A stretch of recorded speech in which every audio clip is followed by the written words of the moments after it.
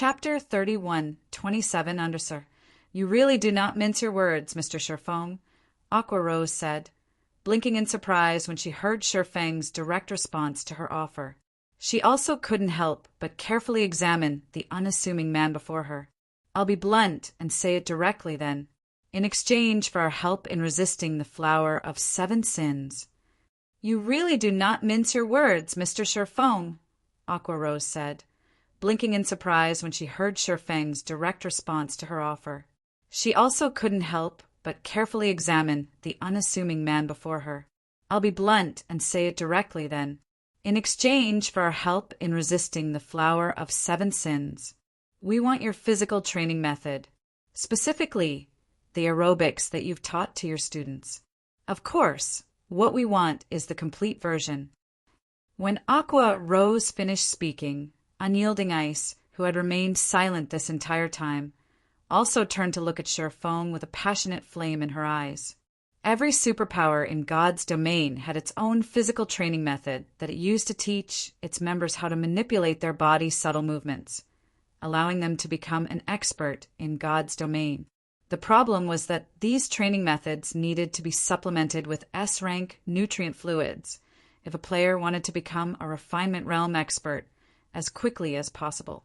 However, according to the information Twilight Echo obtained, Zero Wing, or more specifically, Sherfong, possessed a special training method that could allow one to quickly become a refinement realm expert, even without using S-rank nutrient fluids. It should be known that the supply of S-rank nutrient fluids was incredibly limited. Even corporations partnered with the Green God Company could only purchase a very small amount each year. This limited supply also became a limiting factor for the various superpowers' growth.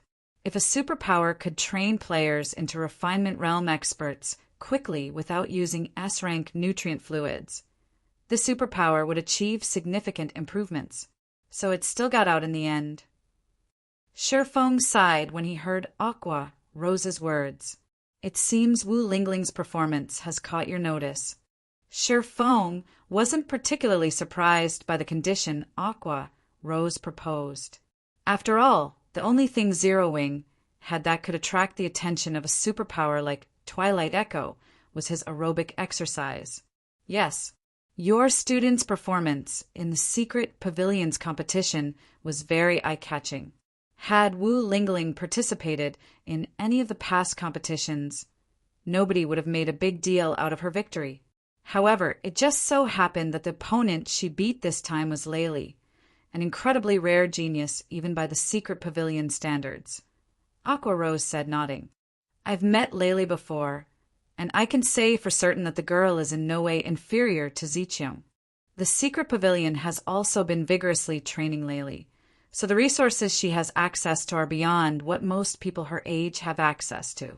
Yet, such a talented and well-nurtured genius like Laylee lost to someone who didn't even come from an advanced academy. Can you imagine our shock when we received this news? Laylee's name was well known among the various superpowers of God's domain. After all, Purple Jade was already cultivating Laylee as her successor. If nothing unexpected occurred, Laylee should have no trouble ranking among the top 20 of God's domain's newest generation of geniuses. In the opinions of the various superpowers executives, only the peerless geniuses nurtured by other superpowers could possibly match or beat a peerless genius like Laylee. Hence, the actual outcome of the Secret Pavilions competition was very unexpected. In the current era where God's domain's influence had already spread across the globe, it wasn't difficult to discover geniuses from an early age, let alone peerless geniuses. The various superpowers of God's domain investigate everyone who registered for a God's Domain Academy's entrance test and immediately determine whether any of these applicants were geniuses worthy of their investment. Jinhai University's God's Domain was no exception. However, the strange thing was that there was no news about the student named Wu Lingling. According to the basic threshold set by the various superpowers, they would conduct further investigation on any students who had managed to reach the late stage of the Trial Tower's 5th floor during their entrance test. Although the fifth floor's late stage was only the standard of ordinary experts in God's domain, it wasn't an easy goal for 16 and 17-year-old students to reach without experiencing any systematic guidance. Hence, a student would be considered talented in the various superpowers' eyes if they reached this standard during the entrance test. Yet, Wu Lingling had not entered the scope of investigation of any superpowers. This included Twilight Echo. When Aqua Rose and Unyielding Ice first learned of this situation, they had initially suspected that the recruitment personnel had been slacking on their duties and that they had never bothered investigating Gene High Academy's entrance test. However, when they had their trusted aides investigate the matter, it was discovered that Twilight Echo did have a record of Wu Lingling's entrance test. Only, they couldn't help but doubt her eyes when they saw Wu Lingling's test results. Wu Lingling had only reached the Trial Tower's 5th floor middle stage standard. Non-superpowers might regard teenagers with this combat standard as geniuses, but the various superpowers would only treat such teenagers as mediocre individuals who had no talent. Yet, such a mediocre student had defeated Laylee, the Secret Pavilion's peerless genius. This was simply unbelievable. When they learned about Wu Lingling's circumstances, two possibilities came to their minds. Either Wu Lingling had hidden her strength in the entrance test, or she came across a fortuitous opportunity sometime after the entrance test. Eventually, after learning more about Wu Lingling through the Secret Pavilion, they stumbled upon a shocking discovery. Based on their findings, there was a 90% chance that the reason a mediocre talent like Wu Lingling had managed to defeat Laylee was because of the physical training method she had learned from Shifeng. Meanwhile, thanks to this training method, Wu Lingling had managed to achieve lightning growth in her combat standards. To validate their conjecture, they had also investigated the other students that had participated in Shifeng's training. Meanwhile, what they found matched their expectations. Shifeng was indeed in possession of an incredibly effective training method. With the help of this training method, even people of mediocre talent could achieve rapid growth in a short period of time. If they could apply this training method to their guild, they were certain that Twilight Echo would achieve a massive leap in strength within a short time. Initially, Aqua Rose and Unyielding Ice had found it strange that Shifeng had managed to get his hands on such a technique. After all, he was only the former guild leader of a second-rate guild. However, after they watched the replay of the one-sided clash between Zero Wing and World Dominators, they quickly understood how Shifeng had managed to get his hands on such an amazing training method. Outerworlders.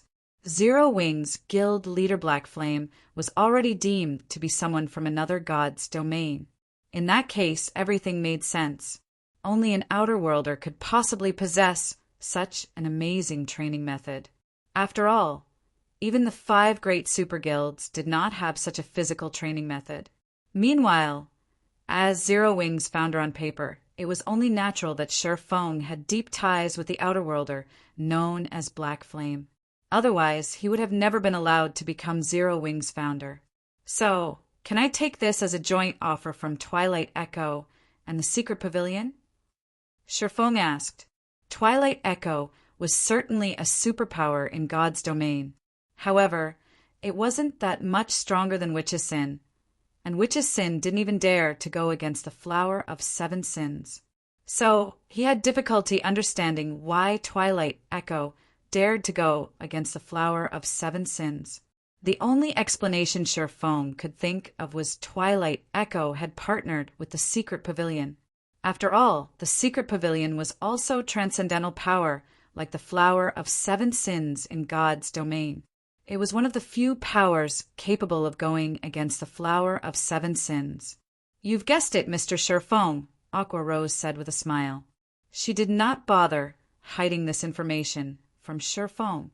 We have indeed partnered with the Secret Pavilion for this deal. However, the Secret Pavilion has always maintained a neutral position and never participated in the struggles between the various powers of God's domain. So, Twilight Echo will be responsible for overseeing this deal on the surface, while the Secret Pavilion will be assisting in secret. I'm sure you can now understand why it wouldn't be difficult for us to fight against the Flower of Seven Sins, right? The Flower of Seven Sins is like a pack of frenzied dogs. They're incredibly hard to deal with. However, if you are willing to sell us your training method, we will not only guarantee Zero Wing's safety, but we will also help Zero Wing construct a fully equipped headquarters in Gene High City. On top of that, we will also supply 300 bottles of S-rank nutrient fluid for Zero Wing's future development. The assistance against the Flower of Seven Sins is unnecessary. Zero Wing can resolve this matter by itself, Shifeng said, his tone as calm as before. If you want the training method, I don't mind selling it. However, in addition to a fully equipped headquarters in Gene High City, it will also cost you 1,000 bottles of S-rank nutrient fluid. TL notes, 1 Ziqiang equals Purple Jade's name in real life if you find any errors, broken links, non-standard content, etc. Please let us know so we can fix it as soon as possible. Chapter 200, 4 months. Chapter 200, 4 months. You don't need any assistance, but you want 1,000 bottles of S-rank nutrient fluid in return. Aqua Rose was stunned by Shifeng's response. In her opinion, what Zero Wing needed the most right now was help against the Flower of Seven Sins. After all, should the Flower of Seven Sins go all out, even the Azura Mercenary Alliance wouldn't be able to keep itself afloat, let alone Zero Wing. It wouldn't take more than a week for Zero Wing to crumble under the Flower of Seven Sins' pressure. Yet, Shifeng was saying that Zero Wing did not need any external assistance. While the Flower of Seven Sins might not have all of its forces concentrated in the miniature ancient world, it shouldn't be underestimated. After all, 3 of its 7 commanders had entered the miniature ancient world. Moreover, all 3 were working specifically to topple the Azura Mercenary Alliance. Zero Wing might have a Tier 6 God-ranked expert, but there was only so much one person could accomplish. Unless Zero Wing chose to hole itself up in Abyssal Star City, it would never be safe from the Flower of Seven Sins. However, if Zero Wing chose to do that, even if it had Abyssal Star City's advantages to rely on, its limited range of operation would cause it to fall behind the other powers in no time. Not to mention, 1,000 bottles of S-rank nutrient fluid was a significant sum even to God's domain's various superpowers. In fact, the average superpower couldn't even take out so many S-rank nutrient fluids. After all, the supply of S-rank nutrient fluids was limited, and one couldn't necessarily buy it even if one had the money to do so. Meanwhile, the offer of 300 bottles was the best Twilight Echo and the Secret Pavilion could do. After all, their 2 guilds needed S-rank nutrient fluids to develop their own experts. If they were to concentrate all of their S-rank nutrient fluids on the development of their newcomers, the growth of their experts would stagnate. If they did something as foolish as that, they'd essentially be putting the cart before the horse. Your asking price is too much, Mr. Shifeng, Unyielding Ice said. Your training method might be effective, but it is only effective up to the refinement realm. Even without your training method, we can similarly produce a large number of refinement realm experts, so long as we are willing to invest a little more time. The most sincere offer we can give you is 300 bottles. I doubt anyone else in God's domain will make you a better offer. The offer of 300 bottles of S-rank nutrient fluid was a joint effort by Twilight Echo and the Secret Pavilion.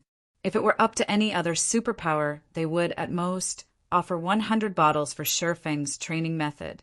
After all, the training method in question had limited value since it merely shortened the time it took for geniuses to reach the refinement realm. It wasn't worth investing too much into such a training method. Shifeng wasn't surprised to hear Unyielding Ice's rejection. Smiling, he asked, "If you find my price not worthwhile, why don't we make a different deal?" "A different deal?" Aqua Rose caressed her cheek as she looked at Shifeng curiously. "May I know what kind of deal you have in mind, Mr. Shifeng?" I will nurture your talents for you and help them become second-floor experts in the shortest amount of time possible. In exchange, all you need to do is pay Zero Wing a fee of 5 bottles of S-rank nutrient fluid per person. However, I will only accept Refinement Realm experts under the age of 18 and half-step Refinement Realm experts under 17 for training. Of course, you will be responsible for your own talent's S-rank nutrient fluid requirements. Even so, I'm sure this is a worthwhile price for your 2 guilds, Sherfong said, chuckling. Second-floor experts. It seems you know quite a lot, Mr. Sherfong, Aqua Rose said as she started to look at Sherfong more seriously. Then, she shook her head and continued. However, this transaction is too much of a loss for us. Not only will we have to pay you 5 bottles per person, but we will also have to be responsible for our talents' requirements. If that's the case, we might as well nurture our talents ourselves. After all, nurturing a genius into a second-floor expert will only cost around a dozen bottles of S-rank nutrient fluid. If we leave our geniuses to you, we might have to spend more than that amount, Mr. Sherfong. The term second-floor expert might be foreign to most powers in their god's domain, but as a Tier 6 god-ranked expert, she had long since become very familiar with this term. The entry standard of a second-floor expert was to have the combat power of a Void Realm expert. Achieving this standard wasn't a difficult task for the various superpowers peak geniuses. With the training systems available in the current era, these peak geniuses could climb from the Refinement Realm to the Void Realm in just 2 or 3 years. Moreover, these peak geniuses would only need 5 or 6 bottles of S-rank nutrient fluid per year. But what if I say I will need only 4 months? Sherfong asked, smiling. It wasn't an easy task for a superpower to produce a peak expert. Firstly, not all geniuses had the potential to reach the Void Realm. Secondly, even if a genius had the necessary potential, it would still take them a long time to reach the Void Realm. Depending on their talent, it might take them 2 to 4 years to climb from the Refinement Realm to the Void Realm. Peerless geniuses could shorten this process to under 2 years, but it would still take more than a year. For months. Unyielding ice widened her eyes as she stared at Sherfong in disbelief. Are you sure? Even a peerless genius receiving the full support of a superpower couldn't go from the Refinement Realm to the Void Realm in just 4 months, let alone peak geniuses. If Sherfong really could turn peak geniuses into Void Realm experts in just 4 months, it would be of massive help to Twilight Echo. After all, second-floor experts were incredibly rare, even among the various superpowers. Not to mention, the World Passage was about to open soon, so the demand for peak experts had never been higher. If Twilight Echo could welcome a new batch of peak experts in 4 months, it would have a much easier time resisting the effects of the Outer World's invasion. Naturally, if any of those peak geniuses fail to reach the second-floor standard in 4 months, I won't charge you anything for their training, Sherfong said confidently. However, they must listen to my every command throughout the training period. If they do not follow my instructions, I cannot guarantee that they will reach the second-floor standard in 4 months. If it was before he had visited the stratified abyssal realm, he would never have dared to make such a bold claim.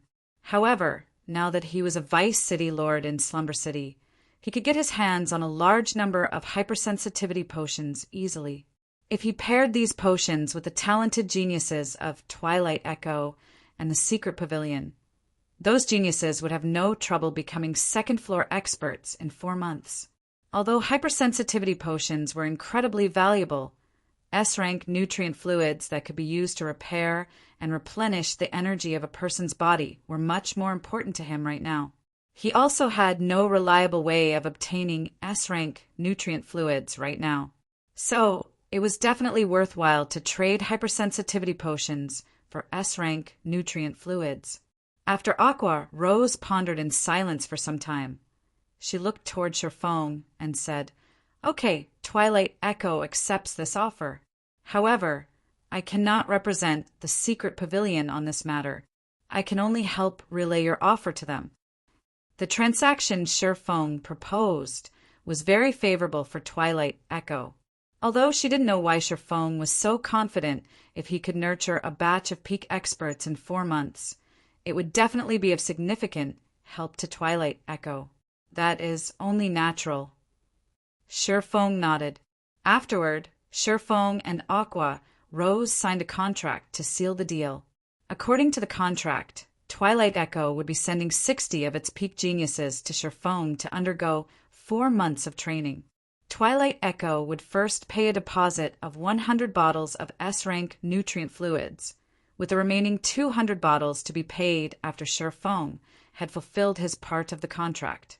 If Shifeng failed to fulfill his promise, he would hand over the complete version of his training method to Twilight Echo. Of course, the contract also required Twilight Echo's peak geniuses to follow all of Shifeng's instructions. If anyone refused to comply, it would be considered Twilight Echo's problem, and the deposit for their training would be forfeited. After Shifeng concluded his discussion with Aqua Rose, he did not rush to make any arrangements. Instead, he had Blackie compile a report of recent events in Zero Wing and Azura. Then he read Blackie's report while undergoing superphysical training in the Gods Domain Association to solidify his mental standards. What a bunch of lunatics! Shifeng couldn't help but frown a little when he finished reading Blackie's report. If you find any errors, broken links, non-standard content, etc., please let us know so we can fix it as soon as possible. Chapter 3129 Undersur Guild Leader. The Flower of Seven Sins attack came too suddenly. Setting aside Azura's side, nearly all of our members who had gone to the primordial secret land had gotten killed. Currently, we have suffered over 1,000 casualties already. Just replenishing their equipment will cost us at least 100,000 gold. If we have them continue exploring the primordial secret land, I'm afraid our losses will be even more severe, Blackie said with an ugly expression on his face. Guild Leader, the Flower of Seven Sins attack came too suddenly. Setting aside Azura's side, nearly all of our members who had gone to the primordial secret land had gotten killed. Currently, we have suffered over 1,000 casualties already. Just replenishing their equipment will cost us at least 100,000 gold. If we have them continue exploring the primordial secret land, I'm afraid our losses will be even more severe, Blackie said with an ugly expression on his face. Zero Wing had indeed managed to earn a significant amount of coins through its candlelight hotels and shops in 100 Flow City and Abyssal Star City. It had even earned some credits through the Azura Mercenary Alliance. However, because of the Flower of Seven Sins abrupt attack, Zero Wing had lost practically all of the money it had earned in recent days. They even had to dip into the coins they made through selling Shadow's epic equipment previously.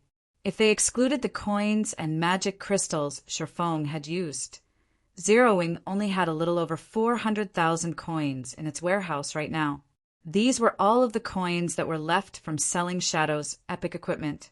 If they were to continue compensating for all of the equipment and progress Zero Wing's internal members had lost because of the Flower of Seven Sins, the funds they had could, at most, last them for a week. Not to mention, Zero Wing's internal member count was continuously increasing as time passed. Meanwhile, the credits needed to nurture these internal members mainly came from completing Azura's commissioned quests. Now that it was inevitable for Zero Wing's members to engage in combat with the Flower of Seven Sins members whenever they were out doing Azura's commissions, Zero Wing was put into a very awkward position. Although they could now access the stratified Abyssal Realm's rich resources, they had only opened up some business avenues in Slumber City. It would still take a considerable amount of time before they could start generating notable sums of profit. Before that happened, unless Zero Wing abstained from making any progress and thoroughly holed itself up in Abyssal Star City, the guild's doom was inevitable. After pondering for a moment, Shifeng said, "Have someone retrieve all of the Abyssal Heart fragments from my personal warehouse and sell them at the auction house. The money from those fragments should help us survive for some time." on top of launching an all-out offensive on the Azura Mercenary Alliance and its allies. The Flower of Seven Sins had also doubled the rewards it offered for the bounties it placed on Azura. While the Flower of Seven Sins had worsened its losses by doing so, it had also forced Azura to similarly raise the rewards for its mount quests. This, in turn, resulted in severe losses for the Mercenary Alliance. The Azura Mercenary Alliance was currently paying up to 20 lineage crystals per day due to the increased rewards. At this rate, Azura's lineage crystal supply wouldn't last more than half a month. As for Zero Wing, the guild situation was even worse than Azura's. It was no wonder Aqua Rose had come to meet Sherfong, confident that he would accept her offer. Sherfong had to admit that with Zero Wing's current lack of foundation, the guild really couldn't compete with the various superpowers. Whether it was in terms of capital or manpower, Zero Wing was no match for the various superpowers at all. Sell the Abyssal Heart Fragments. Blackie frowned when he heard Sherfang's words. Guild leader, isn't this too much of a loss? The Abyssal Heart Fragments were incredibly rare and precious items. If used to produce epic items, there was a chance the fragments could upgrade the epic items to the fragmented legendary rank. On the main continent, one could exchange for a fragmented legendary item using just 10 Abyssal Heart Fragments. The fragments were worth even more in the miniature ancient world. Abyssal Heart Fragments could easily go for 20,000 gold or more in the current miniature ancient world, since even the various superpowers didn't have a reliable way to acquire fragmented legendary items. Moreover, fragmented legendary items could provide players with massive improvements in strength. It was especially true for fragmented legendary items customized to suit a player. The value of such a fragmented legendary item was several times higher than the average fragmented legendary item. However, if they were to sell their Abyssal Heart Fragments now, it was unlikely they could buy the fragments back again for just 20,000 gold. It's fine. Just sell them. We'll recover these losses from the Flower of Seven Sins sooner or later. Sherfong said definitively. Honestly, Sherfong didn't really mind losing the Abyssal Heart Fragments. Now that he had the Abyss Workshop certificate, he would have no trouble getting his hands on better items. The only problem was that he needed more time to get his hands on these items. I understand. I'll have someone sell those Abyssal Heart Fragments, Blackie said, letting out a deep sigh before he hung up the call and contacted one of his trusted aides. The current situation did not favor Zero Wing, so they had no choice but to endure. However, once they established proper trade channels in the stratified Abyssal realm, clashing with the Flower of Seven Sins would no longer be a problem. While Sherfong was on his call, with Blackie, Aqua Rose, and Unyielding Ice were flying back to Twilight Echo's main headquarters in their private jet. Aqua, isn't it too risky to leave 60 of our peak geniuses with Zero Wing? Unyielding Ice asked worriedly. Twilight Echo faced fierce competition in the newcomer market this year. Even after paying a significant price, Twilight Echo had only managed to recruit 100 peak geniuses. Leaving over half of these peak geniuses with Zero Wing was a risky gamble. If Zero Wing failed to deliver on its promise, Twilight Echo might end up with a generation gap in peak experts. Even if those 60 peak geniuses eventually developed into peak experts after returning to the guild, the delay in their growth would still severely affect the guild's development. After all, many of the guild's veteran experts could no longer perform as well as when they were in their prime. Newcomers were urgently needed to replace them. I admit that the partnership this time is a little radical, Aqua Rose said, calmly acknowledging her risky behavior. However, if things turn out positive, Twilight Echo will have a better initiative when the World Passage opens. Do you have so much faith in that guy? Unyielding Ice asked in confusion. She was well aware of Aqua Rose's personality. Ever since the incident several years ago, Aqua Rose had stopped putting too much faith in other people. Sherfong might be an intermediary with Outerworlders, but his promise of turning Refinement Realm experts into Void Realm experts in just 4 months was too far-fetched. None of the outer world powers they encountered before had that kind of ability. It's not that I trust him. It's just that he really isn't as simple as he appears, Aqua Rose said, shaking her head. Then she faintly smiled as she continued, setting aside how he managed to help Wu Lingling become a refinement realm expert in such a short time. Just the information we have on him right now makes him a very interesting person. Did you know that he wasn't even at the refinement realm a few months ago? Yet, when I sat before him just now, I felt danger coming from him. Danger? Unyielding Ice couldn't help but look at Aqua Rose in shock. On top of being a Tier 6 God-ranked expert, Aqua Rose's mental strength standard had already reached the Master rank, which granted her an incredibly accurate 6 strength. However, even among Tier 6 God-ranked experts, very few could cause Aqua Rose to feel threatened. Yet, now Aqua Rose was saying that she had felt danger coming from a second-rate guild's former guild leader? Although it is only a thought in my mind, I don't think I am wrong. Zero Wing is likely much more powerful than we imagine, Aqua Rose said, smiling. Of course, we can't discount the flower of 7 sins either, since gluttony is the one responsible for targeting Zero Wing. Gluttony's band of lunatics is a menace even to the 5 great super guilds. So, there's no saying which side is better. Time passed by quickly.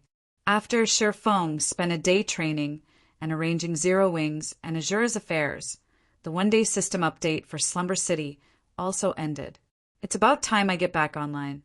After looking at the time, Shi Feng climbed back into the virtual gaming cabin in his villa and logged back into God's domain.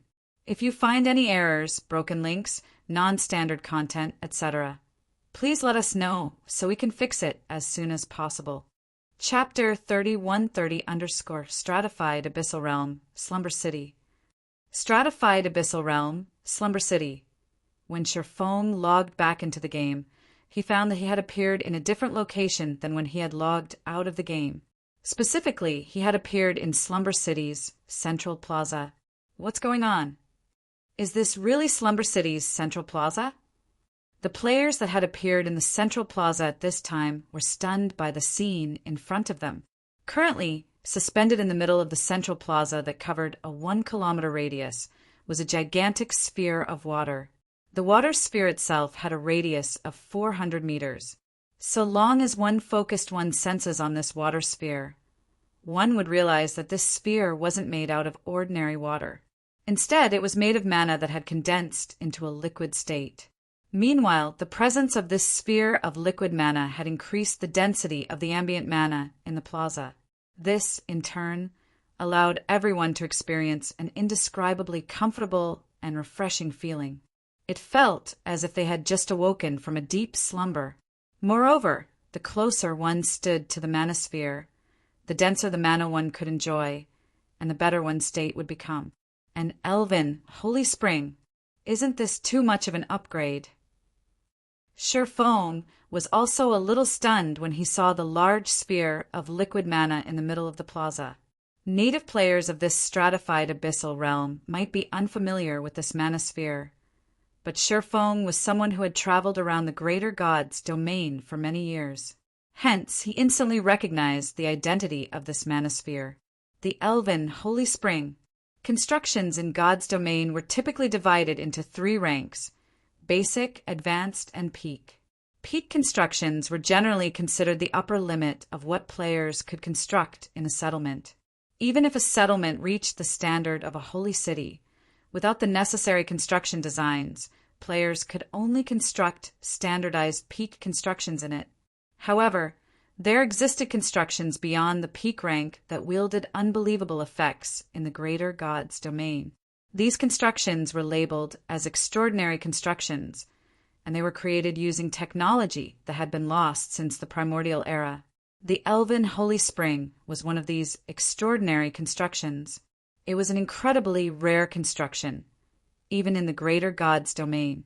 Any city that had an Elven Holy Spring could be regarded as a gathering place for mana, since the Holy Spring would elevate the city's mana density infinitely close to a liquid state. At the heart of the Holy Spring, mana would even remain in a liquid state. Meanwhile, players standing near the elven holy spring's core would have their mana affinity increased. This, in turn, allowed them an easier time improving their skill and spell completion rates. This feature was so valuable that even Tier 6 God-ranked experts were willing to pay an exorbitant price to practice their Tier 6 skills and spells near an elven holy spring. Moreover, an elven holy spring wasn't just helpful in developing players' skill and spell completion rates. When present in an environment rich in mana, players would also have a significantly easier time improving their combat standards and combat techniques. For this reason, Tier 5 and Tier 6 experts in the Greater Gods domain would typically try to buy private housing in cities rich in mana to use as their home base. However, most of the elven holy springs that existed in the Greater Gods domain were in the hands of the various hegemonic powers and apex powers. Meanwhile, these powers treated the holy spring as a priceless treasure, and they would never allow outsiders to enjoy the benefits of their holy spring. At most, they would only allow outsiders to tour the city housing their holy spring. Yet now, an elven holy spring had appeared in an NPC city inside a stratified abyssal realm. This was simply unbelievable. While Sherfong was feeling shocked by the elven holy spring's appearance, a commotion came from the players who tried to approach the holy spring. What's going on? Why do I have to wait until there are fewer than 1,000 people in the area to move closer? I even have to maintain my position for 10 minutes before I can advance. But why can some people already get within 300 meters of the sphere? The 300-meter mark just so happens to be where the mana starts to transition into a liquid state. Why can only those few people get to enjoy it? I know those people. Every one of them is an upper-class noble. It seems that if you want to enjoy the environment inside the 300-meter zone, you'll either need to have a certain degree of status or ensure that there are no more than 1,000 people in the 300 to 500-meter zone. Did you guys not notice your area status? It shows that the area we're currently in isn't a safe zone. We can fight without getting punished by the city in here. That's not all. I might be inside the 300-meter zone. But if I want to enter the 100-meter zone, I'll need to make sure that there are only 100 people left within the 200-meter zone. Moreover, I can only stay inside this zone for 6 hours. Afterward, I'll get forcibly sent out of the 300-meter zone. It seems even upper-class nobles won't get to enjoy this environment all the time. This is great. I won't have to worry about having too much competition now. I'm definitely getting myself a spot in the 100-meter zone. Suddenly, the players in the 300 to 500-meter zone began tearing at each other's necks in an attempt to reduce their numbers to 1,000. The intensity of the fighting was much greater than even a fight between the peak powers of Slumber City. Vice, guild leader, should we join in the fight? Rain Song asked as she eagerly looked to Crimson Heart. It won't hurt to try, Crimson Heart said, nodding. Aside from 100 Flower Palace's members, Hidden Soul, Gentle Snow, and the others also got the urge to join in on the action taking place near the Holy Elven Spring. However, unlike Slumber City's native players, they weren't doing so to enjoy the Holy Spring's mana environment. Instead, they wanted to use this opportunity to clash against the many third-floor experts here. If they could fight against all of these powerful experts in such a mana-rich environment, they'd have a much easier time improving their combat standards. The only worry was the EXP they would lose should they die. Unlike Hidden Soul and the others, Sherfang's attention quickly shifted away from the Elven Holy Spring to a 400-meter tall tower situated some distance away from the plaza. Currently, he could see an endless stream of mana flowing out from the void and gathering around the tower, causing space and time around the tower to become distorted. The Matrix Tower. This was a construction unique to Slumber City. It was also the only construction that produced the hypersensitivity potion. After Slumber City had gotten promoted, the Matrix Tower had also undergone a complete makeover. Before the city's promotion, the tower only measured up to 100 meters in height. The range of its mana absorption also only extended to the city's surroundings. Now, though, the Matrix Tower was attracting mana straight from the void. The large amount of mana it attracted had even distorted space and time around it. This was a massive transformation. Let's hope there's a change in the production rate. After instructing Blackie and the others to investigate the latest changes to Slumber City, Sherfong promptly made his way to the Matrix Tower. According to Echoing Judgment, the Matrix Tower only produced 7,000 bottles of hypersensitivity potion each month. Out of these 7,000 bottles, each Vice City Lord could exchange up to 500 bottles using dark crystals. Each of the top 5 contributing powers of Slumber City could also exchange for 500 bottles, while powers ranked between 6th and 10th could exchange up to 100 bottles each, and powers ranked between 11th and 30th could exchange for 50 bottles each. Excluding Solitary Soul, Slumber City had 3 Vice City Lords previously. As a result, 5,500 out of the 7,000 bottles of hypersensitivity potion the Matrix Tower produced each month would be assigned ownership as soon as they were produced. As for the remaining 1,500 bottles, they would be auctioned to Slumber City's players for dark crystals. It went without saying that such a small amount wasn't enough to satisfy the demands of Slumber City's hundreds of millions of players in Slumber City and thousands of player powers. If someone wished to acquire a large amount of hypersensitivity potions, the most reliable and cheapest way to do so was through the Vice City Lords and the top 5 contributing powers. When Sherfong arrived at the Matrix Tower, the tower's lobby was already crowded with the executives of Slumber City's various powers. Every one of these executives had gathered in front of the exchange counter, their expressions ranging from joyful to worry. If you find any errors, broken links, non-standard content, etc., please let us know so we can fix it as soon as possible. Chapter 3131 as You're Here, Guild Leader Black Flame. You're here, Guild Leader Black Flame. Echoing Judgment walked over to greet Sherfong when he saw Sherfong entering the lobby.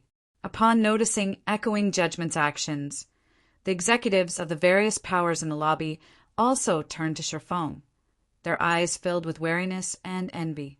Demand for Slumber City's hypersensitivity potion had always been far above its supply.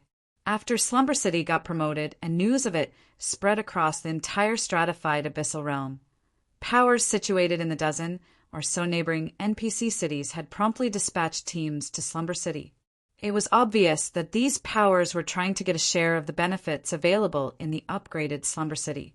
Once the representatives of these powers arrived in a few days, competition in Slumber City would definitely become even more intense. At that time, Slumber City might even see the birth of more hegemons. However, no matter how many new hegemons appeared in Slumber City, Sherfong would undoubtedly remain the biggest competitor for Slumber City's local powers. Sherfang's forces might not have a large organization supporting him right now. However, he could still obtain a considerable amount of hypersensitivity potions with his status as Vice City Lord. If Sherfong were to establish his own power in Slumber City like the 3 other Vice City Lords, he'd be able to lay claim to even more hypersensitivity potions. Out of the various powers present in the lobby, Death Curse's members bore the most hostility when they looked at Sherfong. Savor your time while it lasts.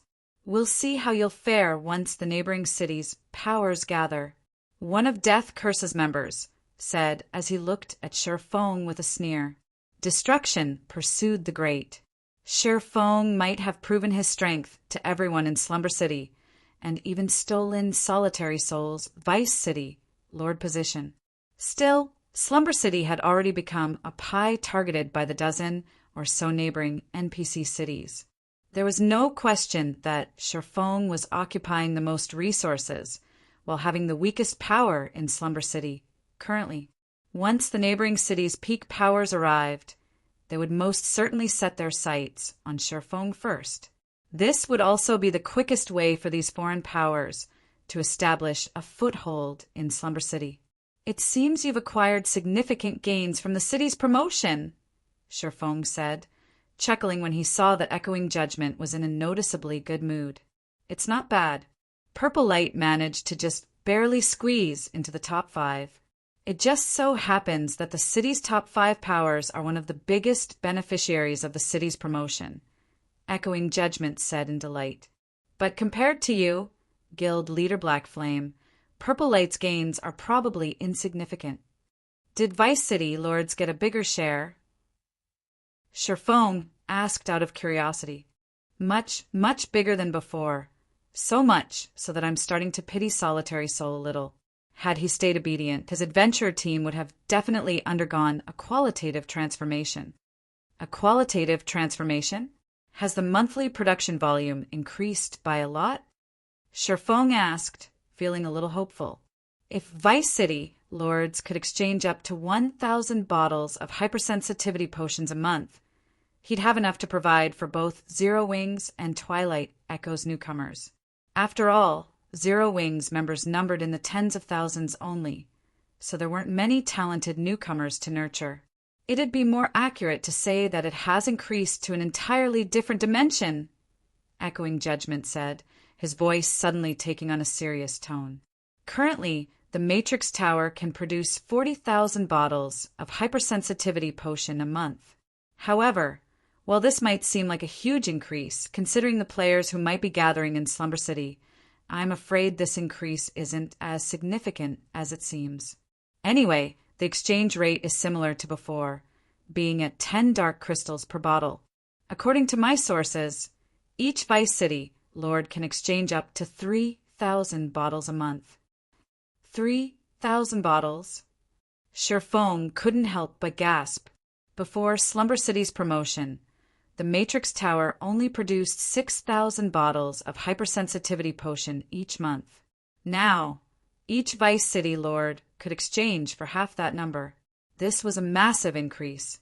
With this many hypersensitivity potions, he could even afford to supply the hypersensitivity potion to every core member in Zero Wing.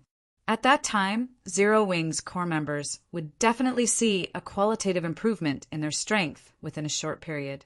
I have a suggestion, Guild Leader Black Flame. The peak powers in the dozen or so neighboring NPC cities will be gathering in Slumber City in a few days. Once they establish a foothold in the city, they'll most definitely band together in secret, and their first target will most likely be you and the 3 other Vice City Lords.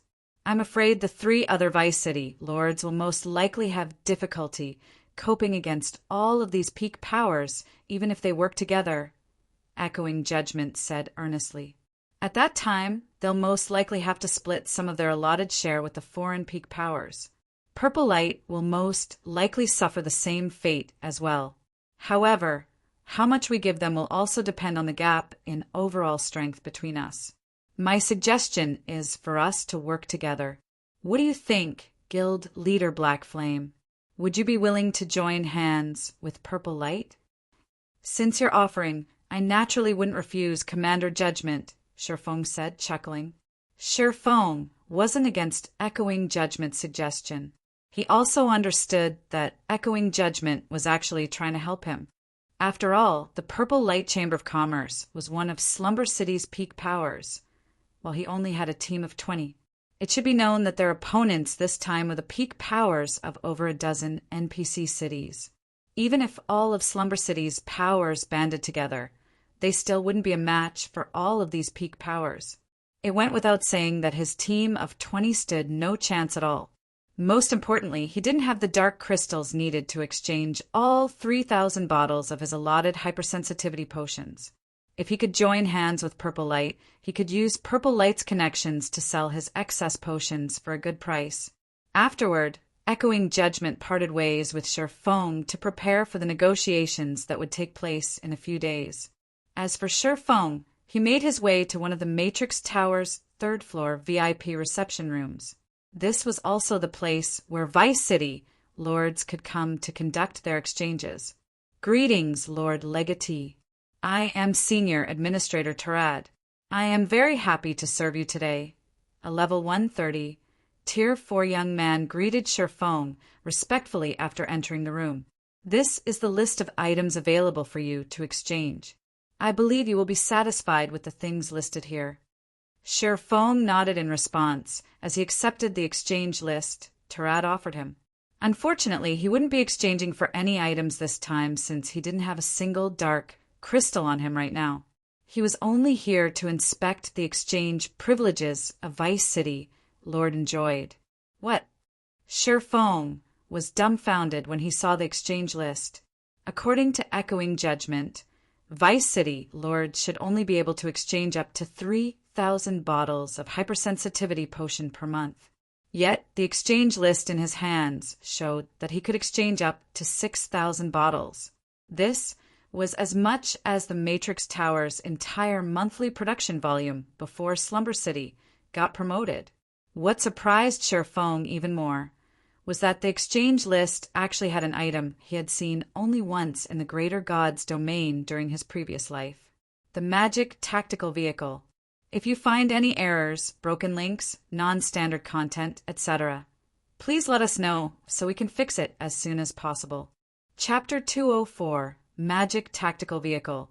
Chapter 204, Magic Tactical Vehicle. Do you have the magic tactical vehicle statistics, Mr. Tarad? Sherfong asked as he pointed to the magic tactical vehicle's name on the list. The list might have indicated that he could exchange for the rumored magic tactical vehicle, but it didn't show any useful information regarding the vehicle itself. The list only mentioned that the magic tactical vehicle was a transportation tool. Of course, the price was also present, and it was most certainly exorbitant. A hypersensitivity potion only cost 10 dark crystals to exchange, yet a magic tactical vehicle cost 500 dark crystals. Going by the stratified Abyssal Realms market situation, one dark crystal was worth around 200 magic crystals. Though one would be hard-pressed to find someone willing to trade dark crystals for magic crystals, since dark crystals were a crucial resource needed to increase one city contribution. Dark crystals were also the only currency used to exchange for city specialties. The average power in Slumber City only earned around 200 or 300 dark crystals a month. A sum of 500 dark crystals would take even the peak powers of Slumber City at least a week to acquire. In other words, even if a peak power were to work hard for an entire month, it could only exchange 3 or 4 magic tactical vehicles. Because of this exorbitant price, Sherfong felt the need to acquire more information before he decided whether he should plan to purchase it. After all, magic tactical vehicles came in various grades. If what was being offered for exchange was only the most basic magic tactical vehicle, it definitely wouldn't be worth spending 500 dark crystals to exchange. A basic magic tactical vehicle was only slightly more useful than a mount as a mode of transport. Compared to the average land mount, which could only ride 2 or 3 people at a time, a basic magic tactical vehicle could ride a full party of 6, and its movement speed only rivaled dark gold mounts. Aside from the larger capacity, the only other advantage a basic magic tactical vehicle had over a land mount was that it protected players from the corrosion of foreign energies. Players riding in the vehicle wouldn't have to worry about their stamina and concentration draining. "Yes, I do." Tarad nodded as he took out a datasheet and handed it to Sherfong. There are 2 types of magic tactical vehicles available for exchange. One type has no exchange restrictions, while the other can only be exchanged in limited quantities. 2 types. Sherfong accepted the datasheet and scrutinized it. Then a joyful expression appeared on his face less than a minute later. As mentioned by Tarad, there were 2 types of magic tactical vehicles listed on the datasheet. The first type was the basic magic tactical vehicle, and the second type was the bronze magic tactical vehicle. The basic magic tactical vehicle didn't have an exchange limit. He could exchange for as many as he wanted, so long as he was willing to pay the price of 500 dark crystals per vehicle. On the other hand, he could only exchange up to 10 bronze magic tactical vehicles per month. Moreover, each vehicle cost 3,000 dark crystals. If a layman were to see the difference in price and functionality between the two versions, they would most likely think that it'd be more worthwhile to get the basic version than the bronze version. After all, despite costing 6 times more than the basic version, the bronze version had the same movement speed and carrying capacity as the basic version. However, it was a different story for Sherfong. He knew exactly how big of a difference existed between the basic version and the bronze version of the magic tactical vehicle. One could say that the former was a mode of transportation, while the other was a tactical grade weapon. It wouldn't even be an exaggeration to consider the bronze magic tactical vehicle as a miniature mobile fortress. Aside from having all of the basic version's functions, the bronze magic tactical vehicle had 2 more key functions. The first was a wide-range magic barrier that subjected all enemies within range to a powerful suppression. The suppression was so powerful that even a Tier 4 expert with a mana domain couldn't resist it. The second was an area-specific mana specialization. The tactical vehicle could greatly strengthen the mana of up to 6 players.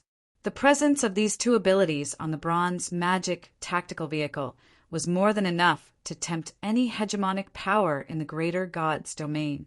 Hegemonic powers would be willing to trade even 1 fragmented legendary weapon for each bronze magic tactical vehicle. After all, the tactical vehicle was a godsend for invading other gods' domains. Players would have their tiers suppressed when they tried to invade other gods' domains. Or, more specifically, they would have their mana suppressed by the foreign world, their combat power falling by half a tier on average. When invading a foreign god's domain, a Tier 6 god-ranked expert would only be slightly stronger than the native Tier 5 experts. Of course, due to the rarity of Tier 6 god-ranked experts, they would typically be used to defend important territories rather than to invade other gods' domains. The main force of such invasions was typically made up of Tier 4 and Tier 5 players. Meanwhile, this was where the bronze magic tactical vehicle would come into play. The tactical vehicle's ability to strengthen players' mana could be used to neutralize the mana suppression players suffered when invading a foreign world. Unfortunately, the bronze magic tactical vehicle's usefulness was only limited to invading foreign gods' domains. The tactical vehicle wouldn't be as useful when used in one's homeworld. After all, any random superpower or first-rate power would have many Tier 4 and Tier 5 experts under its command. There was only so much the tactical vehicle could do with its limited coverage. When used in one's homeworld, the bronze magic tactical vehicle's usefulness was inferior to a fragmented legendary weapon. It wouldn't even be an exaggeration to say that it was a pile of junk for Tier 5 players. Of course, this was only true for gods' domains that had already seen the birth of many Tier 5 experts. In the current miniature ancient world, the bronze magic tactical vehicle was a very powerful weapon. For powers, the tactical vehicle was even more useful than a piece of legendary equipment. While Sherfong was thinking of asking for a copy of the bronze magic tactical vehicle's datasheet, the sound of a call notification suddenly rang in his ears. "Did something happen, Blackie?" Sherfong asked, finding it strange that Blackie would call him all of a sudden. Sherfong had previously tasked Blackie and the others with investigating Slumber City, and it had only been an hour since he passed down this instruction. Slumber City in its entirety covered a radius of more than 20 kilometers. An hour wouldn't even be enough for Blackie and the others to learn about all of the buildings on the main street, let alone the entire city. One of Glimmer's members came to me saying that Laura Crater wants to have a private chat with you. Guild leader, Blackie said worriedly. Based on my current understanding, Laura Crater is incredibly mysterious. Aside from Purple Lights and Glimmer's members, she rarely interacts with other people. On top of that, she is also a battle maniac. Not only has she fought a name for herself in Slumber City, but she has also defeated many of the strongest players in the neighboring NPC cities. I suspect she is thinking of challenging you to a fight after seeing you defeat Solitary Soul, Guild leader. Do you want to meet her? After Sherfeng's fight with Solitary Soul, the name of Black Flame had already been embedded into the minds of everyone in Slumber City. Some players even felt that Black Flame was now the strongest player in Slumber City.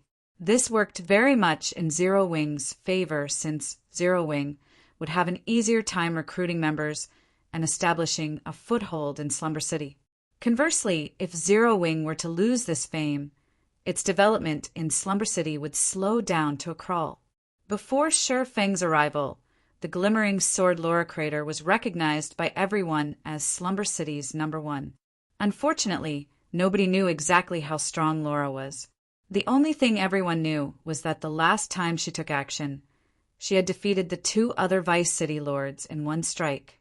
It was true that Death Curse's solitary soul had obtained a piece of legendary equipment and completed the Vice City lord's temple trial. However, even then, not many people felt that he was a match for Laura Crater. After all, it had already been quite a few years since anybody had seen Laura in action. If you find any errors, broken links, non-standard content, etc., please let us know so we can fix it as soon as possible. Chapter 205, Glimmering Sword. Chapter 205, Glimmering Sword. She wants to meet me?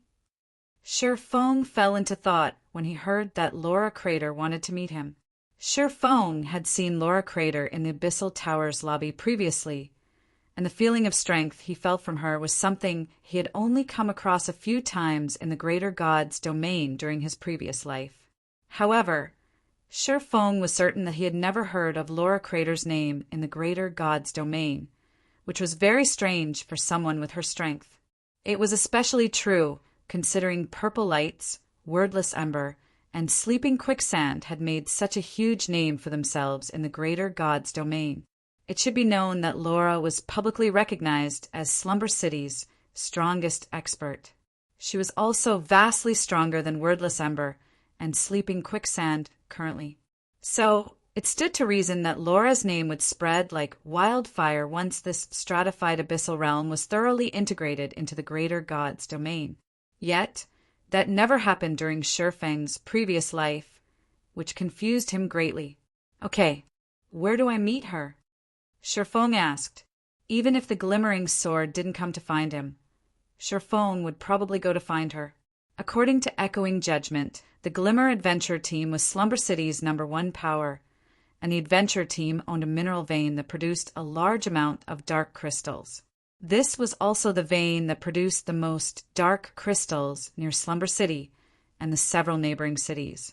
Its production volume was at least 3 or 4 times greater than the average vein that produced dark crystals. So, one could say that Glimmer was the wealthiest power in Slumber City when it came to dark crystals. If anyone in Slumber City was looking to get their hands on a large amount of dark crystals, they definitely couldn't avoid Glimmer. There was even a rumor saying that most of the dark crystals sold in Slumber City actually came from Glimmer. Glimmer's headquarters in the Central District, Blackie said. She will be waiting for you there all day today. But are you really going to meet her by yourself, guild leader? Wouldn't it be too dangerous? Any adventure team's headquarters was considered private territory. Meanwhile, unless the property owner had designated their property as a safe zone, NPC soldiers would not intervene even if a fight broke out on the property. While most players would normally designate their private property as a safe zone, players could also change this setting whenever they wanted. If they wanted to ambush someone, they could simply designate their property as a combat zone. Because of this setting, players would be at a considerable disadvantage when visiting another player's private property. After all, most private properties would have some sort of defensive magic array set in place. While these defensive magic arrays couldn't stop players from leaving, they could subject all enemies in the area to a powerful suppression. If Laura Crater truly intends on dealing with me, she wouldn't have to go to such lengths.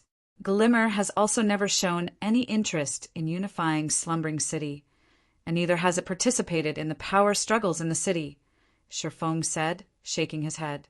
Otherwise, with Glimmer's influence over Slumber City, it would have long since unified the city years ago. Death Curse would have never gotten the opportunity to rise, much less unify the city. Even so, you still need to be careful. Even if Glimmer doesn't intend on taking action. The same can't be said for the other peak powers in the city, Blackie reminded. Every power in Slumber City was well aware that Zero Wing would soon rise in Slumber City, becoming another one of the city's peak powers and adding to the already intense competition. Meanwhile, the main contributor to Zero Wing's rise was undoubtedly Sherfong. If Sherfong were to get killed even once, it would have a huge impact on Zero Wing. It was true that Sherfong possessed astonishing individual strength.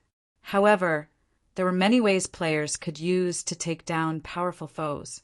For example, with the help of a Grandmaster Magic Array, a group of Tier 3 players could even take down a Tier 5 expert. This was also a relatively common occurrence in God's domain. Grandmaster Magic Arrays might be as rare as legendary items. But with how unique the stratified abyssal realm was, it wouldn't be strange even if the peak powers here possessed a few. Relax. Those powers shouldn't have the time for that right now. The peak powers from other cities will be arriving soon. Those powers are a much bigger threat to the local powers than I am, Sherfong said, chuckling. By the way, contact Bloodhammer and tell him that Zero Wing can supply the Tower Alliance with hypersensitivity potions. We can supply them with up to 1,000 bottles a month at the price of 1 lineage crystal per bottle. 1,000 bottles a month? For 1 lineage crystal per bottle? Blackie was a little stunned when he heard Sherfeng's offer. Although he had long since known that Sherfong could exchange for a large number of hypersensitivity potions after becoming a Vice City Lord, he didn't expect it to be this many. Will they be willing to take this offer, though? I doubt they'll refuse. Hypersensitivity potions are much more useful than lineage crystals to them, Sherfong said confidently. Lineage crystals might be precious in their homeworld, but it wasn't as valuable in the Tower Alliance's homeworld. Although Sherfong could also exchange hypersensitivity potions to lineage crystals with purple light, the amount he could get from purple light probably wouldn't be as much as he could get from the Tower Alliance. Based on what Sherfong gathered, the Tower Alliance should be a superpower very close to becoming a hegemonic power. It was vastly superior to a Chamber of Commerce that was based in only one city in the stratified abyssal realm. In addition, lineage crystals were quite valuable in the stratified abyssal realm. So, there wouldn't be any power in the stratified abyssal realm willing to accept a one-to-one trade for lineage crystals and hypersensitivity potions. However, it was a different story for the Tower Alliance. The Tower Alliance had entered the stratified abyssal realm with the specific purpose of recruiting experts.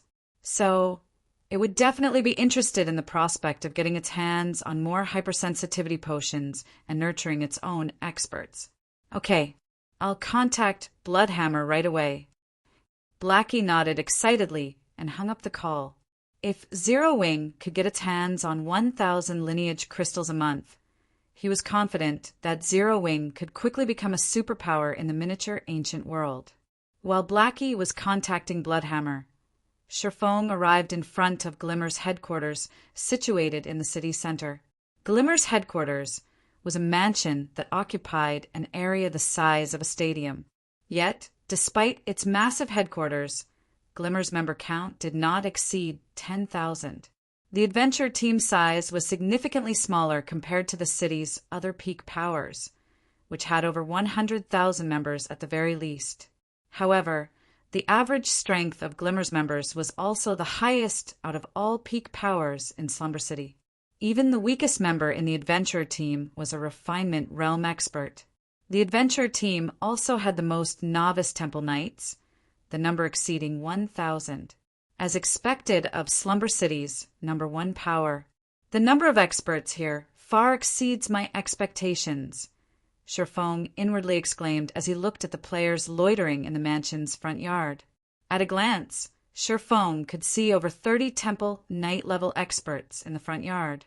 Moreover, nearly 10 radiated an aura rivaling Death Curse's Knight Revenant. It should be known that Knight Revenant was a third-floor expert, very close to reaching the fourth-floor standard. He was also a vice commander-level individual in Death Curse. Meanwhile, Death Curse only had 4 such vice commanders. Glimmer's strength definitely wasn't as simple as outsiders assumed. After Sherfone walked into Glimmer's mansion, a 3-meter-tall middle-aged man who was at level 120 and radiated a Tier 4 aura approached him. Then, after scrutinizing Sherfone for a moment, the middle-aged man pointed at the innermost room of a nearby corridor and coldly said, "I really don't understand what the commander sees in you. Go in, then. The commander is waiting for you inside. If you find any errors, broken links, non-standard content, etc., please let us know so we can fix it as soon as possible." Chapter 3134 When Sherfone walked into the simple yet elegant office, he quickly noticed the room's uniqueness. When Sherfone walked into the simple yet elegant office, he quickly noticed the room's uniqueness. Even though the mana outside was already plenty dense, the density of the mana inside this office was actually more than double that of the outside world. The mana here was infinitely close to reaching the liquid state, and Sherfone felt like he was standing inside the elven Holy Spring. A Grandmaster mana gathering array? Sherfone was rendered speechless when he saw the room's magic array arrangement. As its name suggested, a mana gathering magic array could gather mana to elevate the mana density within a specified area. Meanwhile, the higher a mana gathering array's quality, the greater its rarity. One would be hard-pressed to buy master mana gathering arrays, even if one had the money. As for Grandmaster mana gathering arrays, they were incredibly rare even in the greater god's domain, and one could even trade it for a fragmented legendary item for it. Yet Laura Crater had set up such a valuable magic array in her office. This was simply an extravagance. It should be known that Grandmaster mana gathering arrays were typically set up together with a guild hall's core magic array. While doing so would reduce the magic array's potency, since it would need to cover a much larger area, it could still elevate the guild hall's mana to a mist-like standard. When Sherfone shifted his attention away from the Grandmaster mana gathering array and focused on Laura Crater, he couldn't help but be stunned momentarily. Currently, Laura Crater was standing in the room, quietly looking at a stone tablet on the wall. The combination of her long, light blue hair, silver crown, and radiant light blue longsword gave her the image of a Valkyrie of legends. However, rather than Laura's appearance, what stunned Sherfone was the broken tablet covered in divine inscriptions and patterns. Sherfone had seen a broken tablet of a similar type in the greater god's domain during his previous life. Meanwhile, the broken tablet's name was capable of shaking the entire greater god's domain. Golden Law. According to legends, there were 88 broken laws in the greater god's domain, and every one of them recorded a complete gold combat technique. It should be known that silver combat techniques were incredibly rare even in the greater god's domain. The appearance of one could cause even hegemonic powers to go into a frenzy. This was because any player that mastered a silver combat technique would gain the ability to transcend tiers. As for gold combat techniques, any player who managed to master one would become an existence feared by even the various apex powers. "You're here. Please take a seat," Laura Crater said, smiling when she noticed Sherfone entering the room. "Let me introduce myself. I am Laura Crater, the commander of the Glimmer Adventure Team. I have taken the liberty of inviting you here today because I wish to make a deal with you, Mr. Blackflame." "A deal? May I know what you have in mind, Miss Laura?" Sherfone asked curiously. Laura was without a doubt the person with the greatest authority and wealth in Slumber City, while he was only an outsider. He found it hard to imagine that he possessed anything that could attract Laura's attention. "I've also offered this deal to Shadow City's 3 Vice City Lords," Laura said. Then she pointed at the broken tablet on the wall and said, "Bring my companions and me out of the stratified abyssal realm and into the greater god's domain. I will give you this stone tablet and the gold combat technique recorded on it if you can do that." As someone from outside the stratified abyssal realm, I am sure I don't need to explain to you the value of a gold combat technique, right? How are you so certain I am from outside the stratified abyssal realm, Miss Laura? Moreover, how are you certain I can take you out of here and to the greater God's domain? Shifeng asked, feeling a little surprised by Laura's offer. The value of a golden law surpassed even divine artifacts. Yet, Laura had boldly revealed her possession of one and even offered to give it away. Unless she was sufficiently confident, there was no way she would take such a risk. After all, many powers originating from the greater God's domain operated in the stratified abyssal realm. If they learned about Laura's possession of a golden law, they would use every means they had to snatch it. It's because I, too, come from outside the stratified abyssal realm. Meanwhile, players from outside the stratified abyssal realm have a completely different approach toward mana manipulation than players native to the stratified abyssal realm. So, it isn't difficult to tell the two groups apart, Laura answered. As for why I have sought you out to make this deal, it is because you have the necessary qualifications, Mr. Blackflame.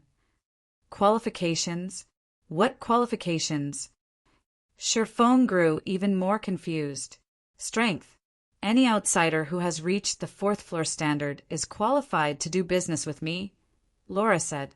Or, more specifically, only powers capable of sending 4th floor experts like you into a stratified abyssal realm can help us leave this place.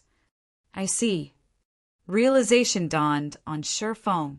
The task of getting a stratified abyssal realm's native players out to the greater God's domain before complete integration occurred was incredibly challenging and costly.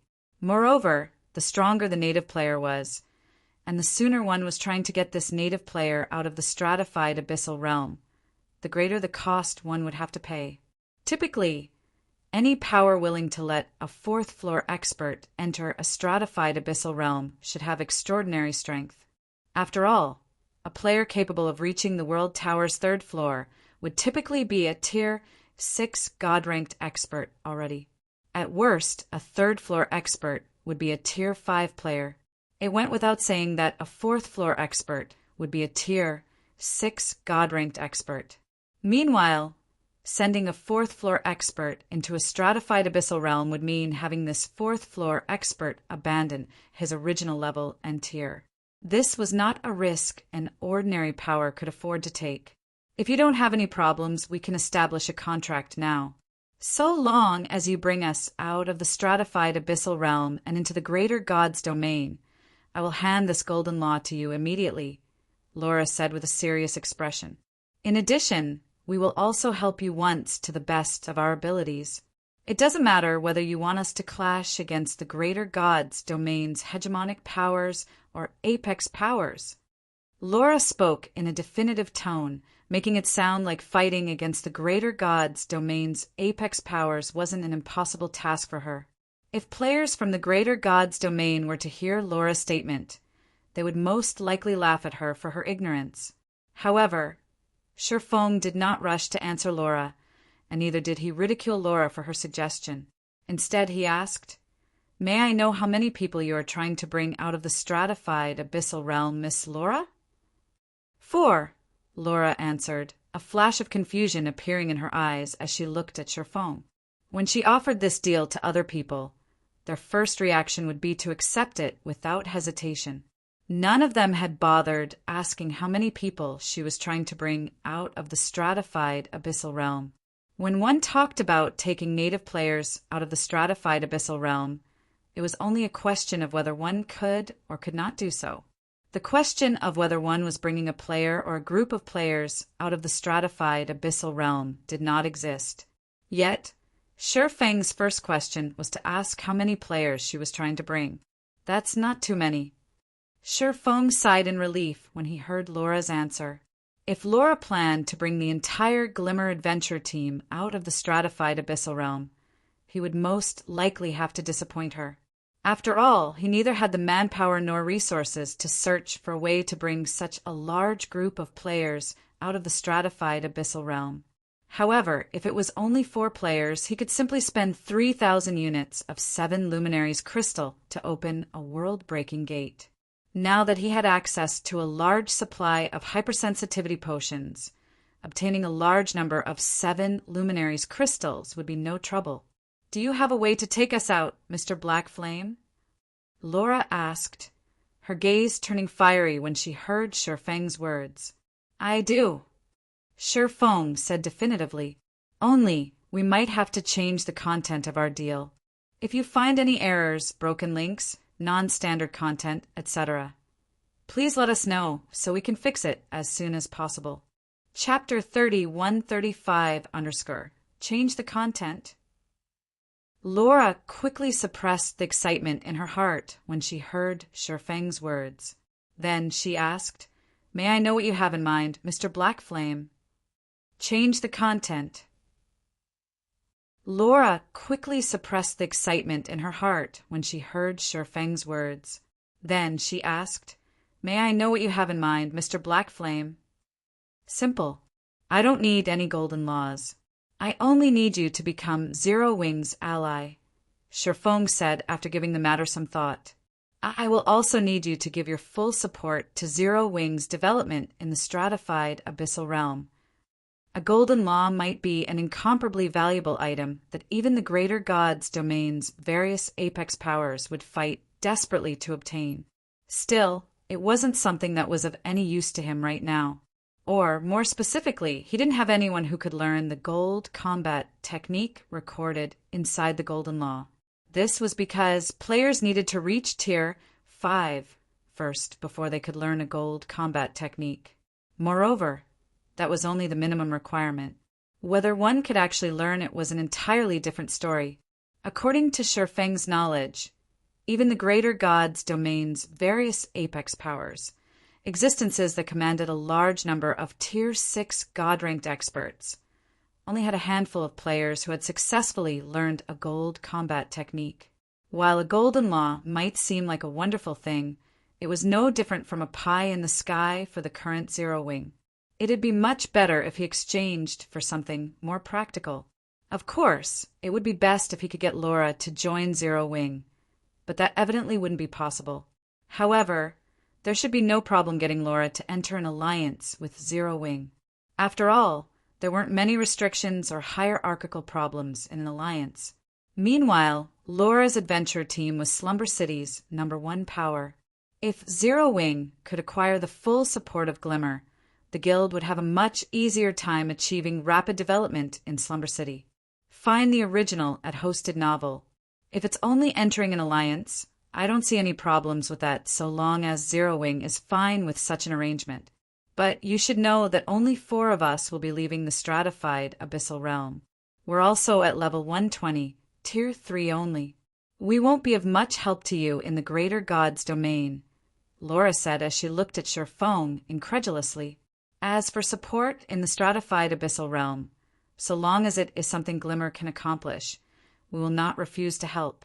However, now that the dozen or so neighboring cities have their eyes on Slumber City, I'm afraid there is very little Glimmer can do.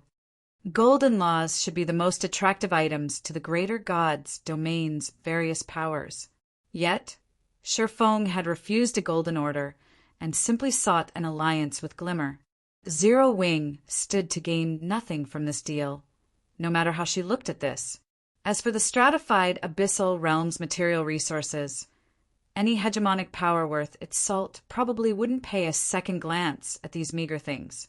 The only resource the various hegemonic powers wanted was the stratified abyssal realm's experts.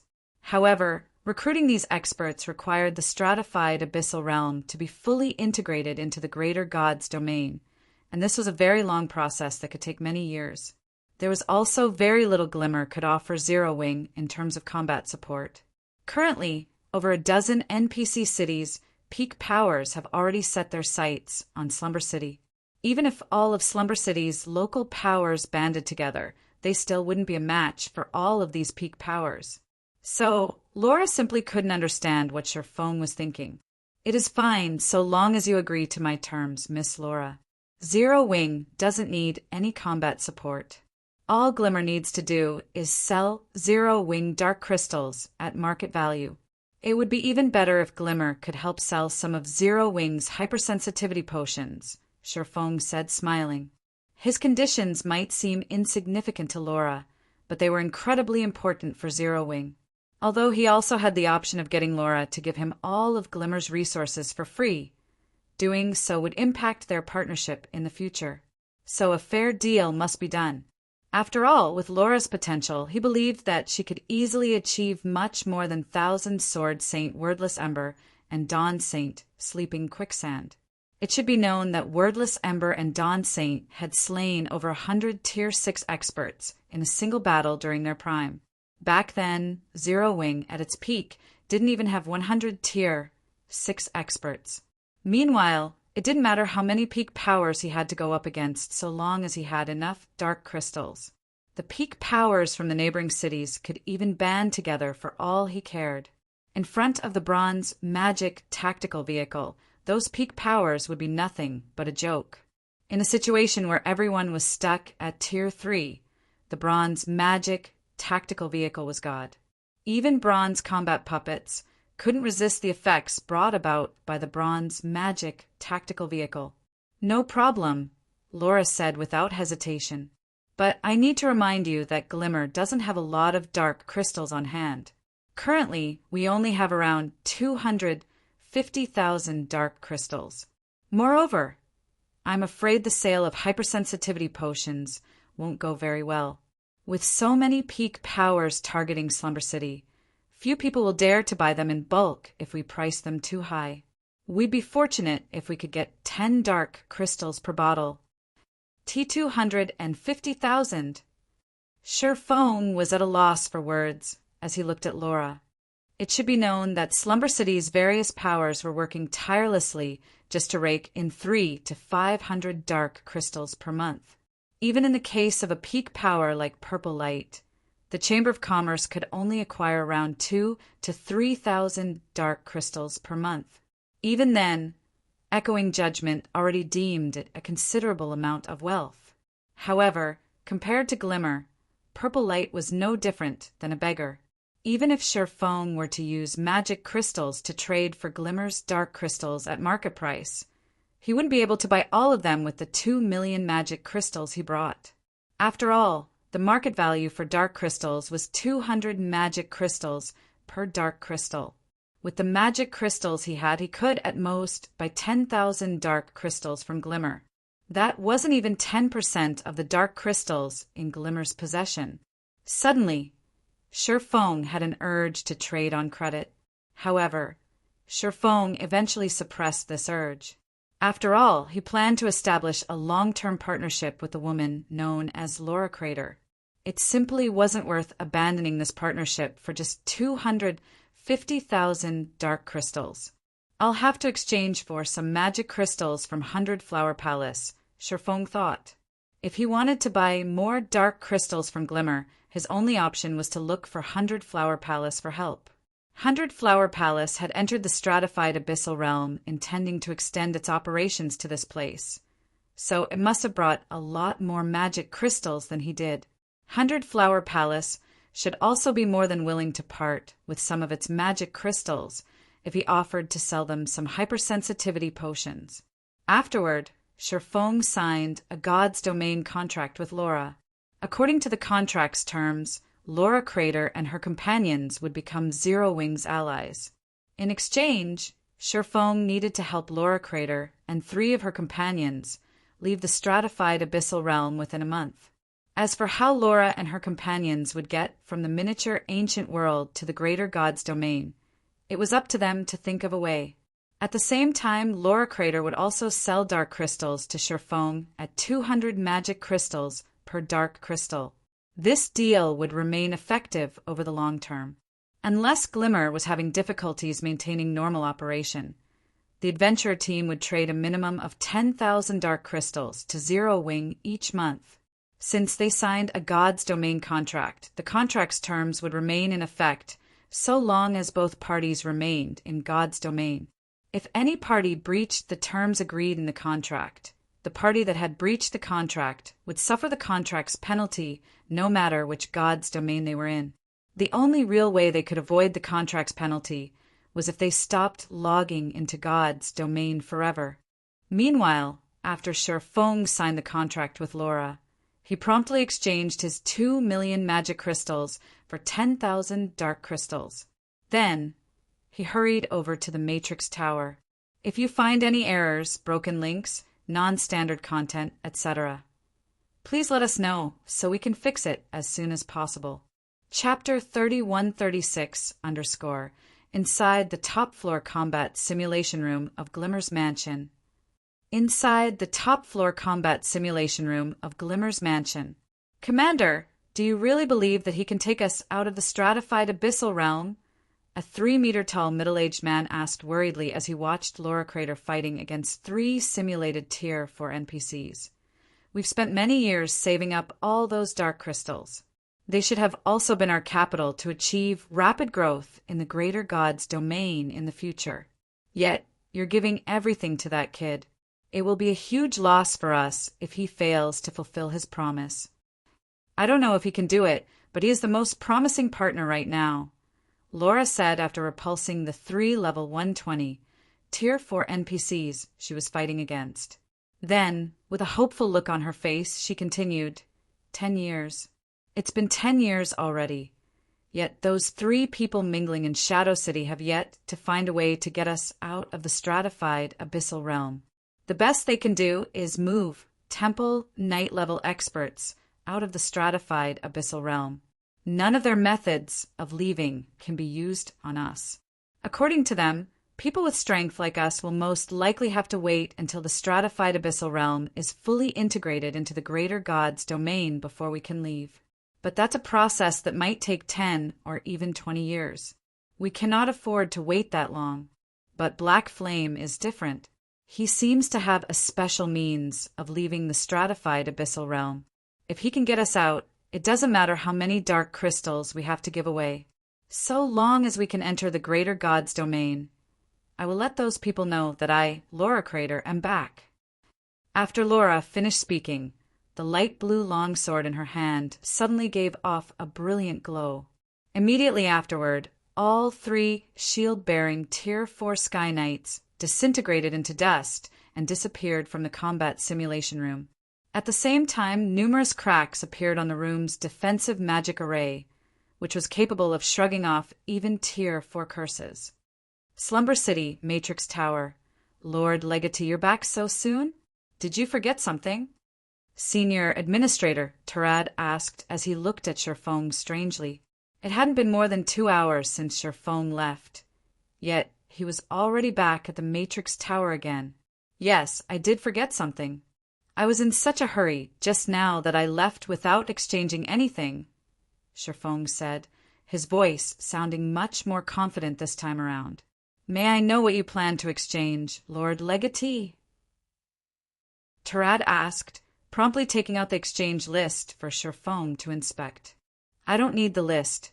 I plan to exchange for 3 bronze magic tactical vehicles and 100 hypersensitivity potions, Sherfong said. Very well. Your total comes to 10,000 dark crystals. Once you complete the payment, we will prepare the items for you immediately, Tarad said, nodding. Then he added, but I need to remind you that the bronze magic tactical vehicle can only be stored in special bags. Moreover, each bag can only have 1 tactical vehicle. Since you are purchasing 3 tactical vehicles, they will occupy 3 of your bag equipment slots. If you do not have enough empty bag equipment slots, please have them prepared first. I understand, Sherfong said, nodding as he handed 10,000 dark crystals to Tarad. Every player would only have 5 bag equipment slots. This meant that they could carry a total of 5 spatial bags. Meanwhile, magic tactical vehicles were considered non-bag space items in God's domain. They could only be stored in special bags, or epic spatial bags. However, epic spatial bags were incredibly rare, so most people tended to resort to the alternative when transporting non-bag space items. Fortunately, Sherfong didn't bring many things with him to the stratified abyssal realm apart from magic crystals. So, even though he didn't have an epic spatial bag, he could easily open up 3 bag equipment slots. Around 10 minutes after Sher Feng made the payment, Senior Administrator Tarad returned to the reception room with 4 spatial bags. Lord Legatee, here are your 3 bronze magic tactical vehicles and 100 hypersensitivity potions, Tarad said.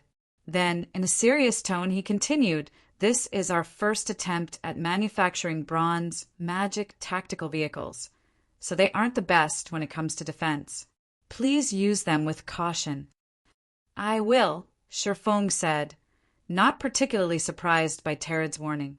Instead, he promptly clicked on one of the bags holding the tactical vehicles to inspect the vehicle's statistics. Magic tactical vehicles weren't siege weapons, but rather support items for players. A player would be crazy to use a tactical vehicle to engage in direct combat. Dragonhorn Tactical Vehicle, Bronze rank, maximum capacity, 6 people movement speed, 270% durability, 300 of 300 possesses, tier 3 basic defensive capabilities. Additional active skill 1, Advanced Anti-Mana Barrier. Erects a barrier that inhibits the use of mana for all hostile units within a 1,000-yard radius. Barrier costs 1,000 magic crystals per minute to maintain. Additional active skill 2, Hexagram Protection. Erects a magic array that greatly strengthens the mana of up to 6 people within a 1,000-yard radius. Enhancement works up to the Tier 4 standard. Magic array costs 1,000 magic crystals per minute to maintain. Additional passive skill, Energy Shield, prevents the inflow of energy from outside the vehicle and outflow of energy from inside the vehicle. What a powerful tactical vehicle! Sher Feng was greatly astonished by the Dragonhorn tactical vehicle's parameters. According to his research, the average bronze magic tactical vehicle should only have an intermediate anti-mana barrier. Meanwhile, such an anti-mana barrier would only have full effect on Tier 3 players and monsters. Against Tier 4 players and monsters, the barrier's effects would be reduced. On the other hand, an advanced anti-mana barrier could thoroughly inhibit Tier 4 players from accessing the mana around them. The barrier could even cause Tier 4 players to have trouble manipulating the mana inside their bodies, which would, in turn, reduce the power of their skills and spells by 50% or more. Logically, an advanced anti-mana barrier was something only an advanced bronze magic tactical vehicle should have. Yet, it had come with the Dragonhorn tactical vehicle. Of course, in exchange for this powerful barrier, the Dragonhorn tactical vehicle's defenses were far below average. The average bronze magic tactical vehicle would have armor at the Tier 3 advanced standard and durability of 500 points or more. Even a Tier 4 mythic monster would need quite some time to destroy a standard bronze magic tactical vehicle. However, in the case of the Dragonhorn tactical vehicle, it could at most withstand a few dozen hits from a mythic monster. Although its defense is weak, it is just fine for the current Zero Wing, Sher Feng thought as he put away the Dragonhorn tactical vehicles and left the Matrix Tower. Subsequently, time passed by rapidly. In the blink of an eye, 10 days had already gone by since Sher Feng's team arrived in the stratified Abyssal Realm. During these 10 days, everyone had increased their levels to level 112 or above. Sher Feng had even reached level 114 and was very close to reaching level 115. Aside from leveling up, Sher Feng had also offered to sell some hypersensitivity potions to 100 Flower Palace at the price of 6,000 magic crystals per bottle, equivalent to 30 dark crystals per bottle. Meanwhile, 100 Flower Palace had not only agreed to the deal, but it had even bought a whopping 1,000 bottles, allowing Sher Feng to make a profit of 2,000 hypersensitivity potions in the blink of an eye. In addition to 100 Flower Palace, Bloodhammer had also agreed to the offer Sher Feng proposed, using 1,000 lineage crystals to exchange for 1,000 hypersensitivity potions. However, the transaction would have to wait until the next time they opened the Gate of Crossing. After all, the Tower Alliance needed time to collect so many lineage crystals. For the time being, Bloodhammer had only spent 40,000 dark crystals to exchange for 1,000 hypersensitivity potions. The deal with Bloodhammer had allowed Sherfong to not only recoup the cost of the 1,000 hypersensitivity potions, but also had enough left over to purchase 7 more Dragonhorn magic tactical vehicles, buying out his monthly limit of 10. Moreover, even after making all of these trades and fulfilling his own needs, he still had 2,000 hypersensitivity potions he could exchange this month. As for the neighboring city's peak powers, they had become a joke 5 days ago. As soon as Sherfong took out a Dragonhorn tactical vehicle and elevated the mana of Gentle Snow, Hidden Soul, and the others to the Tier 4 standard, the various peak powers understood that nobody could shake Zero Wing's position in Slumber City.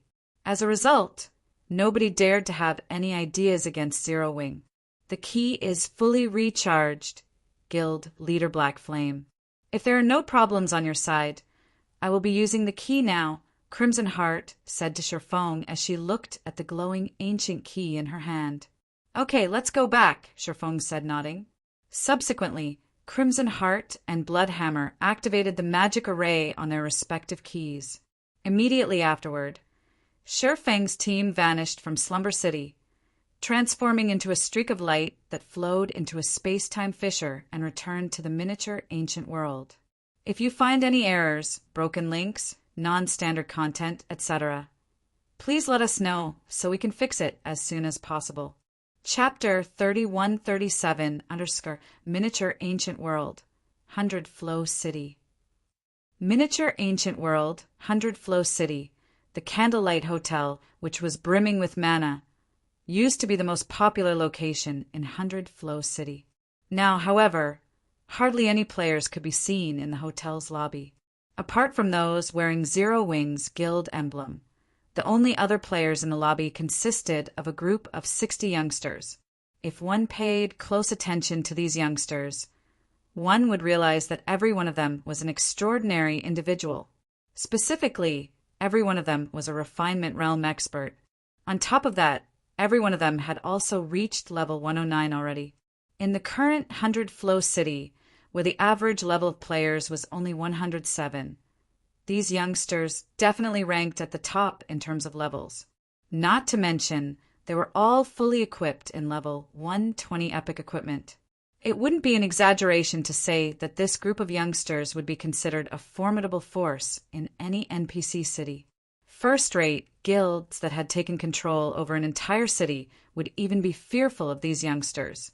Currently, though, it didn't seem like these youngsters were here to rent a room in the Candlelight Hotel, as most of them wore impatient looks on their faces. At this time, a petite girl carrying a tower shield on her back looked at the callous young man standing at the head of the group and said exasperatedly, "Cloud, what is Elder Aqua thinking having peak geniuses like ourselves come to Zero Wing? Special training? Isn't that a joke? The Flower of Seven Sins is currently targeting Zero Wing in all aspects. Even those who have dealings with Zero Wing are put on the Flower of Seven Sins hit list. Moreover, even non-members of the Flower of Seven Sins can get 1,000 credits for every targeted player they kill. Not to mention, what kind of training can a guild like Zero Wing possibly give us? It's basically a nice way of telling us to come and help Zero Wing. I know, right? Everyone is avoiding Zero Wing like the plague right now. Nobody dares to have anything to do with Zero Wing. I heard that Zero Wing's member count has even fallen below 5,000 already, and the ones remaining are mostly internal members on Zero Wing's payroll," a lanky young man said, nodding. Zero Wing has so few members right now that it's only limiting its operation to Abyssal Star City's surroundings. It doesn't even have the manpower to compete for the team dungeons near 100 Flow City or hunt for mounts in the Primordial Ruins. I bet that Zero Wing must be trying to get us to help it hunt for mounts. I also guess that they might make it sound like we're receiving training from Zero Wing on the surface, but we'll actually be helping Zero Wing hunt for mounts in reality. After all, the various powers have already begun exploring the boundary mountain ranges surroundings after amassing a sufficient number of mounts. I doubt Zero Wing even has mounts to form an expedition team right now, a beautiful female swordsman said, sighing. We'll definitely have to fight with the Flower of Seven Sins lunatics a lot from now on. I wonder how Zero Wing is going to compensate us. I spent nearly all of my GCPs to get this set of epic equipment. If there's not going to be any compensation, I'm going to have to use fine gold equipment to replace any pieces that I lose. The other youths present nodded in agreement with the female swordsman's words. They couldn't understand why the higher-ups in Twilight Echo had made such an arrangement for them. They even started to wonder if Zero Wing had offered some sort of astonishing deal to Twilight Echo. It made sense when they thought about it. After all, while they might be Twilight Echo's peak geniuses, they weren't considered full-fledged members of Twilight Echo. Even if they fought for Zero Wing, the Flower of Seven Sins wouldn't consider their participation as a hostile act by Twilight Echo. However, while fighting against the Flower of Seven Sins could indeed be considered a type of training, if Zero Wing couldn't compensate for their losses appropriately, none of them would be willing to fight for Zero Wing. After all, epic weapons and equipment were incredibly rare and valuable in the miniature ancient world. It would take them a considerable amount of time to replace any losses. I doubt that's going to happen. I heard that Zero Wing is poor to the point where it doesn't even have any dark gold weapons and equipment in its guild warehouse right now. Zero Wing is completely reliant on the Azura Mercenary Alliance to compensate its members. So, all of you best be mentally prepared, the callous youth named Soaring Cloud said, shaking his head. He, too, found this arrangement to be a headache. Soaring Cloud was one of the top 5 geniuses of Twilight Echo's new recruits this year, and he was only half a step away from reaching the Flowing Water Realm. Originally, he thought that he would receive Twilight Echo's priority cultivation and secure himself a top spot among God's Domain's latest generation of players. Yet now he had ended up in this situation.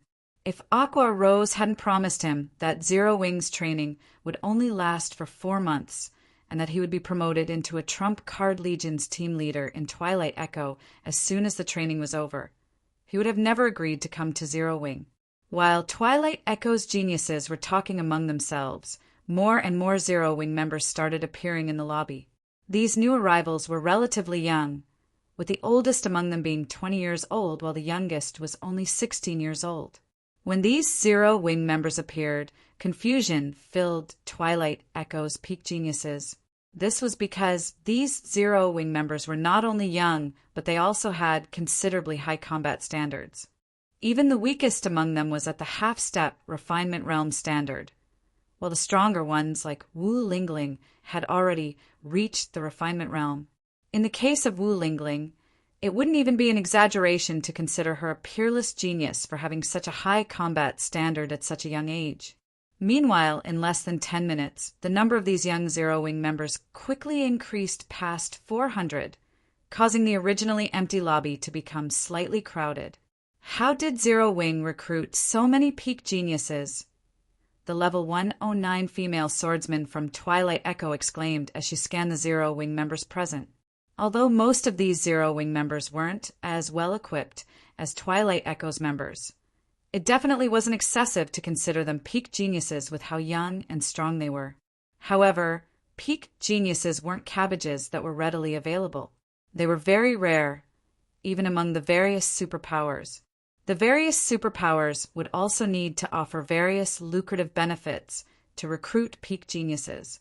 Yet, Zero Wing, despite being a recently established guild, had managed to recruit over 200 peak geniuses. This was simply unbelievable. However, what Twilight Echo's peak geniuses didn't know was that most of these youths from Zero Wing had only been ordinary geniuses when they joined the guild initially. Most of them only had combat standards at the Trial Tower's 7th floor standard. However, after following Shifeng's harsh training regimen for half a month, every one of them had achieved significant improvements. Even the slower ones had already reached the half-step Refinement Realm standard, while the faster ones had already reached the Refinement Realm standard a few days ago. While Twilight Echo's peak geniuses were shocked by the sight before them, another group of people entered the Candlelight Hotel. These new arrivals were none other than Sherfong and the other executives of Zero Wing. When Twilight Echo's peak geniuses saw the levels of Sherfong and the others, every one of them couldn't help but gasp. Level 114. If you find any errors, broken links, non-standard content, etc., please let us know so we can fix it as soon as possible. Chapter 3138 _ How are their levels so high? How are their levels so high? Even the various superpowers leveling maniacs have only reached level 110. Yet Zero Wing's executives have already reached level 112 or above. They can already explore the boundary mountain ranges, surroundings with such levels. They can do more than just exploring the boundary mountain ranges surroundings. With such high levels, they can already investigate the labyrinth inside the boundary mountain range. So long as they don't go too deep and come across monsters above level 117, they won't have to worry about level suppression. Twilight Echo's peak geniuses were shocked when they saw Sherfeng's group. Leveling in the miniature ancient world would slow down to a crawl past level 105. Once players reach level 105, they'd be fortunate if they could achieve a level up within 3 or 4 days. Because of this slow leveling speed, even the various superpowers' main force members had only managed to reach level 110 at this stage of the game. Moreover, that was with the help of mounts. Even so, that was already more than enough to make many players envy them. This was because players who have reached level 110 could explore the boundary mountain ranges surroundings without having to worry about level suppression. Meanwhile, according to the various superpowers' initial exploration of the boundary mountain ranges surroundings, it was found that the place was extremely rich in resources. Just the number of mineral veins which produced magic crystals discovered numbered over a dozen already. There were also several towns occupied by monsters. So long as players managed to occupy these towns, they would become money printing machines that could help players generate a lucrative income. After all, these towns had a much better geographical advantage than even the Abyssal Star ancient city. However, neither the mineral veins nor the towns were the focus of the various superpowers. What truly caught the various superpowers' attention was the labyrinth inside the boundary mountain range. While investigating the boundary mountain range's surroundings, the various superpowers had come across plenty of information pertaining to the Tier 4 promotion process in the miniature ancient world. Meanwhile, according to this information, the crucial factor for players to reach Tier 4 lies within the labyrinth inside the boundary mountain range. On the current main continent, it was no longer special for players to reach Tier 4. However, it was a different story for the miniature ancient world. Getting promoted to Tier 4 would be a crucial factor in deciding whether one could break through the boundary mountain range and enter the miniature ancient world's neutral zone. Meanwhile, the sooner one could reach the neutral zone, the sooner one could meet with the players of the other god's domain, and the more advantages one could acquire in the struggle between the two gods' domains. But why is Zero Wing gathering so many peak geniuses in 100 Flow City? Is it not afraid of getting targeted by the Flower of Seven Sins? Many of the sin of gluttony's lunatics are currently operating around 100 Flow City. If those lunatics find out Zero Wing has gathered so many peak geniuses here, they'll attack the Candlelight Hotel without hesitation. It's probably to catch the Flower of Seven Sins off guard. If we were to suddenly enter the primordial ruins with so many experts, even the Flower of Seven Sins would need time to gather enough experts to deal with us. We can use this time to hunt for many mounts. It's a sound idea. Most of the Flower of Seven Sins members are resting in the town located in the primordial ruin center. With how large the inside of the primordial ruins is, the Flower of Seven Sins can only focus its search around the resting towns. So, all we need to do is avoid those towns.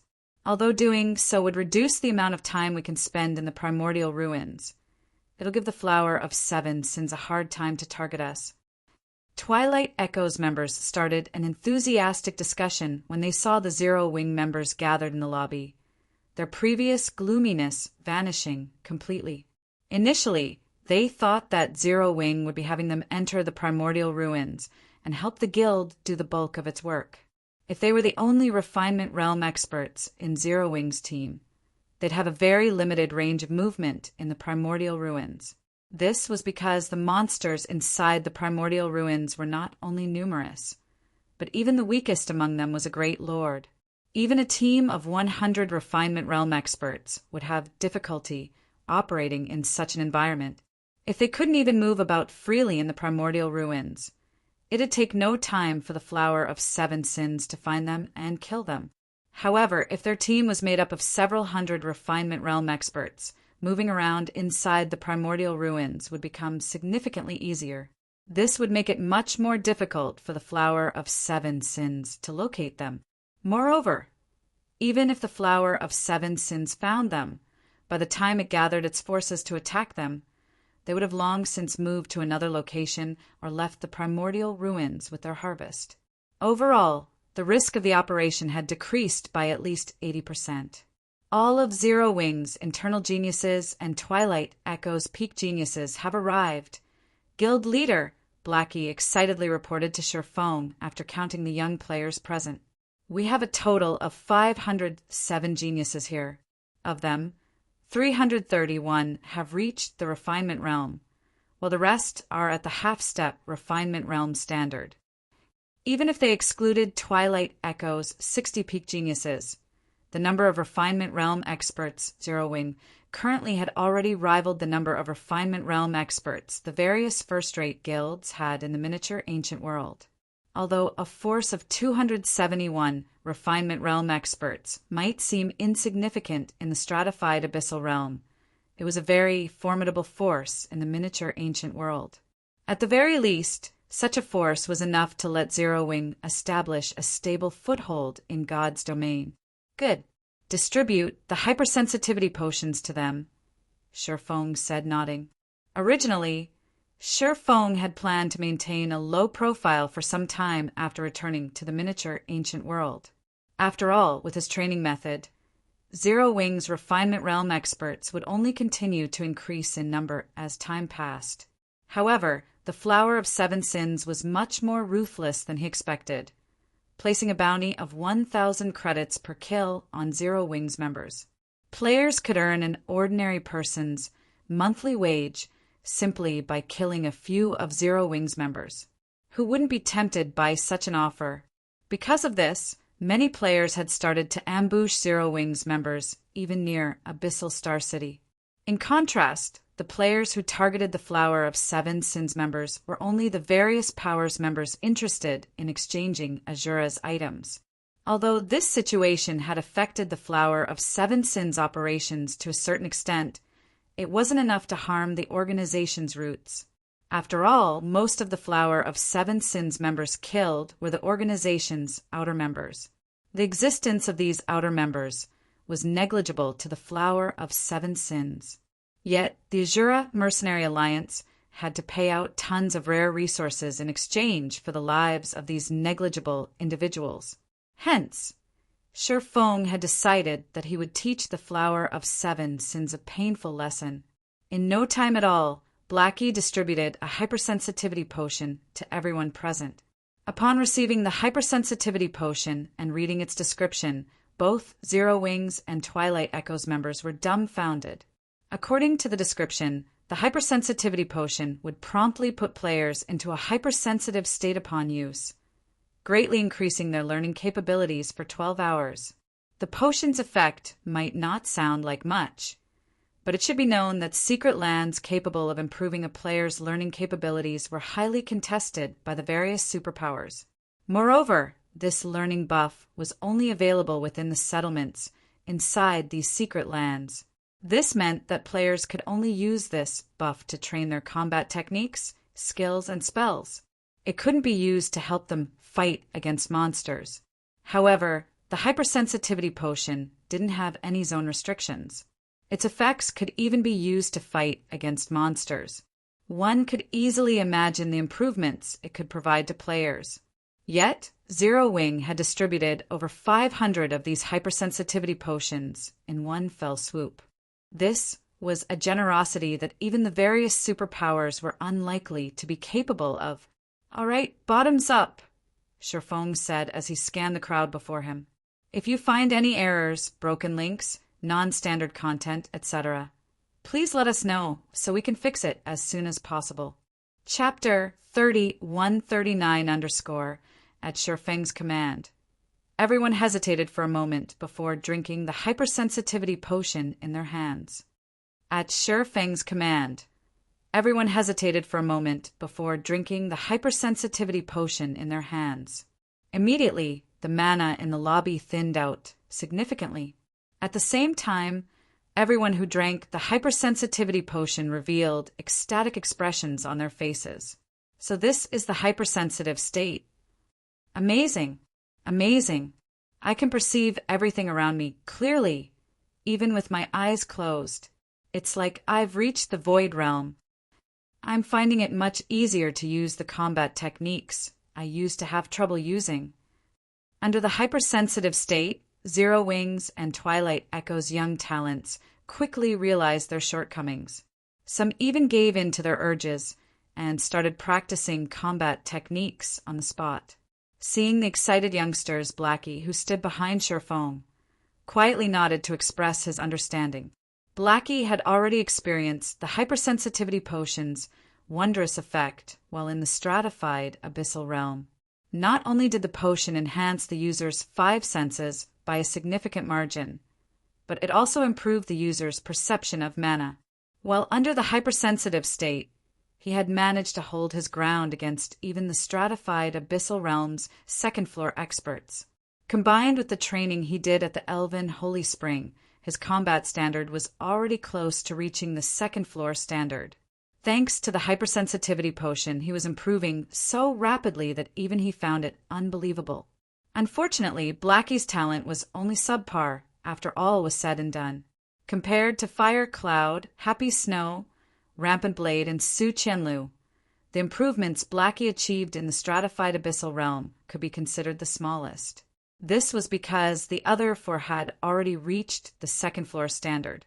Su Qianlu, in particular, had already become a bona fide Void Realm expert after sparring with the stratified abyssal realm's many second- and third-floor experts. She had also stepped into the Truth Realm, now capable of exhibiting the power of a basic combat technique with her every action. She had even passed the trial for Novice Temple Knights, becoming an official Novice Temple Knight of Slumber City. As for Happy Snow, Fire Cloud, and Rampant Blade, although they still had a little trouble completing the Novice Temple Knights trial, they were already bona fide second-floor experts. "Quiet!" Sherfong yelled, causing everyone in the lobby to quiet down. "I want all of you to head out and prepare recovery items immediately. We will be entering the primordial ruins for a big fight in 10 minutes. This is a chance for all of you to grow, so I hope you can cherish it. I will also be giving the top 20 best performing players an additional hypersensitivity potion." As soon as Sherfong finished speaking, the many youngsters present cheered in excitement. After using the hypersensitivity potion, every one of them was eager to engage in battle so that they could maximize their use of the potion's effects and refine their combat techniques. So, now that Sherfong had announced that not only would they be participating in a big fight, but the top 20 best performing players would also receive an additional hypersensitivity potion, how could they not get excited? I just hit the jackpot. If I can make good use of these 12 hours, I might even achieve a breakthrough and reach the flowing water realm. I'll instantly become one of Twilight Echo's top 10 newcomers. If those who laughed at us for having to take part in Zero Wing's special training learn about this, they'll probably regret that they didn't volunteer themselves when Elder Aqua was choosing people. Twilight Echo's peak geniuses whispered among themselves in joy and excitement while preparing the recovery items needed for the upcoming battle. They also felt delighted when they recalled how their peers in Twilight Echo, who were not chosen to attend Zero Wing's special training, had made fun of them. I'm going to make it into the top 20 no matter what.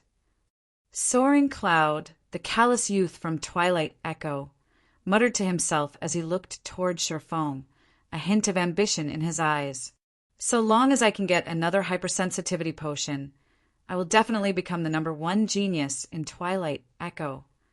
After getting a feel of the hypersensitivity potion's effects, Soaring Cloud was certain that he could reach even the Void Realm within a short period of time, let alone the Flowing Water Realm. Right now, he even had the urge to fight against true Void Realm experts to capitalize on the potion's effects. 10 minutes later, Surefoam led everyone to the teleportation point for the primordial ruins. Then he spent nearly half of the teleportation tokens Zero Wing had accumulated previously to send everyone into the primordial ruins. At the same time as Surefoam and the others entered the primordial ruins, news of their actions quickly reached the ears of the miniature ancient world's various powers, shocking them. Is Zero Wing insane? They're entering the primordial ruins at this time? Don't they know that the Flower of Seven Sins members are lying in wait there? Interesting. Zero Wing's members have mainly been operating around Abyssal Star City previously. Now that so many of them have entered the primordial ruins, we can use this opportunity to capitalize on the Flower of Seven Sins bounty. Shortly after Shurfeng's team entered the primordial ruins, the various powers and independent experts operating around 100 Flow City also began to move. The Flower of Seven Sins had put a public bounty on all of Zero Wing's members. It was even offering S-rank nutrient fluids in exchange for the heads of Zero Wing's core members, with 20 heads being worth 1 bottle of S-rank nutrient fluid. S-rank nutrient fluids were a resource highly sought after by the various powers and countless expert players. Now that a team of more than 500 Zero Wing members had entered the primordial ruins, it was the perfect opportunity to take advantage of the Flower of Seven Sins bounty. Moreover, according to the information collected, every Zero Wing member in this team possessed extraordinary strength, so they should be the guild's core members. For a time, over a dozen first-rate powers, several superpowers, and over 10,000 refinement realm experts flooded into the primordial ruins. Abyssal Star City, Azura's headquarters, top-floor conference room. You're finally back, Chief Administrator Soul. Something big has come up on Zero Wing's side. For some reason, Zero Wing has suddenly dispatched a large number of experts into the primordial ruins. Currently, over a dozen first-rate powers and several superpowers have already sent their experts after them. We need to hurry over and reinforce Zero Wing's experts. Otherwise, if Zero Wing loses all those experts, Azura will have an even harder time resisting the Flower of Seven Sins. Lu Wuxing, who was dressed in a white robe, said anxiously when he saw Hidden Soul entering the conference room. As the levels of the various powers' experts increased, the number of superpowers setting their sights on Abyssal Star City also increased.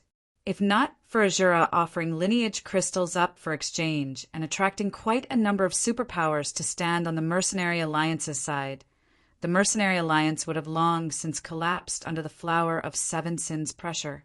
Now that players were getting closer and closer to the minimum level required to explore the Boundary Mountain Range's labyrinth, it'd be terrible for Azura if Zero Wing suddenly had a large number of its experts killed. After all, exploring the Boundary Mountain Range was Azura's only chance at stabilizing its situation. If the Flower of Seven Sins were to get ahead and produce Tier 4 experts sooner than Azura, the Mercenary Alliance would be at great risk of losing Abyssal Star City. We are hosted novel. Find us on Google. We don't have to go. Zero Wing should be able to deal with it on its own, Hidden Soul said, smiling as she shook her head. Rather than Zero Wing, the powers that have gone after Zero Wing are the ones that need to be careful. Provoking Zero Wing at this juncture is a very risky action. If you find any errors, broken links, non-standard content, etc., please let us know so we can fix it as soon as possible. Chapter 3140, so we don't have to go? Risky action. Lu Wuxing was exasperated when he heard Hidden Soul's response. Chief Administrator Soul, according to our initial estimates, at least 10,000 Refinement Realm experts have entered the primordial ruins to go after Zero Wing. Even if Zero Wing's team has guild leader Black Flame in it, the Flower of Seven Sins also has its own tier 6 god-ranked experts. Moreover, the other side has the advantage in numbers. Zero Wing might have made significant progress recently, but its foundations are still too shallow, let alone the Flower of Seven Sins. Even the various first-rate powers moving this time can deal catastrophic damage to Zero Wing. We don't have to go. Risky action? Lu Wuxing was exasperated when he heard Hidden Soul's response. Chief Administrator Soul, according to our initial estimates, at least 10,000 Refinement Realm experts have entered the primordial ruins to go after Zero Wing.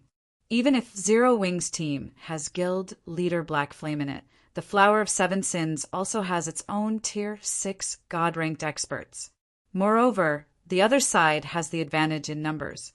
Zero Wing might have made significant progress recently, but its foundations are still too shallow, let alone the Flower of Seven Sins.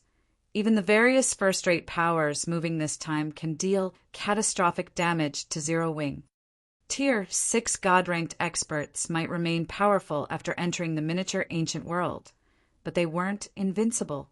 Several domain realm experts working together could easily keep Shifeng busy while everyone else took care of Zero Wing's other members.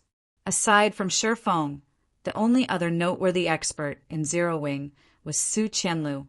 However, even if Su Qianlu could exhibit the strength of an apex expert by virtue of her mana equipment set, she could, at most, fight one of the various superpowers apex experts to a standstill.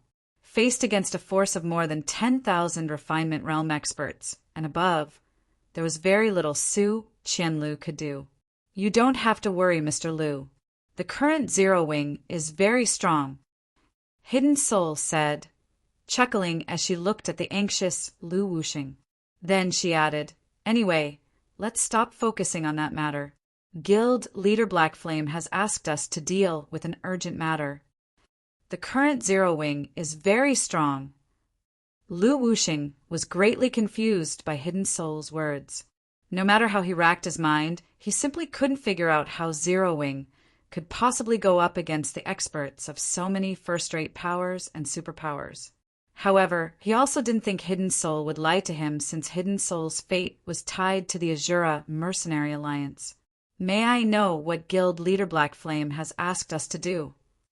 7 Luminaries Crystals, Hidden Soul said, her expression suddenly turning serious.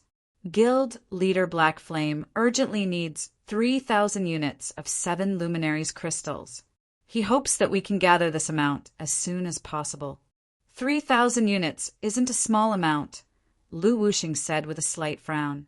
There's still no stable source of 7 Luminaries crystals found in the miniature ancient world. It's also a crucial resource for reaching Tier 6. Even if we offer to buy them at a high price, I doubt any powers in possession of 7 Luminaries crystals will sell them to us. Hidden Soul nodded in understanding. Then she said, Guild leader Black Flame has thought of this point, so he plans to use lineage crystals to exchange for them. If we offer to exchange at a rate of 300 units of 7 Luminaries crystals per lineage crystal, I'm sure the various powers will be interested. We're using lineage crystals to exchange. Lu Wuxing was stunned. Hurriedly, he objected. Our reserve of lineage crystals is already dwindling. Chief Administrator Soul. If we are to trade away 10 lineage crystals at this juncture, it'll only accelerate the process of the various superpowers siding with the Flower of Seven Sins. The reason the various superpowers were willing to target the Flower of Seven Sins right now was that they could acquire lineage crystals for doing so. If Azura ran out of lineage crystals, the various superpowers definitely wouldn't continue targeting the Flower of Seven Sins. After all, the Flower of Seven Sins wasn't some pushover. If the various superpowers continued their hostilities, they might really end up on the Flower of Seven Sins hit list. If that happened, there was a high chance they would become history in God's domain. Guild leader Black Flame has also considered this point. If those fence-sitters want to side with the Flower of Seven Sins, they are more than welcome. The Azura Mercenary Alliance doesn't need such members. Hidden Soul said in a determined tone, "Anyone who chooses to side with the Flower of Seven Sins will be permanently expelled from Azura." Lu Wuxing was honestly dumbfounded when he heard Hidden Soul's statement. He felt that both Shifeng and Hidden Soul had lost their minds. Presently, the Azura Mercenary Alliance was already on the brink of collapse. If the Mercenary Alliance were to expel the various superpowers experts, what would it use to resist the Flower of Seven Sins? "I still have many matters to take care of, Mr. Lu. If there is nothing else, I will be taking my leave now," Hidden Soul said, not bothering to offer Lu Wuxing any additional explanations. After saying so, she turned around and swiftly left to inform the various powers about the exchange of 7 Luminaries crystals and lineage crystals. Meanwhile, in the central area of the primordial ruins, Guild leader, in front of us is Windy Sand Town, a resting spot for players. The Flower of Seven Sins has turned the town into its base of operations, Willingling said as she pointed at the town roughly 1 kilometer away. Currently, as the Flower of Seven Sins is focused on exploring the Boundary Mountain Range, it has recruited a large number of independent Refinement Realm experts to help defend Windy Sand Town. There are roughly 5,000 Refinement Realm experts stationed in the town at all times, and they will attack any members of Azura who dare to approach it. While looking at the several dozen independent players standing atop the distant town's walls, Shifeng was a little astonished when he heard Wu Lingling's report. The Flower of Seven Sins' pocket is truly deep. Even major corporations wouldn't be willing to hire 5,000 Refinement Realm experts to garrison a town at all times. It might not cost much to hire the services of a Refinement Realm expert for a day or two, but it was a different story if the employment period was long-term.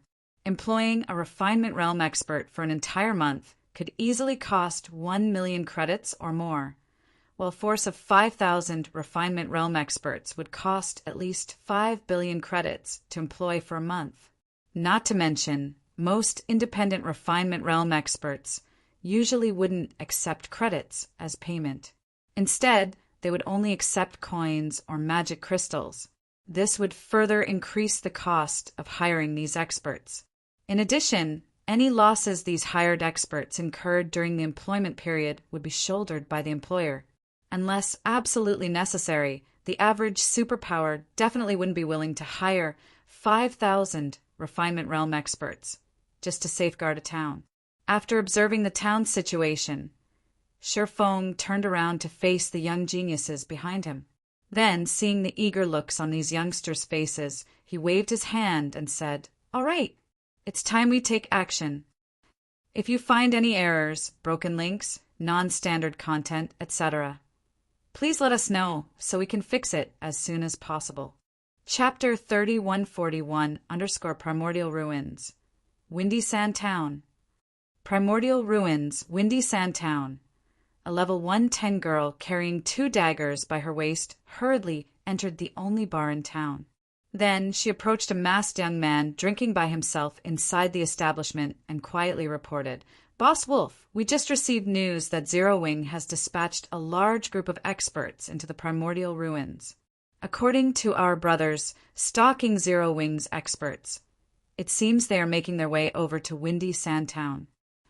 Zero Wing is sending a large group of experts to our location," the young man named Summerwolf said, a dubious expression appearing on his face when he heard the masked girl's report. Could they have been misled by Zero Wing? Even Azura's members don't dare to get close to Windy Sand Town. Zero Wing's experts would have to be crazy to come here. Due to the Flower of Seven Sins investment, Windy Sand Town had already become a gathering place for red players. Even if the Flower of Seven Sins chose to stand aside and do nothing, the town's tens of thousands of red players would most likely attack Zero Wing's members like a pack of hungry wolves. After all, Not only could they acquire the weapons and equipment of the Zero Wing members that they killed, but they could also earn an additional sum of credits through the Flower of Seven Sins public bounty.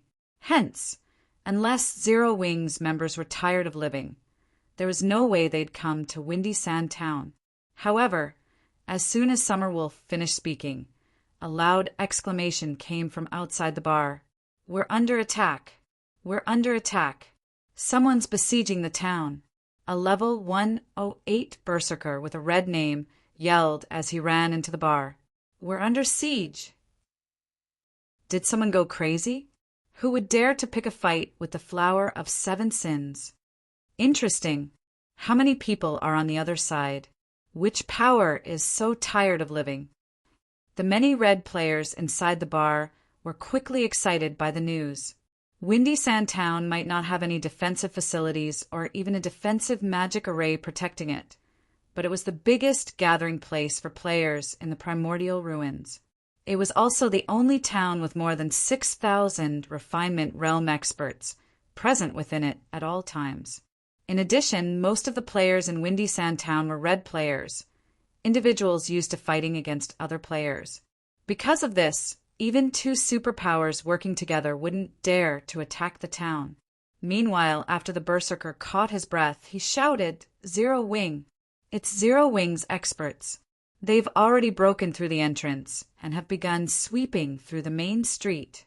Many of the town's experts have already gone to stop Zero Wing, but they're unlikely to last long. We need to send reinforcements quickly." Silence enveloped the bar momentarily when the berserker finished speaking. Then, laughter filled the establishment. "Ha ha ha! It seems someone forgot to wake up today. Zero Wings besieging the town? Can you be any more exaggerated? Zero Wing is only a small guild that's been established recently. They won't even dare to approach Windy Sand Town, let alone attack it." Not one person in the bar believed the berserker's words. Aside from the 6,000-plus refinement realm experts, many of the Flower of Seven Sins core members were also based in Windy Sand Town. They'd consider Zero Wing plenty courageous if it dared to send its members near the town, much less besiege the town. After all, a force of 6,000-plus refinement realm experts was enough to kill several Tier 6 God-ranked experts. "Could this be true, Boss Wolf?" the short woman from the Flower of Seven Sins asked, sweat appearing on her forehead. Only a few minutes ago, she received news of Zero Wing's black flame entering the primordial ruins with a large group of experts. Yet now, someone had entered the bar saying that Zero Wing was besieging the town. Although this claim sounded absurd, the coincidental timing led her to suspect it might be true. It matters not whether it is true. Since Zero Wing's members dared to approach Windy Sand Town, we'll make sure none of them leave here alive," Summer Wolf said, a flash of excitement appearing in his eyes. "Notify the Wild Wolf team. It's time to hunt Black Flame." Although Summer Wolf didn't know what gave Zero Wing the courage to come to Windy Sand Town, the Flower of Seven Sins was no pushover. It didn't matter even if Zero Wing's team had a Tier 6 God-ranked expert leading it. In a situation where everyone was at Tier 3, even a former God-ranked expert would fall when attacked by more than 20 peak experts and above. "Okay, I'll notify the others," the short woman responded excitedly. It was normally incredibly difficult to kill a Tier 6 God-ranked expert. Aside from the 7 commanders, there were only a handful or so players capable of killing God-ranked experts in the Flower of Seven Sins. For players like herself, they would never get the opportunity to accomplish such a glorious feat unless they could also get promoted to Tier 6. Now, however, a God-ranked expert had sent himself to their doorsteps. This was a heaven-sent opportunity to kill a God-ranked expert. Just the thought of killing a God-ranked expert excited her greatly. However, as soon as this short girl finished speaking, several other Flower of Seven Sins members rushed into the bar from outside with fear coloring their faces. "Boss Wolf, run! Run away quickly! Monsters! They're a group of monsters! There's no way those monsters are from Zero Wing. They must be experts from the 5 great super guilds, disguising as Zero Wing's members. The 5 great super guilds must have joined hands to attack us. These several Flower of 7 Sins members shouted frantically after entering the bar. When Summer Wolf saw these panic-stricken players, he recognized them instantly. They were none other than the members of the Wild Wolf team. Every one of them was a bona fide peak expert. When 24 of them joined hands and got the help of a battle array, they could hold their ground against even the Tier 6 God-ranked experts in the Flower of 7 Sins. What's going on? Calm down and speak clearly. Summer Wolf said hurriedly, the words of the Wild Wolf team's members confusing him. Monsters? 5 great super guilds? What were they even talking about? Many peak experts. A few minutes ago, a large number of peak experts suddenly appeared outside the town. Many of them wore Zero Wing's guild emblem. But that's only a disguise. There's no way Zero Wing has over 500 peak experts. That's right. I wanted to ask why they were attacking us, but they didn't give us any time to react and simply attacked without saying a word. We lost over 2,000 Refinement Realm experts to them in less than a minute. Those people are simply monsters. Every one of them is ridiculously young, with the oldest looking no more than 20. Yet, I can barely hold my ground in a one-on-one fight against those monsters. Some of those people are stronger than even the team leader. It didn't take more than 5 seconds before a group of them killed the team leader. TL notes: FYI, Summer Wolf and the short girl have both appeared in Chapter 169 before. However, based on the conversions in this chapter, I don't think Summer Wolf is the team leader of the Wild Wolf team. If you find any errors, broken links, non-standard content, etc., please let us know so we can fix it as soon as possible. Chapter 3142 – A group of experts who are less than 20 years old. A group of experts who are less than 20 years old. The people in the bar couldn't help but doubt the sanity of the Wild Wolf team's members after hearing what they had to say. After all, only an insane person would say such nonsense. Peak experts typically referred to Void Realm experts capable of grasping their surroundings with their senses to a masterful degree. Or, more specifically, peak experts could observe a battlefield they were fighting on from a third person's perspective. However, reaching the Void Realm was by no means an easy feat, especially not for someone under the age of 20. Experts capable of achieving the standard before 20 years old would typically be a peerless genius who had received the full support of a superpower. Meanwhile, a superpower would be smiling from ear to ear if it could nurture 2 or 3 of such geniuses per generation. A force of 500+ peerless geniuses was something one couldn't find even if one added the peerless geniuses of all superpowers together. Hence, to say that such a force was attacking Windy Sandtown was simply absurd. "Let's go out and see who we're dealing with," Summer Wolf said as he stood up from his seat. Summer Wolf similarly felt that the Wild Wolf team members' recount sounded absurd. However, he didn't disregard their words completely.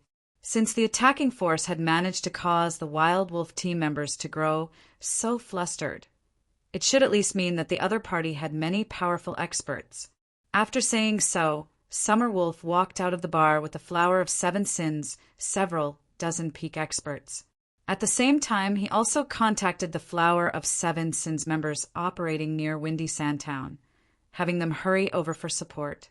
"Boss Wolf, aren't you being overly cautious to have everyone come back for support?" the short girl walking next to Summer Wolf asked. "Lord Gluttony's side is in urgent need of a large number of mounts right now.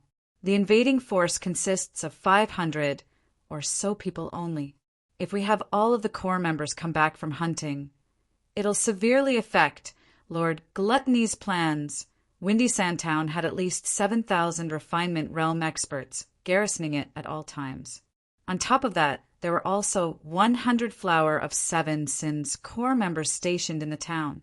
Every one of these core members was a peak expert, not to mention The town also had a large number of red players resting in it.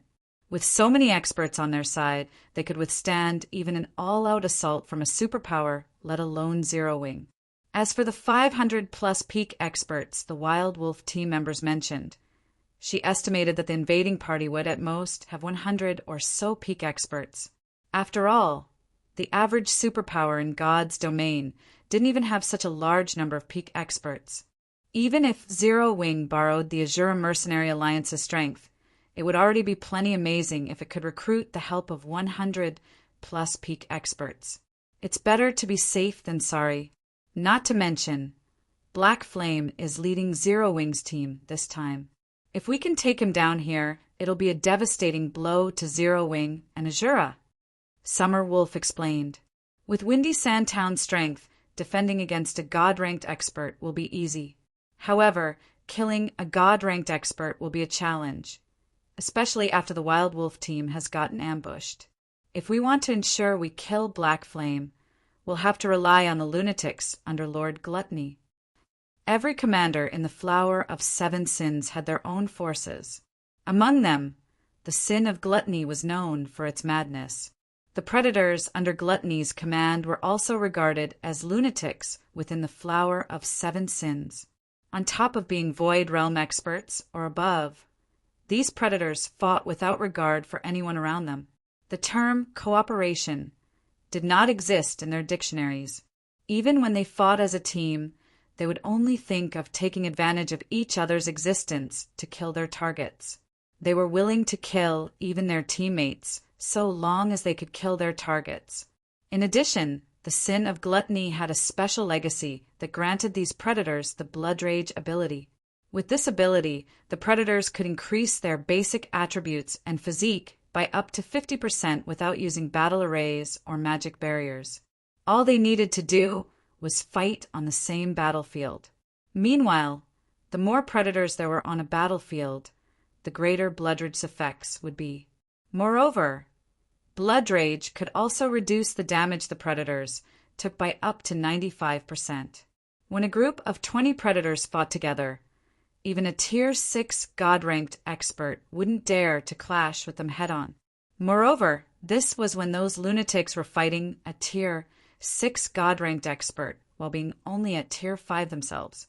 Now that everyone in the miniature ancient world was still stuck at Tier 3, the predators would be an even greater threat to God-ranked experts. It might only take 10 predators to kill a God-ranked expert of the same tier. Shortly after Summerwolf finished speaking, he and the other peak experts of the Flower of Seven Sins arrived at Windy Sandtown's main street. Impossible. Summerwolf was stupefied when he saw the sea of corpses before him. At this moment, the main street that used to be crowded with red players had already transformed into a land of death, the corpses of players covering the entire street. Although these players were dead, their red name status did not disappear. So, Summerwolf could instantly determine that the players lying on the ground were all red players. What happened here? The short girl standing next to Summerwolf was similarly shocked and confused by the scene before her. Only a few minutes had passed from when someone had come into the bar to tell them that the town was under attack until now. Yet, over 10,000 of Windy Sandtown's experts had died in these few short minutes. It should be known that these were all red players they were talking about. Moreover, most of them were Refinement Realm experts.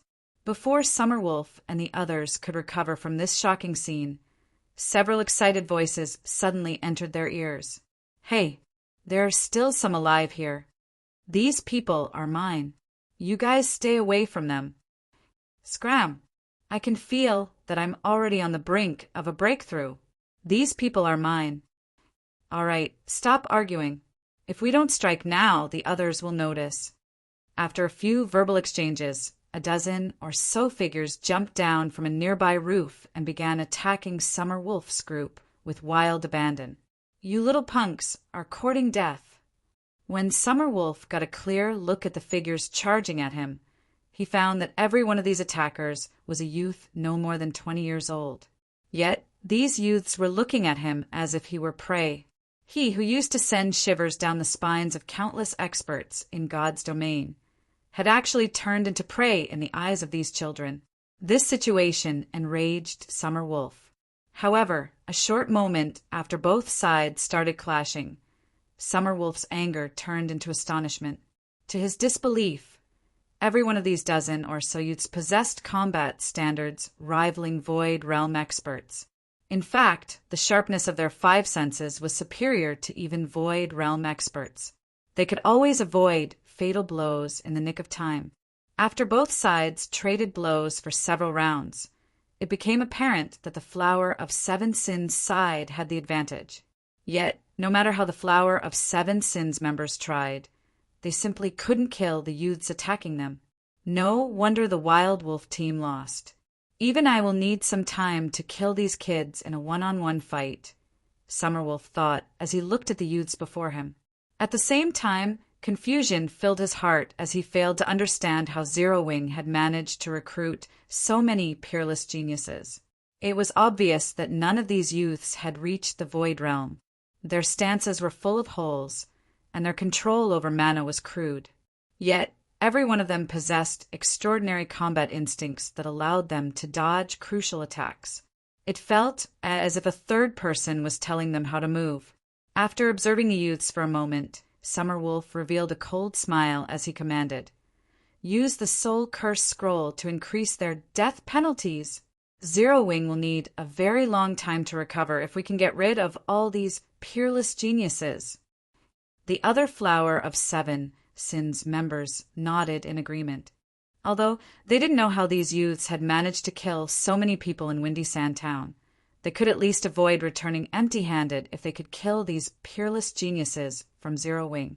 Subsequently, some of the Flower of 7 Sins core members took out a dark gray magic scroll from their bags. However, just as they were about to activate the magic scrolls, more players started appearing all around them. In less than 10 seconds, more than 200 players had appeared around the Flower of 7 Sins members. Meanwhile, in addition to looking very young, every one of these players gave off a very dangerous feeling. If you find any errors, broken links, non-standard content, etc., please let us know so we can fix it as soon as possible. Chapter 3143 under this. Impossible. This. Impossible. Why are there so many peerless geniuses? Did the 5 great super guilds really join hands to target us? The Flower of 7 Sins members were in utter shock and disbelief when they saw the increasing number of youths gathering on the main street. For veteran experts like themselves, this wasn't the first time they had seen a force of several hundred peak experts. However, it was a different story for a force of several hundred peerless geniuses. Anyone with a certain degree of understanding about God's domain's various superpowers would understand just how heavy and scary the weight of several hundred peerless geniuses was. This was no longer a force any individual superpower was capable of mustering. In fact, even if the 5 great super guilds banded together, it was highly unlikely they could form such a large team of peerless geniuses. After all, peerless geniuses were essentially the favored children of heaven. Every one of them had a great chance of reaching Tier 6 in the future. A superpower would be fortunate if it could find even one peerless genius out of 10 million youths. Yet now, several hundred peerless geniuses were gathered on this street. It was as if every superpower in God's domain had decided to send their peerless geniuses to Windy Sand Town. Who are you people? Why are you targeting us? Summer Wolf asked as he looked at the youths around him warily. After seeing so many peerless geniuses gathered, he no longer dared to continue attacking. May I know what the Flower of 7 Sins has done to offend you? Could there be some sort of misunderstanding? When the other Flower of 7 Sins members saw Summer Wolf trying to communicate with the other side, they promptly put away the death curse scroll in their hands, afraid their actions might cause unnecessary misunderstandings. There was no way such a large number of peerless geniuses had come from a single superpower. There must be numerous superpowers behind them. Anyone who thought otherwise would be a fool. The flower of seven sins might be a transcendental power capable of exterminating even veteran super guilds. However, against a joint force of over a dozen superpowers or the 5 great super guilds, even the flower of seven sins would have no choice but to lower its head. Shortly after Summerwolf finished speaking, the youths gathered on the main street suddenly stepped aside to open a path. Then, a cloaked man carrying a long sword by his waist slowly walked down this path and approached the Flower of Seven Sins members. The Flower of Seven Sins members instantly grew alert when they saw this man. This was because this man was none other than Black Flame, Zero Wing's guild leader. Misunderstanding. Sherfong smiled as he looked at Summerwolf. How interesting. Tell me then, how exactly did Zero Wing misunderstand you? Is it because you killed too few of our members? Or did you make a mistake when you placed a bounty on us?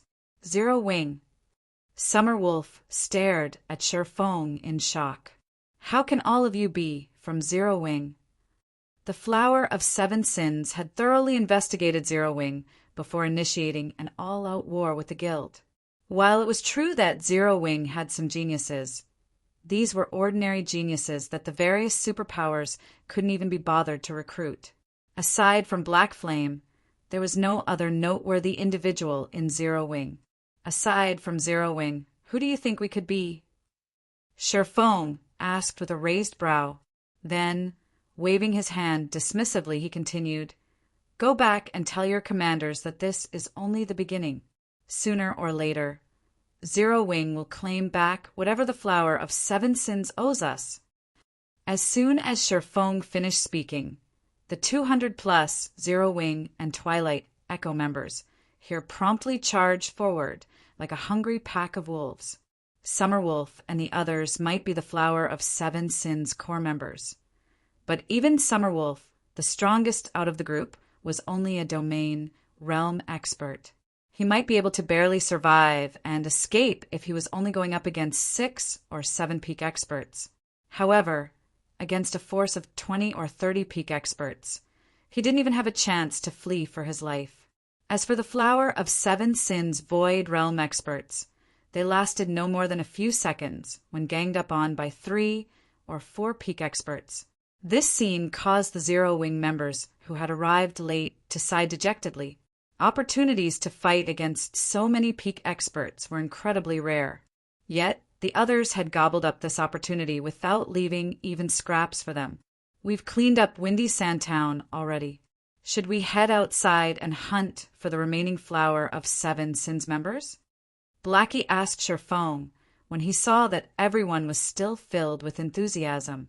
The Flower of Seven Sins will definitely lose its mind if we wipe out all of its members in the primordial ruins. Now that the various superpowers were frantically exploring the Boundary Mountain Range, the importance of mounts had increased drastically. After all, a team without mounts had a very limited range of movement. The exploration efficiency of such a team would be significantly lower than that of a team equipped with mounts. The Flower of Seven Sins had expended a ton of manpower to secure an advantage in the miniature ancient world. If its exploration of the Boundary Mountain Range ended up being slower than the various superpowers, the corporations backing the organization would definitely start to have opinions. Meanwhile, when the newcomers of Zero Wing and Twilight Echo heard Blackie's question, they promptly perked up their ears and looked at Sherfong with expectant gazes. Their battle with Windy Sandtown's numerous refinement realm experts had only allowed them to get accustomed to the hypersensitive potion's effects. It hadn't helped them improve their combat standards by much. If they wanted to improve their combat standards quickly, they needed to engage in more fights with peak experts and above. Unfortunately, there were far too few peak experts in Windy Sandtown. There weren't even enough for them to share. No, that's just a waste of time. The primordial ruins is far too big. With so few of us here, searching for the Flower of Seven Sins scattered teams is no different than trying to find a needle in a haystack. They should have also received news of the battle here already, so it'll be even more difficult to find them, Sherfong said, shaking his head. Sort out the loot for now. Afterward, take everyone out of the town and hunt for mounts. Once the hypersensitivity potion's effects run out, withdraw from the primordial ruins immediately. The primordial ruins was the size of a kingdom.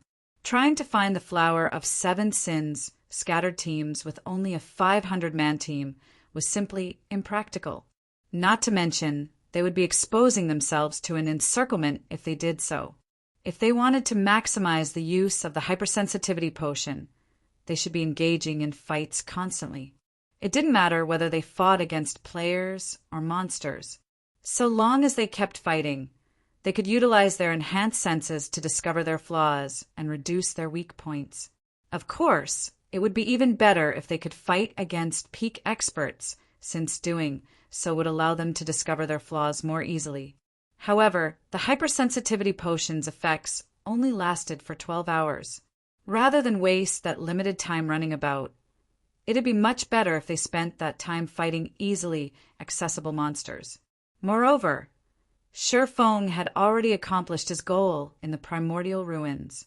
All that was left to do was wait for the situation to ferment. After all, he wasn't aiming to train just Zero Wings and Twilight Echo's geniuses. A more important goal was establishing an unshakable foothold for Zero Wing in the miniature ancient world. Only then could Zero Wing enter the upper echelons of God's domain. After Shifeng issued his command, Blackie promptly left with everyone to carry it out. Meanwhile, not long after Zero Wing's team withdrew from Windy Sand Town, news of Windy Sand Town's forces getting annihilated quickly spread like wildfire.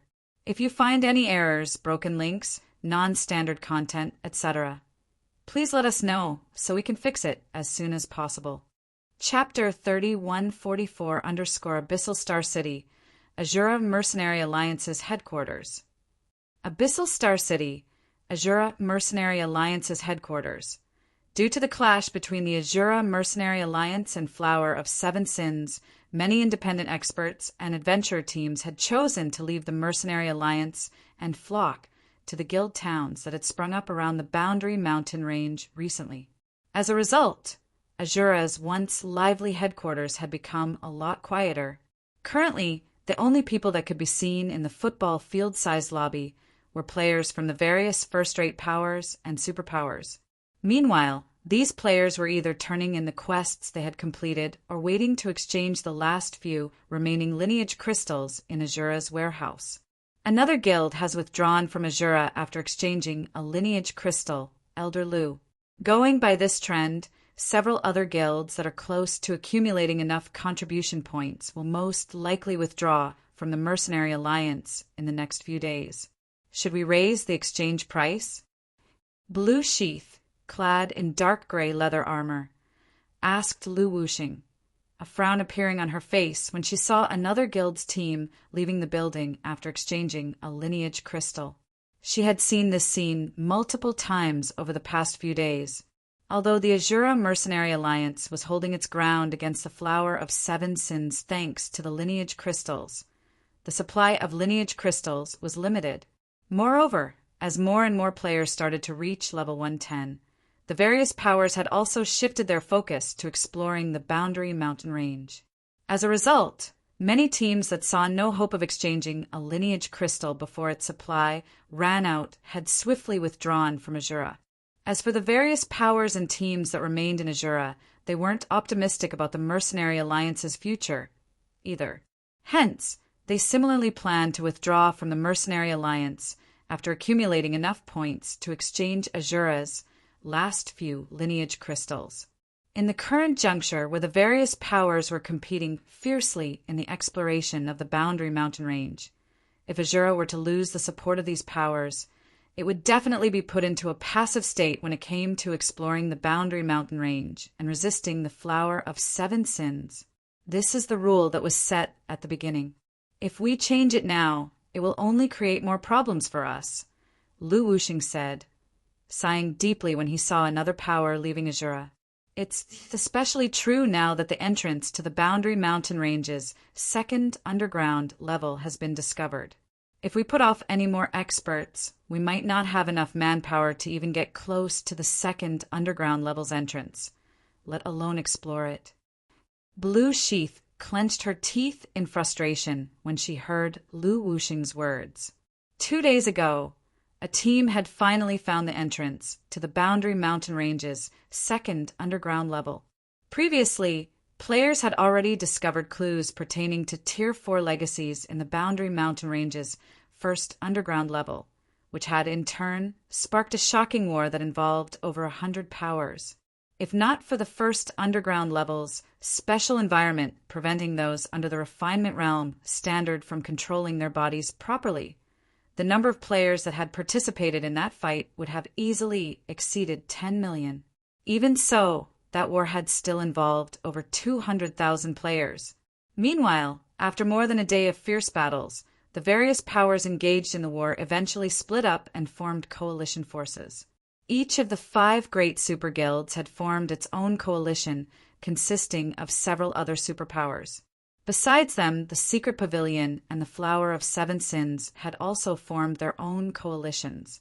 The Azura Mercenary Alliance had naturally formed a coalition as well. Although Azura's coalition wasn't as strong as the aforementioned 7 coalitions, with over 20,000 Refinement Realm experts serving as its base, Azura had still managed to secure itself a place in the first underground level. Only, due to the frequent clashes with the Flower of Seven Sins side, Azura's exploration progress was greatly affected. If the remaining powers in the Mercenary Alliance also chose to withdraw, Azura might not even be able to establish itself in the first underground level. While Blue Sheath was lamenting Azura's fate, the team that was originally making its way out of the lobby suddenly stopped. Several other adventure teams that were in the midst of completing their withdrawal procedures from Azura were also called to stop their actions. Then, after these players exchanged a few words, they promptly canceled their withdrawal procedures and ran for the quest area instead. What's going on? Blue Sheath was puzzled by these adventurer teams' behavior. It had already become common to see adventurer teams withdraw from Azura these past few days. After all, in the current situation where Azura could offer very little benefit to these adventure teams, it would be unwise to clash against the Flower of Seven Sins in the Boundary Mountain Range's first underground level. These people are merely seeking advantages while avoiding harm, Lu Wuxing said, suddenly smiling after reading a report he had just received. Seeking advantages while avoiding harm? Did something good happen for Azura? Blue Sheath asked strangely. Indeed. Lu Wuxing nodded, a hint of excitement flashing in his eyes. Around 15 minutes ago, Guild Leader Blackflame led a force of over 500 peak experts to eradicate the Flower of Seven Sins forces in Windy Sand Town. The Flower of Seven Sins' 3 commanders are enraged by this incident and have raised their bounty on Guild Leader Blackflame. They have also had all Flower of Seven Sins members operating in the primordial ruins to start moving in smaller groups. Guild Leader Blackflame led a force of over 500 peak experts to eradicate Windy Sand Town's forces.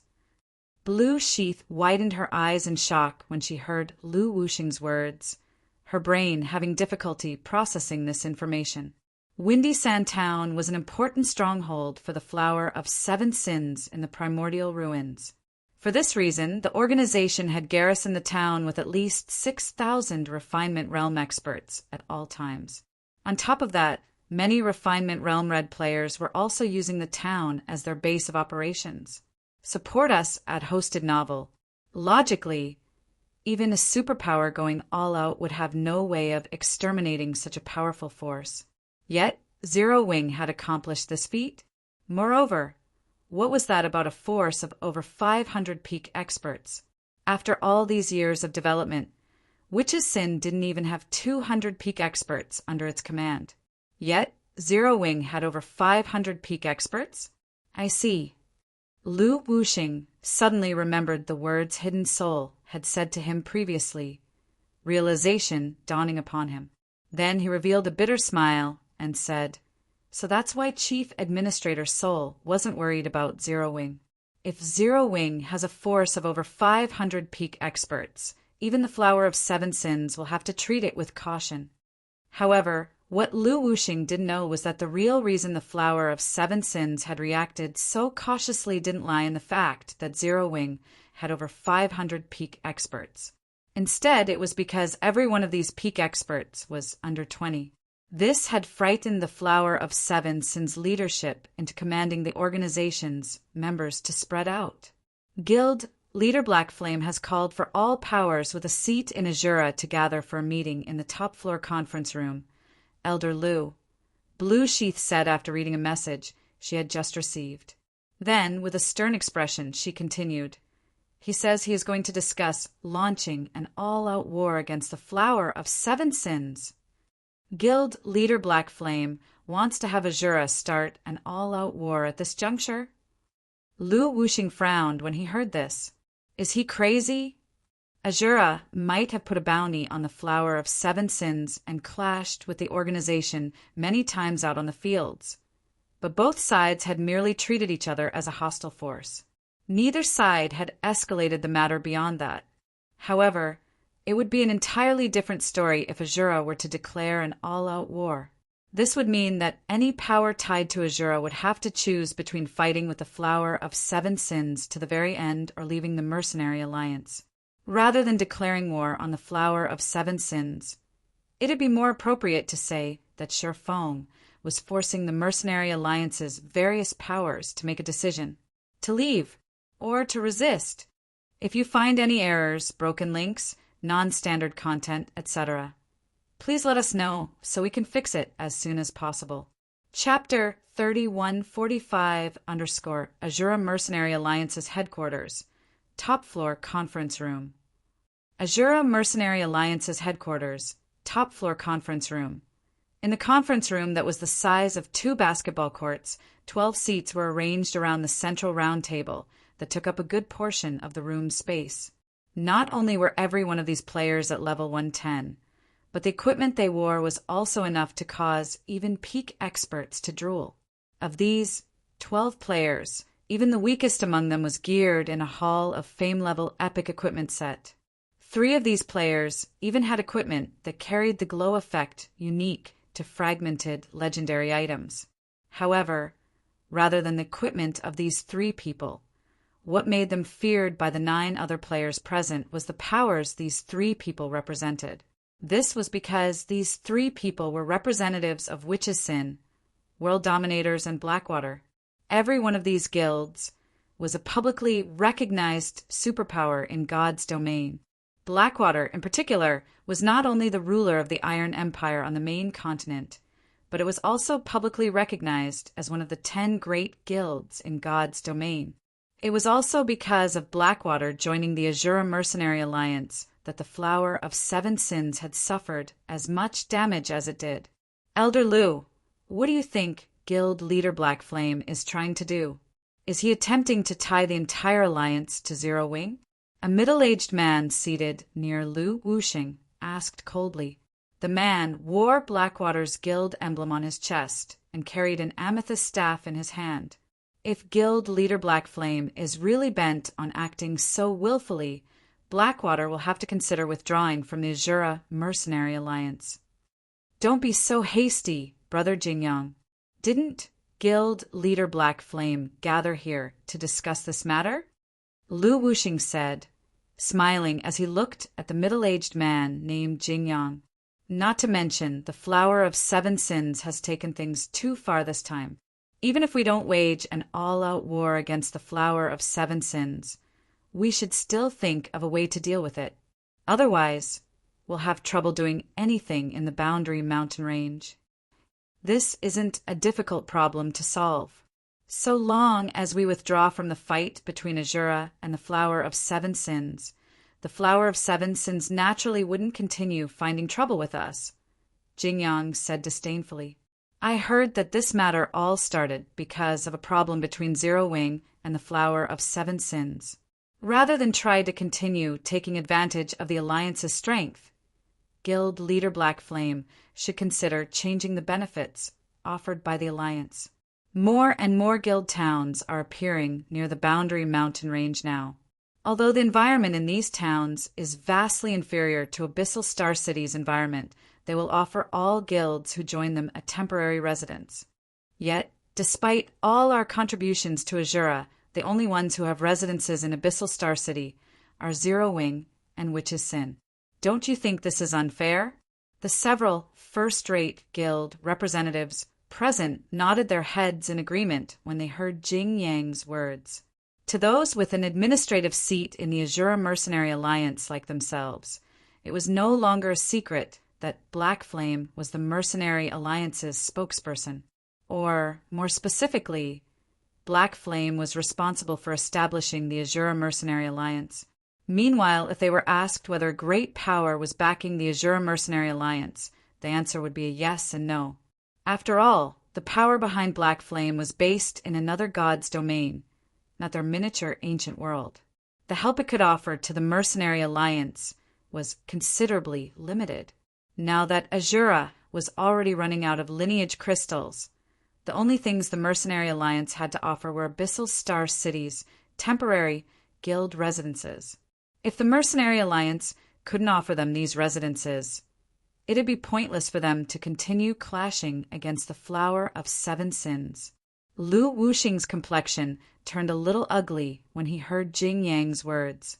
Although he had long since known that these powers with administrative seats in Azura were only trying to obtain more benefits from the Mercenary Alliance, he didn't think their greed would be so insatiable. The residences of Abyssal Star City were different from the various guild towns' temporary teleportation points. The city only had a limited number of residences available. Not to mention, Witch's Sin had thoroughly tied itself to Zero Wing's ship to acquire its residence in Abyssal Star City.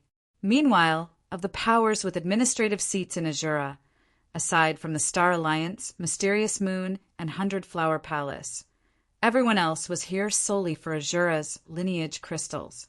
They had practically exchanged everything good that the Mercenary Alliance had to offer. As for the matter of clashing against the Flower of Seven Sins, that was nothing but an excuse.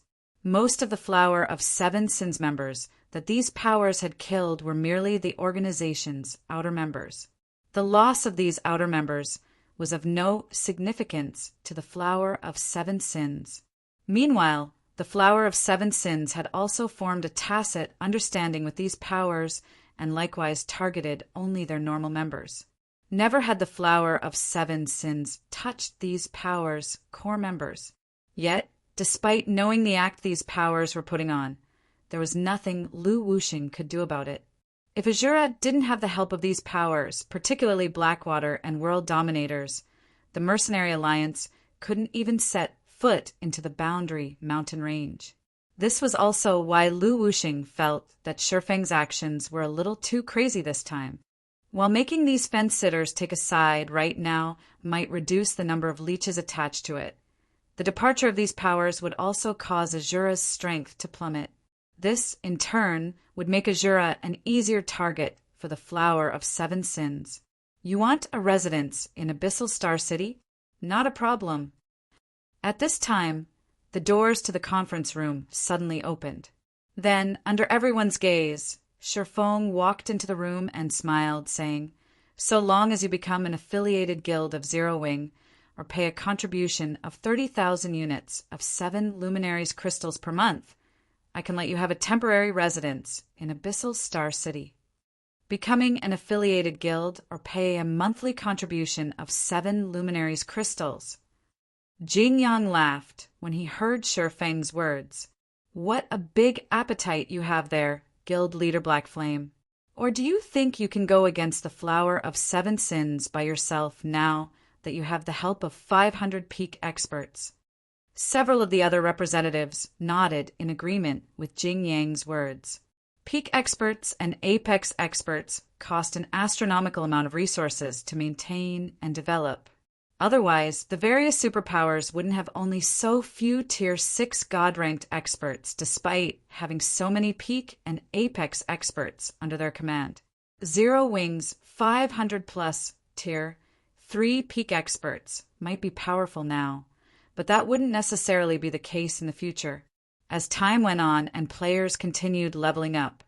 Unless Zero Wing could ensure that its peak experts kept up with other peak experts in terms of weapons, equipment, skills, and spells, it wouldn't matter even if these peak experts retained their combat standards. Their combat power would quickly fall behind other peak experts. Take the current situation where the various powers were fiercely competing over Tier 4 promotion resources, for example. If Zero Wing couldn't get its hands on any of these promotion resources, it didn't matter how many Tier 3 peak experts it had under its command. No amount of Tier 3 peak experts could compare to one Tier 4 peak expert. Meanwhile, their various powers were crucial in determining whether Azura and Zero Wing could get their hands on those Tier 4 promotion resources. The Boundary Mountain Ranges underground area had a harsh environment that drastically increased players' stamina and concentration consumption. Fighting in the underground area was similar to fighting in the real world. Even Tier 6 God-ranked experts could, at most, kill 100 players before running out of stamina and concentration. Once they exhausted themselves, they'd be helpless to the point where even ordinary players could kill them. A force of 500-plus peak experts might seem very strong, but such a force could do very little in the Boundary Mountain Ranges underground area. A force of 500 peak experts might not even be worth as much as a force of 5,000 Refinement Realm experts in the underground area. This was also why Azura could secure a place for itself in the Boundary Mountain Ranges' first underground level despite having very few peak experts. "You don't need to concern yourselves with this," Sherfong said nonchalantly. "I have only called you all here today to inform you that the Azura Mercenary Alliance will openly start a full-scale war with the Flower of Seven Sins. If you are willing to stay with Azura, grow with Azura, and fight against the Flower of Seven Sins, we are more than willing to welcome you. If not, we will not force you to stay." After saying so, Sherfong didn't even bother to look at everyone's reactions as he turned around and left the conference room, leaving everyone in the conference room in a daze. If you find any errors, broken links, non-standard content, etc., please let us know so we can fix it as soon as possible. Chapter 3146 _ He left. He left. He left just like that. Jingyang and the others in the conference room were taken aback when they saw Sherfong leaving so abruptly and without showing any care about whether they withdrew from Azura. Even Lu Wuxing was stunned by this development. The current Azura Mercenary Alliance relied mainly on world dominators and Blackwater to resist the Flower of Seven Sins. If these two super guilds withdrew from the Mercenary Alliance, Azura would most likely lose the ability to maintain its foothold in the Boundary Mountain Ranges underground area. When that happened, Azura could only watch as the Flower of Seven Sins' many experts got promoted to Tier 4 and widen the gap between their two powers even further. After a moment of silence, Jingyang turned to the elderly man from World Dominators and asked respectfully, "What do you think of this situation, Elder Sword? Could Black Flame really be planning on entering the underground area with only 500 peak experts?" Jingyang could ignore the opinions of witches, since Lu Wuxing, since the other party, was only a Tier 5 expert, even at his peak.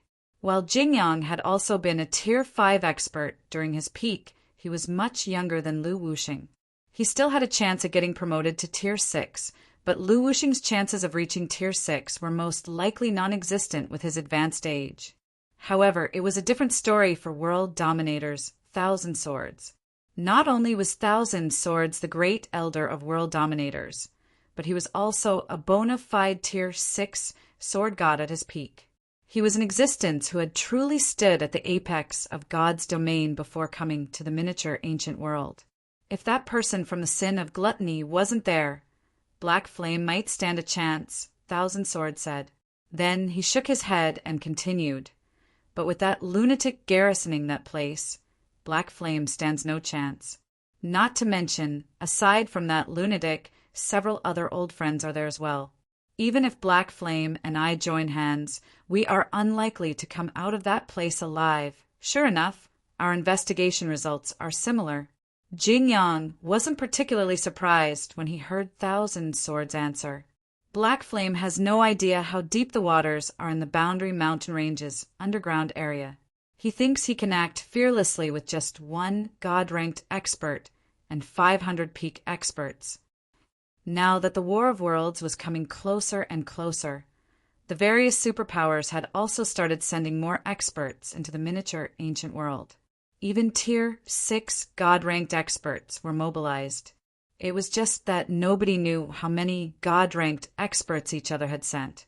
However, according to the Blackwater Corporation sources, at least 7 God-ranked experts were operating in the Boundary Mountain Range's first underground level at all times. Moreover, there are even faint signs showing that the powers behind these God-ranked experts were planning on joining hands to monopolize the Boundary Mountain Range's second underground level. If that was true, it had become impossible for other powers to get a slice of the action. Find the original at Hosted Novel. Night arrived in the miniature ancient world, and bright lights illuminated abyssal Star City streets. Players could be seen all over the city, either walking and talking merrily on the streets or enjoying a meal and a conversation with friends in restaurants and pubs. Meanwhile, at this time, every player in the city was talking about the same thing: the Azura Mercenary Alliance. After Zero Wing had mobilized a force of 500-plus peak experts to wipe out the Flower of Seven Sins forces in Windy Sand Town, the Azura Mercenary Alliance had subsequently declared an all-out war on the Flower of Seven Sins. For a time, the miniature ancient world's various powers were in an uproar. The Flower of Seven Sins was the #1 assassin organization in God's domain. The organization was also the only power to have turned the tables on the 5 great super guilds after being declared war on by them, causing the 5 great super guilds to suffer severe losses. Eventually, the 5 great super guilds even had to stop targeting the Flower of Seven Sins to stop their losses. Now that the Azura had publicly declared war on the Flower of Seven Sins, the Mercenary Alliance's good days were undoubtedly coming to an end. "Don't you think you are in too much of a rush, Guild Leader Black Flame?" Hidden Soul asked worriedly as she looked at Sherfong, who was sorting out documents behind his desk. Aside from Witch's Sin, 100 Flower Palace, Mysterious Moon, and the Star Alliance, the other guilds have all withdrawn from the Mercenary Alliance. With this, it'll become even more difficult for us to enter the Boundary Mountain Range's second underground level. Hidden Soul wasn't against Sherfang's decision to get rid of the fence-sitters in Azura as soon as possible. After all, these fence-sitters had only joined Azura because of the lineage crystals. They weren't actual allies of Azura. On the contrary, these powers had even reduced the living space available for independent experts in Azura. Hence, it was a must to get rid of these fence-sitters. The only problem was that without the support of these powers, Azura wouldn't even have the strength necessary to get close to the Boundary Mountain Range's second underground level. Not to mention, unlike outsiders, Hidden Soul knew that Zero Wing's so-called peak experts were merely a temporary product of the hypersensitivity potion. It might be fine if they had access to an unlimited supply of hypersensitivity potions, but that wasn't the case at all.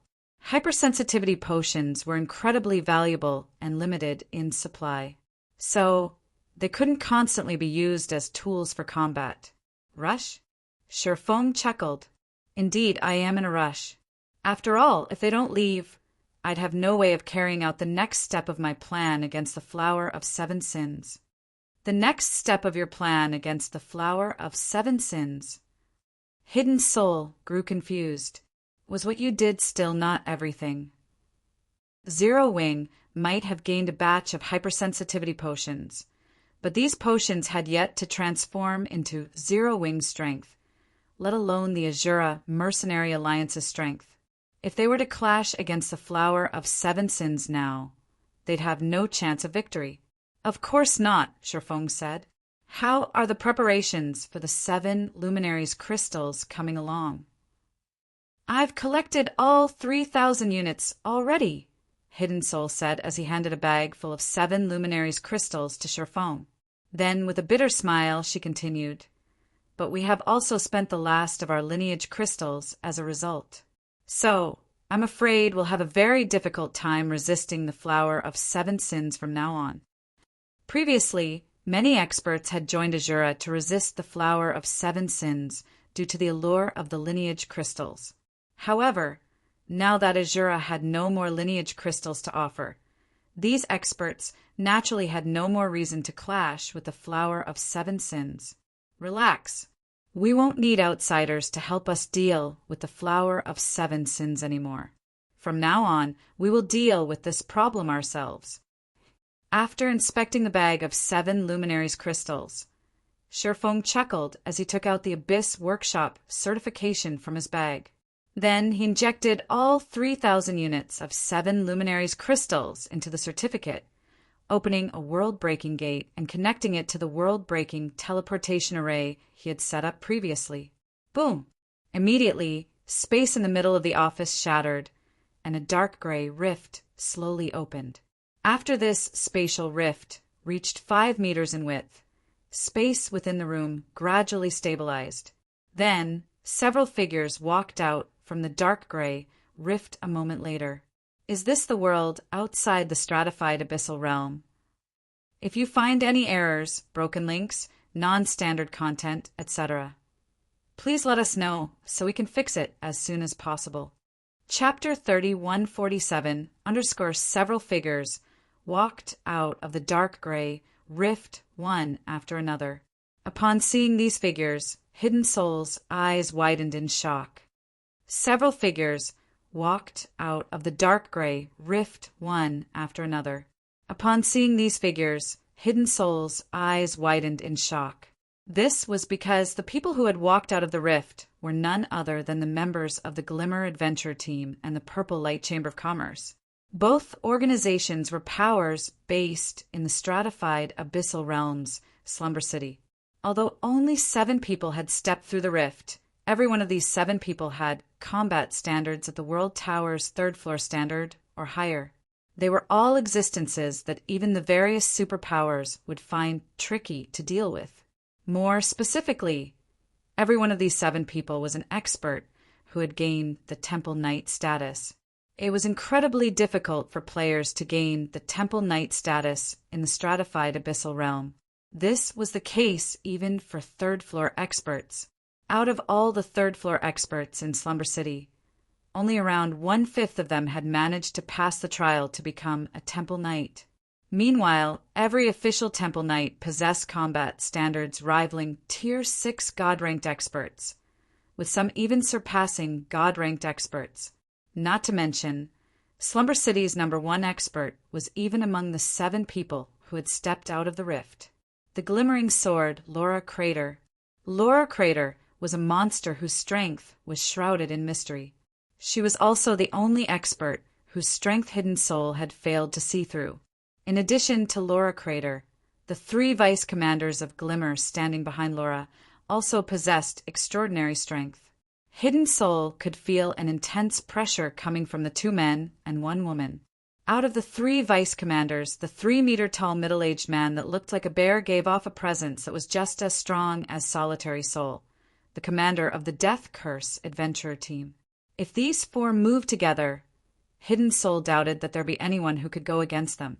It was especially true considering all 4 of these people had already reached level 120 and were equipped with at least 2 or 3 fragmented legendary items. In terms of equipment standards, they undoubtedly stood at the top of the current miniature ancient world. Why is the mana density here so much lower? Wordless Ember, a level 116 swordsman from Purple Light, muttered as he looked around in confusion. Wasn't the world outside supposed to be much better? According to the rumors circulating in the stratified abyssal realm, there existed a much more expansive world outside the stratified abyssal realm. Meanwhile, this outside world was vastly superior to the stratified abyssal realm in many aspects. However, based on his senses, Wordless Ember found that the density of the mana inside this office was much lower than the mana in the stratified abyssal realm. He even wondered if he had returned to the starting zone for a moment. This should be outside the stratified abyssal realm. While the mana density is indeed lower, the elemental composition of the mana here is much more complex. The dark element only makes up a small percentage, so using dark skills and spells won't bring us any more advantages. Moreover, I can feel that the restriction on mana has lessened significantly. It has become much easier to release my mana domain. Sleeping Quicksand, a level 117 oracle, said definitively. You too be quiet, Echoing Judgment, the commander of Purple Light, said as he gave Wordless Ember and Sleeping Quicksand a glare. Then he turned to Sherfong and said apologetically, I'm sorry for their rude behavior, Mr. Blackflame. This is their first time leaving the stratified abyssal realm, so they can't help but get excited. Although many rumors mentioned the possibility of leaving the stratified abyssal realm floating about in the stratified abyssal realm, none had ever been verified. When Sherfong had told him that he could bring people out of the stratified abyssal realm, Echoing Judgment had thought that Sherfong was joking with him. After all, it was the dream of countless players to leave the stratified abyssal realm. Even the Dark Sanctuary's various powers didn't have a way to do so. So, there was no way Echoing Judgment could take Sherfang's words seriously.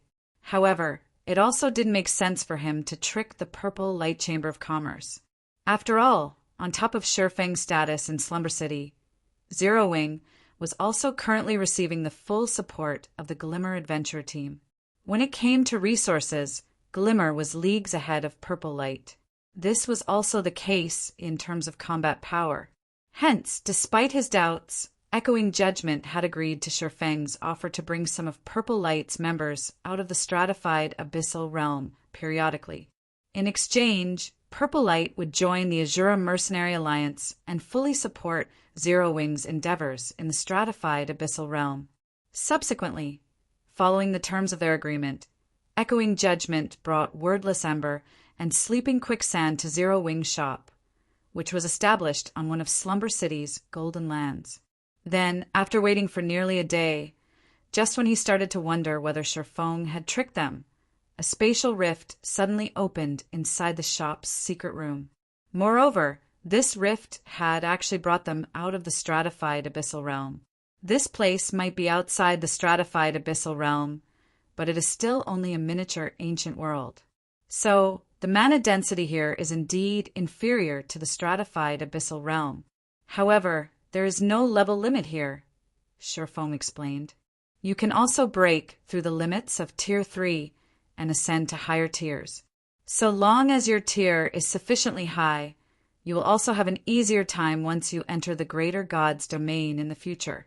At the very least, it'll be much better than if you were to simply wait for the stratified abyssal realm to merge with the Greater God's domain. There are no level and tier limits. Wordless Ember's eyes glowed with excitement.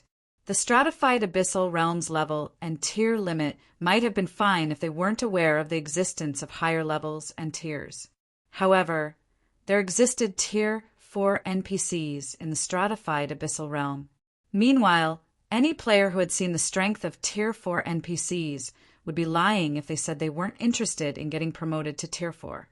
Meanwhile, when the 4 people from Glimmer heard Sherfang's words, they had similarly shown hints of excitement on their faces. However, unlike Purple Light's members, Glimmer's members weren't surprised by the miniature ancient world's inferior mana density.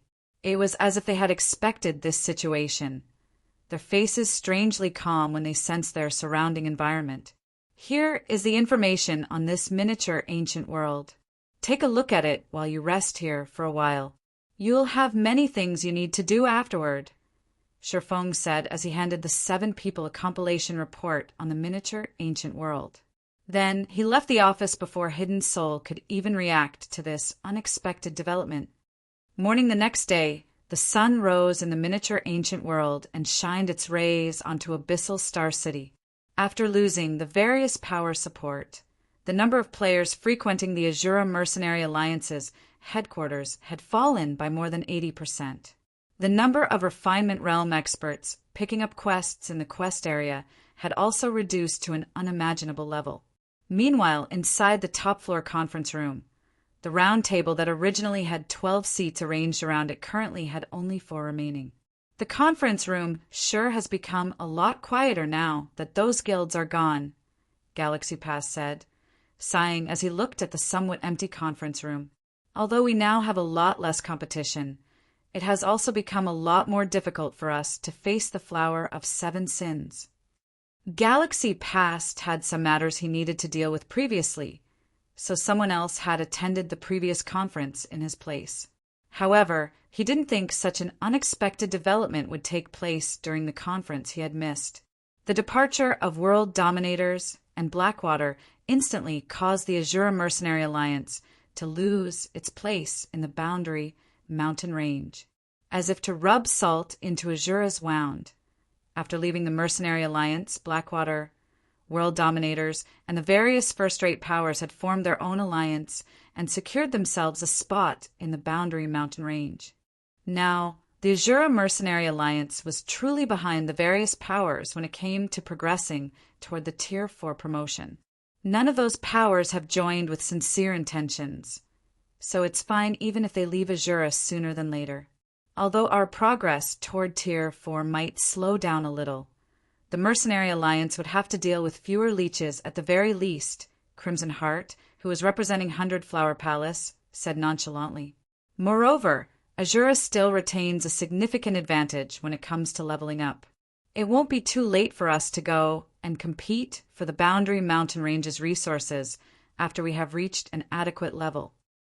It seems you are quite confident in Azura's future development, Vice Guild Leader Crimson. Do you perhaps have some insider information? Lu Wuxing asked curiously as he looked at Crimson Heart, who had not attended the previous meeting. According to Witch's Sin sources, 100 Flower Palace shouldn't have a close relationship with Zero Wing. Yet, for some reason, 100 Flower Palace suddenly appeared and started showing full support for Zero Wing's decision.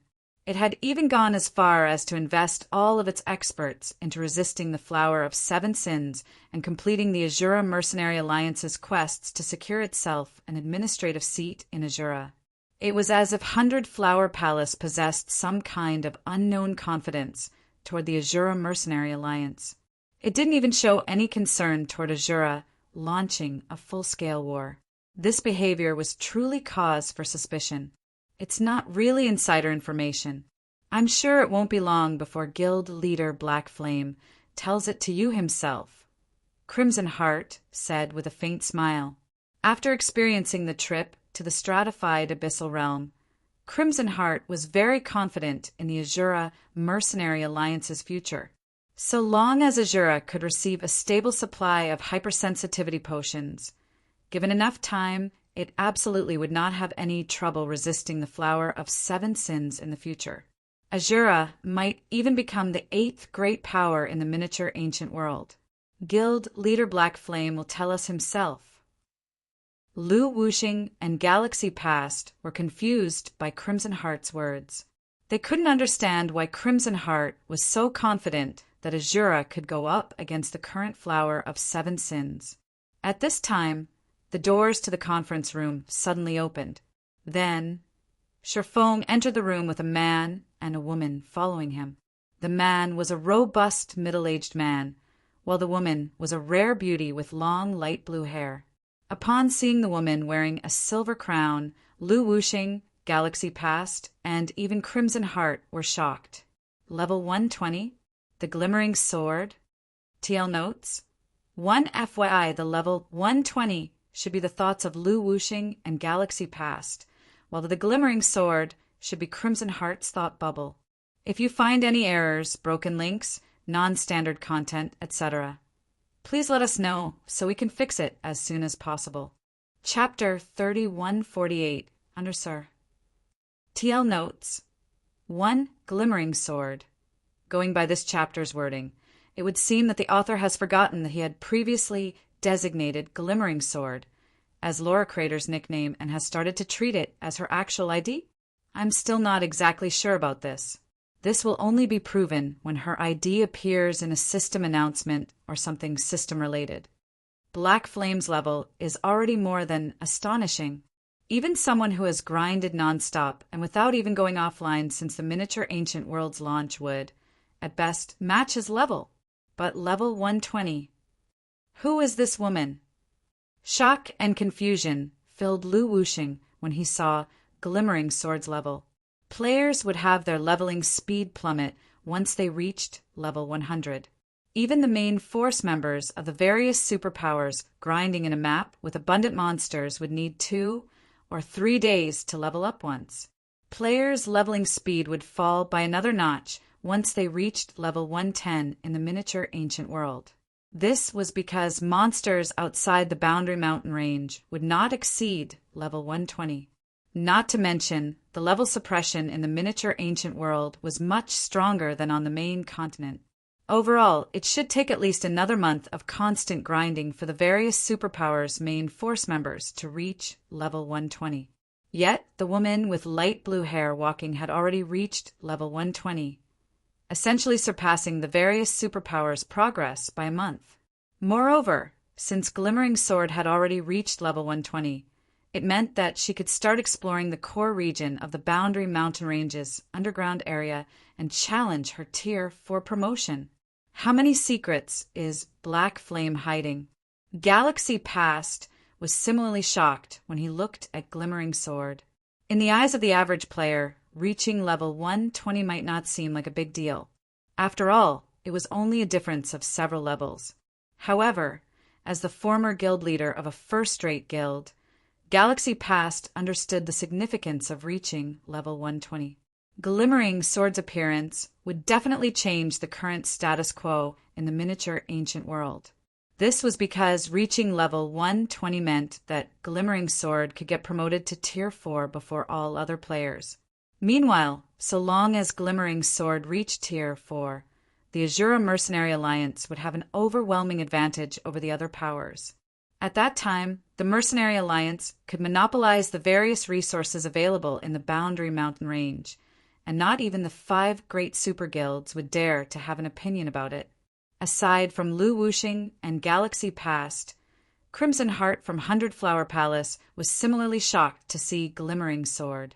In fact, the degree of shock she experienced was even greater than Lu Wuxing and Galaxy Past. Didn't they say that the stratified Abyssal Realms natives couldn't leave the stratified Abyssal Realm? Confusion filled Crimson Heart's mind as she looked at Glimmering Sword. After living in the stratified Abyssal Realm for 10 days, Crimson Heart had already gained a good understanding of the situation there. There was no question that the stratified Abyssal Realms players possessed combat standards far surpassing the players of their god's domain. In fact, just the experts in Slumber City were more than enough to trample over the entire Miniature Ancient World. After learning about the strength of the stratified Abyssal Realms players, Crimson Heart had naturally thought of recruiting some of these experts and bringing them to the Miniature Ancient World. However, after looking through all available information, she came to the conclusion that none of the stratified Abyssal Realms native players could leave. Although there was a rumor mentioning that there might be a way to do so at the Dark Sanctuary, that was only a rumor that had never been verified. Hence, Crimson Heart couldn't even begin to fathom what means Sherfong had used to actually be able to bring players out of the stratified Abyssal Realm. Meanwhile, after being in shock for a brief moment, Crimson Heart couldn't help but shudder in excitement. This was because she could already foresee the Miniature Ancient World's power structure undergoing a thorough change. At the end of these changes, the 5 great super guilds and the Transcendental Powers' Secret Pavilion and Flower of 7 Sins would likely become history. These 2 here are Commander Glimmering Sword and Commander Echoing Judgment, Sherfong said, briefly introducing Laura Crater and echoing judgment to the others in the room. They will be joining Azura from today on. Each of them will also hold an administrative seat in Azura. Glimmering Sword and Echoing Judgment nodded and proceeded to do a brief self-introduction before taking a seat at the table. Despite Sherfong abruptly announcing that Glimmering Sword and Echoing Judgment would each occupy an administrative seat in Azura, nobody present objected to the decision or found it unfair. This was because the levels of Glimmering Sword and Echoing Judgment had already mentioned a lot of things. There was also a high likelihood that the two had come from the so-called Zero Wing behind Sherfong. At this point, it was already very obvious that the Azura Mercenary Alliance was an auxiliary power of Zero Wing. So, Zero Wing naturally had the authority to decide which power could join and hold an administrative seat in the Mercenary Alliance. Not to mention, the stronger the Azura Mercenary Alliance became, the more beneficial it would be for the powers tied to Azura. Let's start discussing our subsequent actions then. Sherfong said after seeing that everyone was seated. Now that we have already declared an all-out war against the Flower of Seven Sins, we naturally have to do something to show for it. To ensure that we can make the Flower of Seven Sins truly feel the effects of our declaration of war, I plan to eliminate the Flower of Seven Sins' main force in the Boundary Mountain Range. The main force of any power was the product of spending an astronomical amount of resources. A power's main force was usually responsible for raiding challenging monsters and exploring dangerous areas to secure advantages for the power they belonged to. Meanwhile, the death of even one main force member was enough to cause a power's heart to bleed. If a power's entire main force got wiped out, it would significantly impact the power's future development. Eliminate the Flower of Seven Sins' main force. Lu Wuxing and Galaxy Past were stunned by Sherfeng's words. Guild leader Black Flame, isn't this too crazy? Hurriedly, Lu Wuxing said, the Flower of Seven Sins' main force is currently being led by the Sin of Gluttony's commander. In addition, the several great alliances have already monopolized the second underground level. With Azura's current strength, we probably can't even get past the second level's entrance, let alone enter the second level to target the Flower of Seven Sins' main force. Due to the Boundary Mountain Range's unique environment, the quantity of experts had become much more important than quality. Moreover, because the Flower of Seven Sins' main force operated in the Boundary Mountain Range's second underground level, they'd have to reach the second underground level before they could eliminate the Flower of Seven Sins' main force. However, the various great alliances had already monopolized the second underground level. The average alliance couldn't even get close to it, let alone the Azura Mercenary Alliance. I agree. After Blackwater and World Dominator's withdrawal, Azura only has a few thousand Refinement Realm experts remaining. Even if we invest all of them into the Boundary Mountain Range, it still wouldn't be enough to go up against the Flower of Seven Sins' several tens of thousands of Refinement Realm experts, Galaxy Pass said. If Blackwater and World Dominators hadn't withdrawn from the Azura Mercenary Alliance, Azura might have had the ability to clash against the alliance formed by the Flower of Seven Sins. However, with the situation as it was, Azura had no hope of contending against the Flower of Seven Sins. Not to mention, the bounty the Flower of Seven Sins had put on Azura was still in effect. It might be a little crazy, but we aren't without a chance, Sherfong said as he looked at Lu Wuxing and Galaxy Past. I don't plan on mobilizing a large number of Refinement Realm experts. Instead, we'll be sneaking into the second underground level with only a 100-man team. So long as we are fast enough, we can enter the second level before the great alliances can react. Sneak in with only a 100-man team. Lu Wuxing frowned when he heard Sherfeng's plan. The several great alliances might not have formed a blockade yet, and we can indeed move quickly in a 100-man team, but we'll have difficulty breaking through if we come across a 1,000-man team. If we get held down for too long, we'll only get surrounded and killed. Galaxy Past nodded in agreement, thinking that Sherfeng's plan was too crazy. Sherfong might be a god-ranked expert, but the several great alliances similarly had god-ranked experts guarding the entrance to the second underground level. So, the Azura Mercenary Alliance had no advantages over the great alliances. Since Guild leader Black Flame has already said so, 100 Flower Palace is willing to participate in this operation, Crimson Heart suddenly said. Mysterious Moon is also willing to send players for this operation, Zhuyalan said, albeit somewhat reluctantly. Similar to Lu Wuxing and Galaxy Past, Zhui Yalan also felt that Shifeng's plan carried great risk. One unexpected encounter could easily result in the dispatched experts being wiped out. However, Lin Yaoyue, who stood next to her, had urged her to agree to the plan, so she decided to trust her friend's judgment. Meanwhile, Lu Wuxing and Galaxy Past couldn't help but grow confused when they saw 100 Flower Palace and Mysterious Moon agreeing to Shifeng's crazy plan. They couldn't understand why the two guilds were so confident in Zero Wing. After all, the operation involved them entering a lion's den filled with tens of thousands of Refinement Realm experts. This simply wasn't a force the current Azura Mercenary Alliance could go up against. Fine. Nothing ventured, nothing gained. The Star Alliance is also willing to participate, Galaxy Pass said, gritting his teeth. He'd be lying if he said he wasn't interested in gaining access to the Boundary Mountain Range's second underground level. After all, the second underground level held crucial information pertaining to the Tier 4 promotion. Since Zero Wing, 100 Flower Palace, and Mysterious Moon were willing to take the risk, the Star Alliance naturally couldn't shrink back. It seems I'm going to have to work these old bones again. Witch's Sin is also willing to join, Lu Wuxing said, sighing deeply. If you find any errors, broken links, non-standard content, etc., please let us know so we can fix it as soon as possible.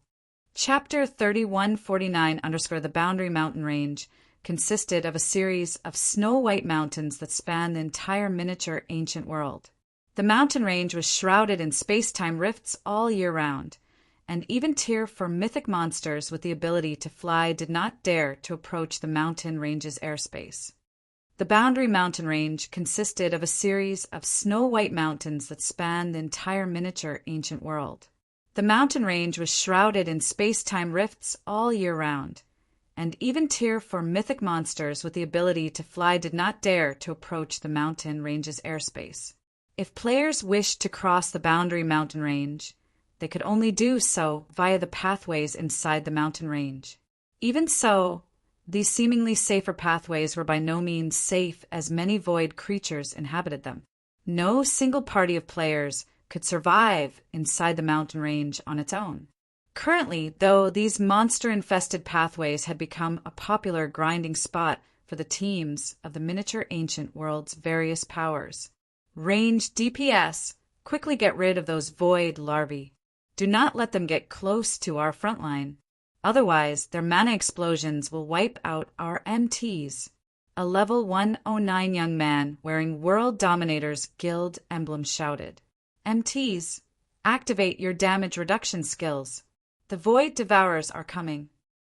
At this time, several hundred level 113 Great Lord ranked Void Larvae and several dozen level 114 Grand Lord ranked Void Devourers could be seen charging at World Dominator's team. Of the two types of monsters, the Void Devourers were translucent beasts that corroded and plundered all life from their surroundings with their presence alone. If a Tier 3 expert without sufficiently high magic resistance got within 20 meters of a Void Devourer, it wouldn't take more than 5 seconds before they died from corrosion. However, after World Dominator's 30-plus MTs activated their respective Tier 3 damage reduction skills, they managed to hold their ground against the Void Devourers and prevent the monsters from getting anywhere close to the team's rear line. As for the Void Larvae flying in midair, they were warded off by the team's ranged DPS. Any Void Larvae that tried to get close to the team's MTs would be either repelled by attacks or restrained by skills and spells. The precision and coordination World Dominator's members showed far exceeded what the average expert could achieve. In less than 20 minutes, World Dominator's team had managed to eliminate all of the several hundred Void Larvae and several dozen Void Devourers. World Dominator's team's performance stunned the other teams that were passing by. As expected of a Super Guild's team, even though we are all Refinement Realm experts, they are much stronger than us. It feels like every one of them is close to reaching the Flowing Water Realm. I know, right? Thank goodness we joined World Dominator's alliance. With World Dominators and Blackwater's teams taking the lead, we can level up much more safely. The teams that chose to stick with Azura are probably feeling miserable right about now. Without the 2 super guilds' protection, they can't even enter the Boundary Mountain Ranges' first underground level. The various powers teams began a hushed discussion among themselves when they saw World Dominator's team concluding its battle with relative ease. The changes that took place in the Azura Mercenary Alliance were too sudden. Originally, they thought they could continue leeching off Azura's contribution system for a little longer. However, after Azura had abruptly declared an all-out war on the Flower of Seven Sins, they had no choice but to leave the Mercenary Alliance ahead of time. As players' levels increased, the various superpowers' advantages would become more and more prominent. This was naturally also the case for the Flower of Seven Sins. So, the Azura Mercenary Alliance's decision to go against God's Domain's #1 assassin organization was no different than suicide. While the various powers teams were holding their discussions, a young and beautiful girl in World Dominator's team approached the young man leading the team at the front. Then, in an excited tone, she said, "A message just came in from Teacher, Commander. He wants the 2 of us to gather at the 2nd underground level's entrance as soon as possible. Teacher has secured 2 slots for us in the exploration team this time, so we can also fight for the first wave of Tier 4 promotion opportunities. We're getting a chance as well." Gu-Irin, the young man, clenched his fists excitedly when he heard the news. The next moment, though, he gnashed his teeth in frustration and said, "If it weren't for Zero Wing, we would have never had to get Teacher to help us with this matter." "It couldn't be helped," Tao Yue said, sighing when she recalled their current situation. Because of their failure to annihilate Mysterious Moon, they were forced to settle in a 2nd-tier team. Now, they even had to rely on their teacher to secure them a chance to get promoted to Tier 4. They would have never needed to resort to such a method if it were in the past. Zero Wing was just too strong back then.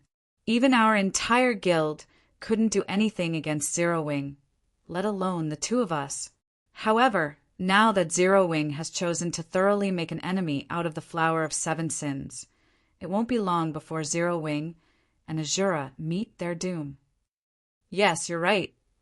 Gu-Irin nodded, his mood becoming much better after hearing Tao Yue's words. Although Gu-Irin had thought of getting revenge on Zero Wing, he could never think of a way since Zero Wing's Black Flame simply wasn't an opponent he could go up against right now. Fortunately, Black Flame had decided to thoroughly offend the Flower of Seven Sins. It should be known that all 7 of the Flower of Seven Sins' 7 commanders were Tier 6 God-ranked experts. Meanwhile, the organization had dispatched 3 of its commanders to the miniature ancient world to ensure its advantage in the struggle for the Boundary Mountain Range. Thus, it was utterly foolish for Zero Wing to make an enemy out of the Flower of Seven Sins while having only 1 God-ranked expert under its command. Just as Gu-Irin was about to have his team advance to the 2nd underground level's entrance, a 100-man team of mounted players sped past his team. Among these 100 players, the player in the lead rode on a snowy white, 3-tailed giant wolf that was 7 meters tall. That mount, is that Black Flame? Gu-Irin wondered when he saw the familiar giant wolf disappearing into the distance. That giant wolf should be the Thunder Wolf. It had caused quite the sensation when it first appeared in 100 Flow City.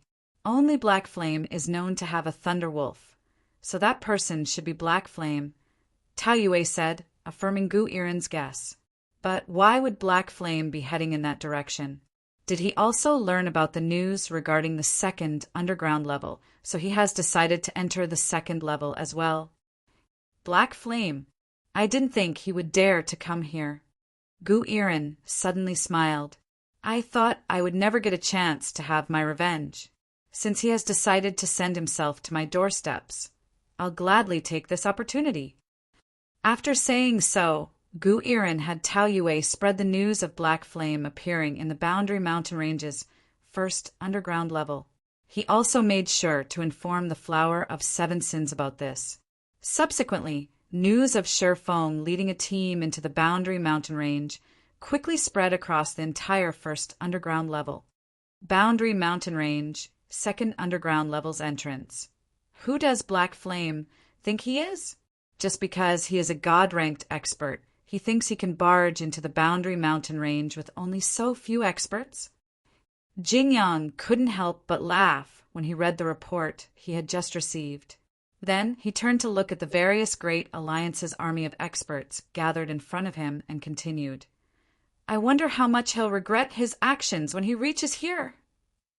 Not long ago, the several Great Alliances had thoroughly blocked off the second underground level's entrance.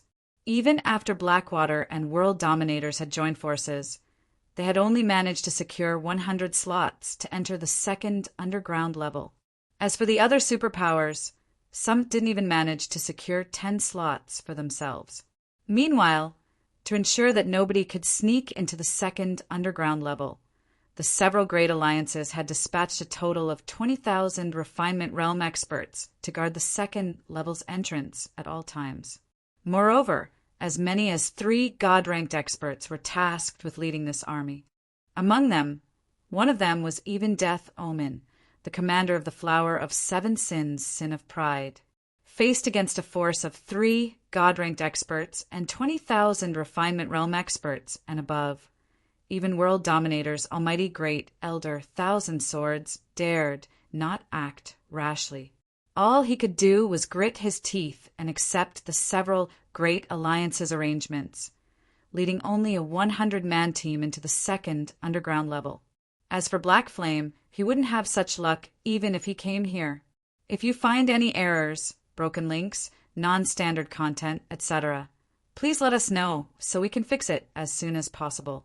Chapter 3150_Boundary Mountain Range, second underground level's entrance.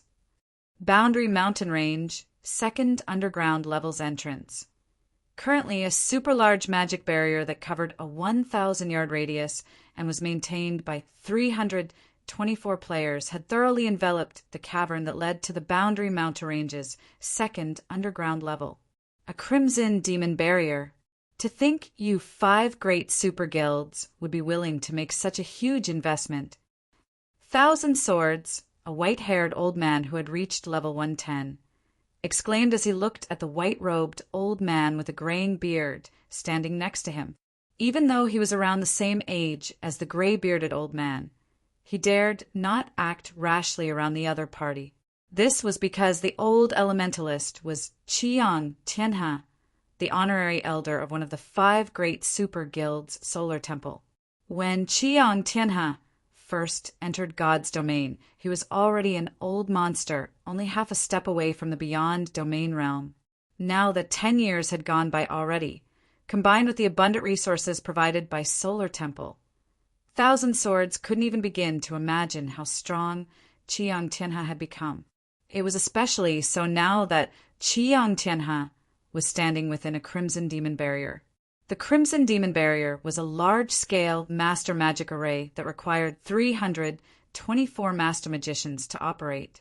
It was one of the best master magic array in God's domain, and the materials required to form a Crimson Demon Barrier were enough to leave a huge hole in a first-rate guild's pockets. In exchange for the exorbitant operational costs, the Crimson Demon Barrier could reduce the basic attributes of even tier for mythic monsters by 30% or more. The barrier was also incredibly sturdy, able to withstand hundreds of attacks from a mythic monster outside the barrier and double that number from the inside. Moreover, players couldn't teleport while inside the barrier. Unless a tier 5 player appeared, the Crimson Demon Barrier was essentially a small yet unshakable fortress. The second underground level is worth this price, Chiang Tianhe, who had reached level 112 already, said, a faint smile forming on his face as he looked at the Crimson Demon Barrier. Anyway, I'm quite surprised you would abandon the main continent. It seems World Dominators is quite invested in the miniature ancient world. Or have you reached a bottleneck and are trying to find a breakthrough here? Both, Thousand Swords said, not bothering to hide this information. What about you? Will Solar Temple really be fine letting its honorary elder come to the miniature ancient world? I'm old. The guild's youngsters are also becoming more and more talented with every subsequent generation. So I'm confident in leaving the guild in their hands, Chiang Tina said, chuckling. Also, it honestly relieves me that World Dominators has withdrawn from Azura. Otherwise, fighting you is going to be a headache. Even if you don't have to fight me, you'll probably still be getting a headache in a moment, Thousand Swords said, curling his lips. He did not believe anything that Chiang Tianhe had said about getting a headache from fighting him. Are you talking about Zero Wing's Black Flame? Curiously, Chiang Tianhe asked, Is he very strong? I don't know, Thousand Swords said, shaking his head. I cannot see through his strength. However, since he managed to get even Hidden Soul to acknowledge him, I doubt he will be weaker than me. That little girl is indeed amazing. Despite never reaching Tier 6, her combat standard and techniques are in no way inferior to actual God-ranked experts. If Black Flame received that little girl's acknowledgement, he would be quite the interesting opponent to fight, Chiang Tianhe said, nodding his head. Then he looked toward a young woman and a middle-aged man standing nearby and continued, But I'm afraid Black Flame has made an unwise decision to come here this time. While I might not hold any personal opinions against Azura, the youngsters from the Flower of Seven Sins and Sacred Temple are unlikely to go easy on him. Hearing this, Thousand Swords also turned to look at the young woman and middle-aged man without objecting to Chiang Tianhe's comment. Of the two people in question, the young woman was the Flower of Seven Sins' Death Omen, while the middle-aged man was Sacred Temple's Ruthless Sky. In the case of Death Omen, she was the most talented female assassin that had appeared in the Flower of Seven Sins in recent years. Even with his current strength, Thousand Swords would feel frightened when he imagined Death Omen coming after his life. As for Sacred Temple's Ruthless Sky, aside from being the Gale Sword Meister, one of the 8 Sword Meisters in God's domain, he was also an expert close to reaching the domain realm's 3rd step. In the future, there was no doubt he would join the ranks of old monsters. With these two people here, even if Chiang Tianhe abstained from taking action, Thousand Swords doubted that Shifeng could beat either of them while inside the Crimson Demon Barrier. If the two of them worked together, Shifeng would most likely fall. This was why Thousand Swords had previously told Jingyang that they were unlikely to enter the 2nd underground level even if he worked with Shifeng. Just the fact that Solar Temple's honorary elder Chiang Tianhe was guarding the 2nd level's entrance already made this place an impenetrable fortress. On top of that, the place was even guarded by Death Omen, Ruthless Sky, and a force of 20,000 Refinement Realm experts or above. While Thousand Swords and Chiang Tianhe were happily conversing, a 100-man team suddenly appeared at the cavern's entrance. Along with the team's arrival, the players in the cavern couldn't help but turn their attention to the snowy white wolf standing at the front of the team. It's Black Flame. Black Flame is here. I thought the report just now was nothing but a joke. I really didn't expect that the Azura Mercenary Alliance would dare to come here. They probably don't know that the several great alliances have already joined forces. Black Flame must be feeling quite shocked right about now. In addition to 3 God-ranked experts, there are also 20,000 Refinement Realm experts guarding this place. Even if Black Flame says that he is only here to target the Flower of Seven Sins, the other powers in the Alliance probably won't sit by and do nothing. The various powers members grinned and snickered when they saw Azura's team appearing at the cavern's entrance, finding Azura's ignorance of the situation amusing. The Azura Mercenary Alliance might have thought that it had the strength to go against the Flower of Seven Sins after Zero Wing's victory in Windy Sand Town. But the Mercenary Alliance had no idea just how powerful the Flower of Seven Sins actually was. Not to mention, Azura's opponent this time wasn't limited to just the Flower of Seven Sins. The Mercenary Alliance would also need to clash against the various superpowers that had joined forces with the Flower of Seven Sins. They're here. Death Omen narrowed her eyes as she focused her gaze on a masked woman in Shifeng's team. This masked woman was none other than Hidden Soul, the Sin of Pride's former commander. Then Death Omen smiled as she said, "This time I'll let you know how laughable your decision is." Meanwhile, over at Shifeng's team, Lu Wuxing and Galaxy Past revealed somber expressions on their faces when they saw the army of experts ahead of them. Why are there so many experts gathered here? A crimson demon barrier. This is probably something only the 5 great super guilds can take out. Moreover, why are the Flower of 7 Sins and 5 great super guilds members together? Did they join forces? Before making their way here, they had already heard rumors of the several great alliances joining forces to monopolize the Boundary Mountain Range's 2nd underground level. However, they didn't think that the great alliances would act so quickly. God-ranked experts and a crimson demon barrier. With this, nobody can enter the 2nd underground level without permission from the several great alliances, Zhuyalan said, an ugly expression forming on her face when she saw the army of refinement realm experts in front of her. At this moment, she even doubted that their team could leave this place safely. It should be known that their team had passed by many of the several great alliances experts on their way here. So long as the Flower of 7 Sins contacted these experts, they could launch a pincer attack on their team. Do we have to enter that place to search for clues relating to the Tier 4 promotion, Guild Leader Black Flame? Glimmering Sword suddenly asked as she looked at the entrance at the other end of the cavern. It should be right there. Shifeng nodded. In that case, leave it to me to break through here, Glimmering Sword said as she jumped off her mount and approached the crimson demon barrier. Are you insane, Commander Glimmer? Lu Wuxing was stunned when he saw Glimmering Sword walking forward by herself. Hurriedly, he said, "That's not a place you can go by yourself." Although Glimmering Sword had reached level 120 already, the advantages she had in basic attributes would be mitigated under the effects of the crimson demon barrier. You don't need to worry, Elder Lu, Casio, the 3-meter-tall middle-aged man from Glimmer, said with a casual smile. The commander can handle a battle of this degree all by herself. If you find any errors, broken links, non-standard content, etc., please let us know so we can fix it as soon as possible. Chapter 223, A Goddess Appears. Chapter 223, A Goddess Appears. TL Notes, June 23, 2022. Changes. Glimmering Sword - Shimmering Sword, Laura Crater's nickname/ID. Glimmer Adventure Team - Shimmer Adventure Team. All by herself? Lu Wuxing looked at the 3-meter-tall man standing in front of him in confusion. If he couldn't see that Casio was similarly level 120 and feel the frightening pressure the other party radiated, he would have absolutely thought that Casio was joking with him.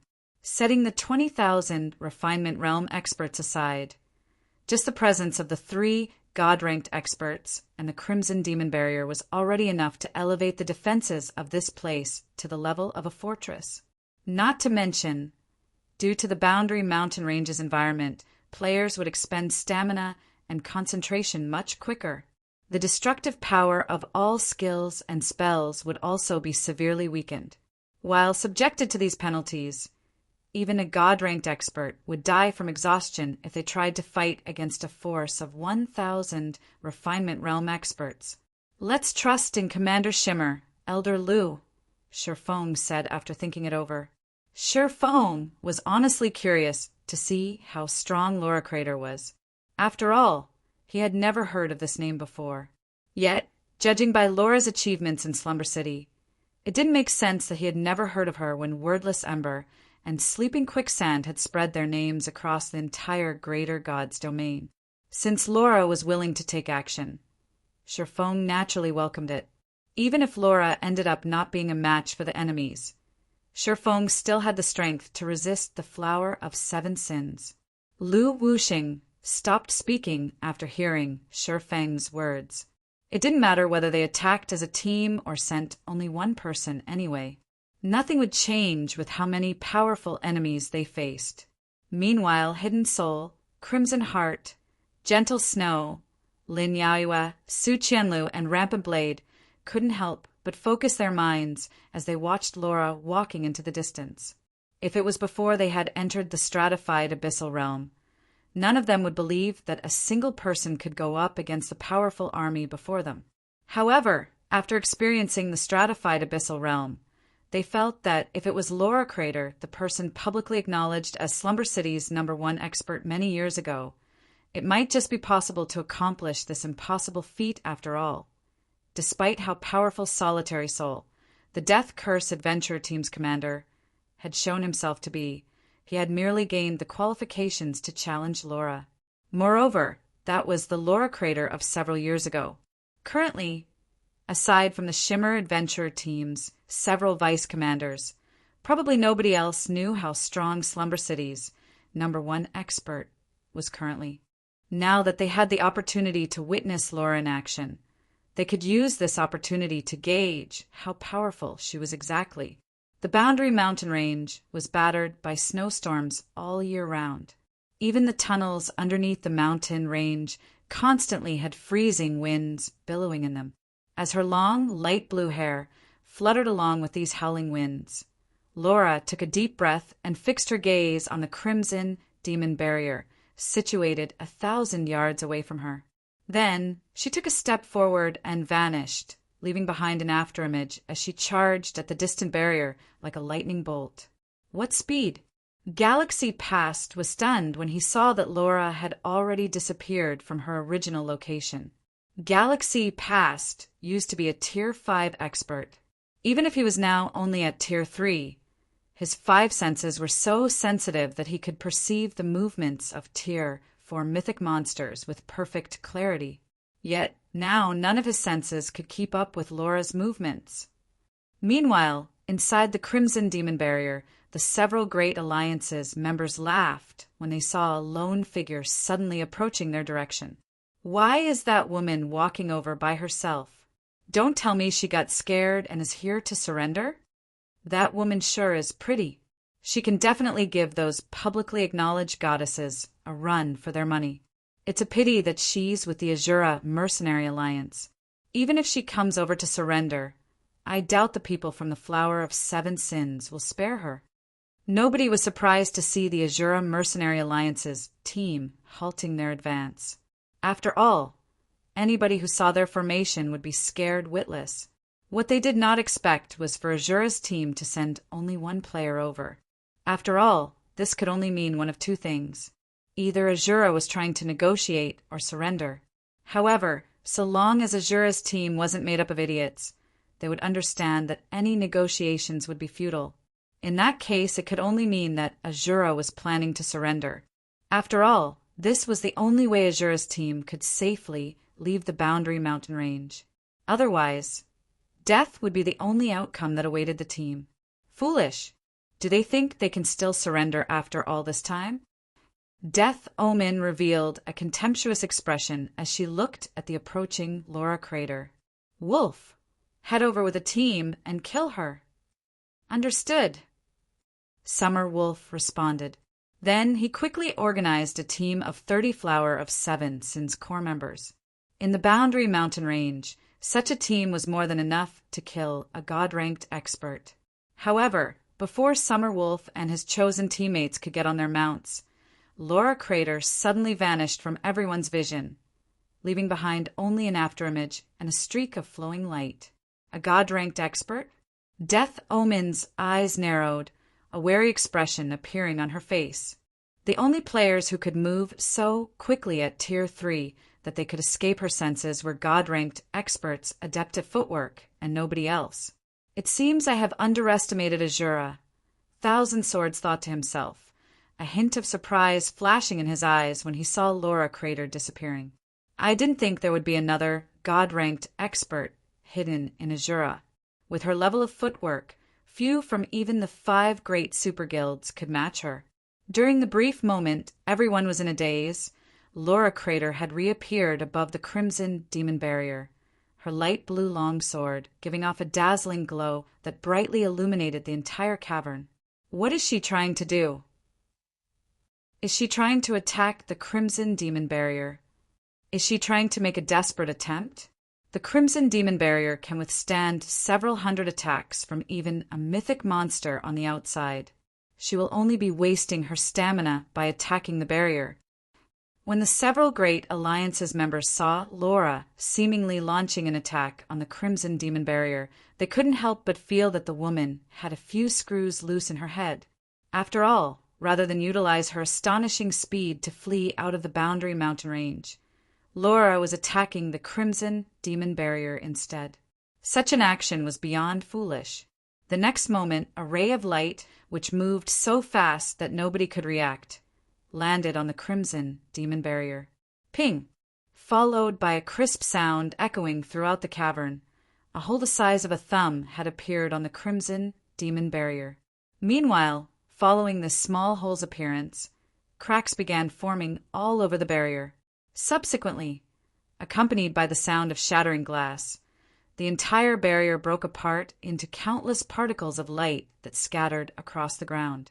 Meanwhile, before anyone knew it, Laura Crater had already appeared next to the second underground level's entrance, her longsword back in its sheath. At this time, as if time had stopped moving, the whole world fell silent. If you find any errors, broken links, non-standard content, etc., please let us know so we can fix it as soon as possible. Chapter 3152 TL Notes. Another change, June 24th, 2022 Shimmer Adventurer Team - Glimmer Adventurer Team. It shattered when everyone saw the Crimson Demon Barrier disintegrating into particles of light and the woman with light blue hair standing amidst these light particles. An indescribable sense of shock filled their minds. The Crimson Demon Barrier had risen to fame on the main continent many years ago. Back then, before anyone had reached Tier 4, the Crimson Demon Barrier was nicknamed the Infallible Fortress. It was also the several Great Alliance's most powerful trump card for monopolizing the Boundary Mountain Range's second level. Once the Crimson Demon Barrier was deployed, even an army of 10 million Tier 3 experts attacking simultaneously couldn't break it. In fact, the barrier would remain unfazed even after taking a hit from a magic cannon. Please keep reading on Wuxia World. EU. If one were to talk about the Crimson Demon Barrier's flaws, there would only be one: its ridiculous mana consumption. Not only did the Crimson Demon Barrier require many magical class players to maintain, but it also consumed upwards of 100,000 magic crystals per day. Yet now, some unknown woman had actually shattered the Crimson Demon Barrier in one hit. Who is she? Summer Wolf, who had just climbed onto his mount, couldn't help but look at Laura Crater in fear and disbelief. The Boundary Mountain Range's special environment weakened the attacks of all players by a significant margin. Even former Tier 6 God-ranked experts would have difficulty killing peak experts in one move. Out of the experts he had chosen to bring with him, he was confident that any one of them would, at most, lose 1/3 of their HP when facing an offensive combat technique executed by a God-ranked expert. With the abilities of Tier 3 healers, it wouldn't take more than 2 or 3 seconds to heal a near-death MT to full health. It would take even less time to heal the players he had chosen, since all of them were of a DPS class. This was why he was confident he could whittle even a God-ranked expert to death with his team. However, Summer Wolf changed his mind after seeing Laura's attack. An attack capable of destroying the Crimson Demon Barrier in one hit was something not even a Tier 3 metric tons with a damage reduction skill activated could survive. Moreover, Summer Wolf didn't even manage to see Laura's attack previously. By the time he realized that Laura had released her attack, a small hole had already appeared in the barrier. The speed of the woman's attack was unfathomably fast. At this time, the several Great Alliance's members weren't the only ones dumbfounded by this situation. Lu Wuxing, Galaxy Past, and the others were similarly astounded. It was too fast. Laura's attack was so fast that none of them had managed to react. For a moment, they even suspected whether Laura was a high-tiered NPC in disguise and whether she was actually a player. This is the strength of Slumber City's strongest player? Hidden Soul was deeply shocked as she looked at Laura's distant figure. Although she had long since known that the woman known as Laura Crater would be incredibly powerful, she didn't think it would be to such an extent. Out of all the Tier 6 God-ranked experts she knew, none of them could achieve such speed at Tier 3, an advanced silver footwork, and an advanced silver combat technique. Sure Feng was similarly surprised by Laura's performance. Unlike Hidden Soul and the others, Sure Feng had many years of experience wandering the expansive Greater God's domain, and he had encountered numerous God-ranked experts during his travels. Thus, he instantly recognized that Laura had only managed to exhibit such speed and power with her attack because she had used an advanced silver combat technique. Meanwhile, every individual he knew that had mastered an advanced silver combat technique was a peerless monster capable of ranking within the Greater God's domain's 7 luminaries ranking list. Of course, Laura hadn't relied on only an advanced silver combat technique to break the Crimson Demon Barrier in one hit. On top of that, she had also located the barrier's mana node. The mana node was the convergence point for all of the barrier's mana. So long as it was destroyed, the barrier's mana flow would crumble. However, locating a barrier's mana node was incredibly challenging. Even the persons responsible for constructing and maintaining the barrier wouldn't know its location. This was because the mana node's location was constantly changing based on the players maintaining it. Specifically, the node's location changed based on the varying flow rate and strength of the mana supplied. Moreover, even the smallest of changes could affect the node's location. Meanwhile, with over 300 players operating the Crimson Demon Barrier, trying to locate the mana node's location was nigh impossible. This was also why most people deemed that only Tier 4 attacks, or above, could destroy the Crimson Demon Barrier. Yet, Laura Crater had located the Crimson Demon Barrier's mana node in the blink of an eye. Her perception and grasp toward mana were simply unbelievable. After a moment, Sure Feng hurriedly shouted, "The barrier's down! Advance!" When Lu Wuxing Galaxy passed and the others heard this, they promptly snapped out of their dazes and followed Sure Feng to the second underground level's entrance on their mounts. An ordinary Tier 3 player sprinting at full speed would only need around 30 seconds to cover a distance of 2,000 yards. With the help of a bronze mount, they could cover this distance in under 10 seconds. Now that the Crimson Demon Barrier was no longer obstructing the way and the several Great Alliance's members were still in a daze, this was the perfect opportunity for them to charge into the second underground level. Not good. They're charging at the entrance. When the several Great Alliance's members recovered from their shock, Sure Feng's team was already within 1,000 yards of the second underground level's entrance. "Don't even think of getting past us." When Death Omen saw Sure Feng's team charging for the entrance, she hurriedly shouted, "Wolf, distract them! Everyone else, guard the entrance with your lives!" At this time, Summer Wolf and his team had already gotten on their mounts, so they were the most suitable candidates to intercept Sure Feng's team. After all, the average Tier 3 Refinement Realm expert could run nowhere near as fast as a bronze mount. Meanwhile, so long as Summer Wolf's team could buy enough time for a few thousand players to gather at the entrance, they'd be able to take down Sure Feng's team easily. Meanwhile, Chiang Tianhe and Ruthless Sky had also promptly made their way to the entrance. Although neither of them had any grievances with the Azura Mercenary Alliance, it was to their benefit to prevent outsiders from entering the second underground level.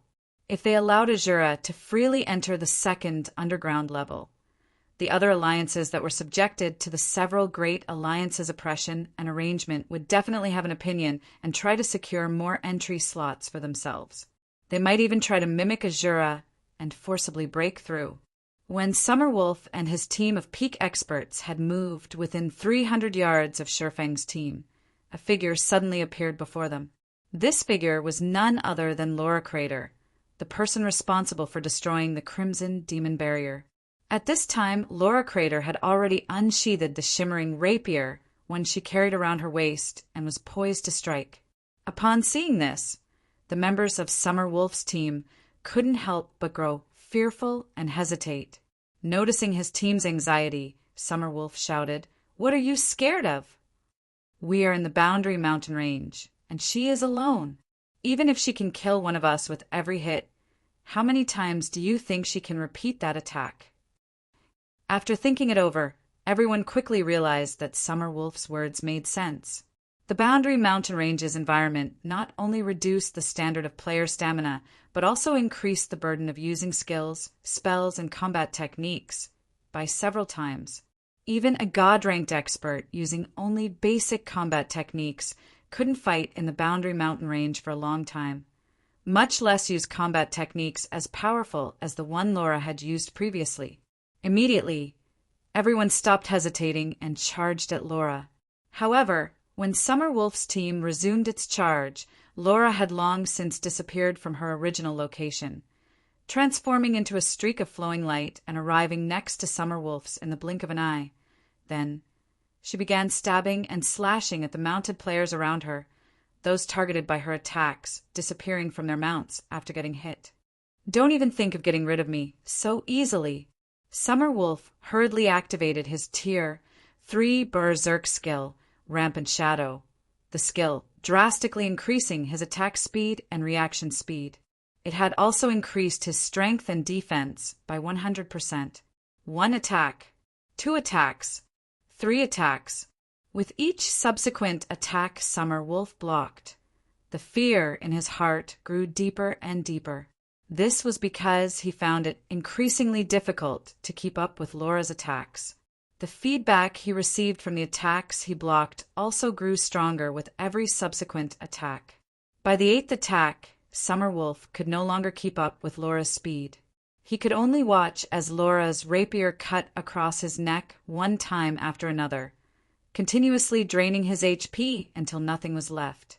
Meanwhile, this entire clash lasted no more than 2 seconds. From an outsider's perspective, Laura had merely charged into Summer Wolf's team. Then, Summer Wolf and his teammates had suddenly vanished from their mounts. After taking care of Summer Wolf's team, Laura sheathed her rapier, jumped into the air, and landed on the back of Shifeng's mount. Then, together with Shifeng's team, she disappeared into the second underground level's entrance. TL notes: 1 rapier.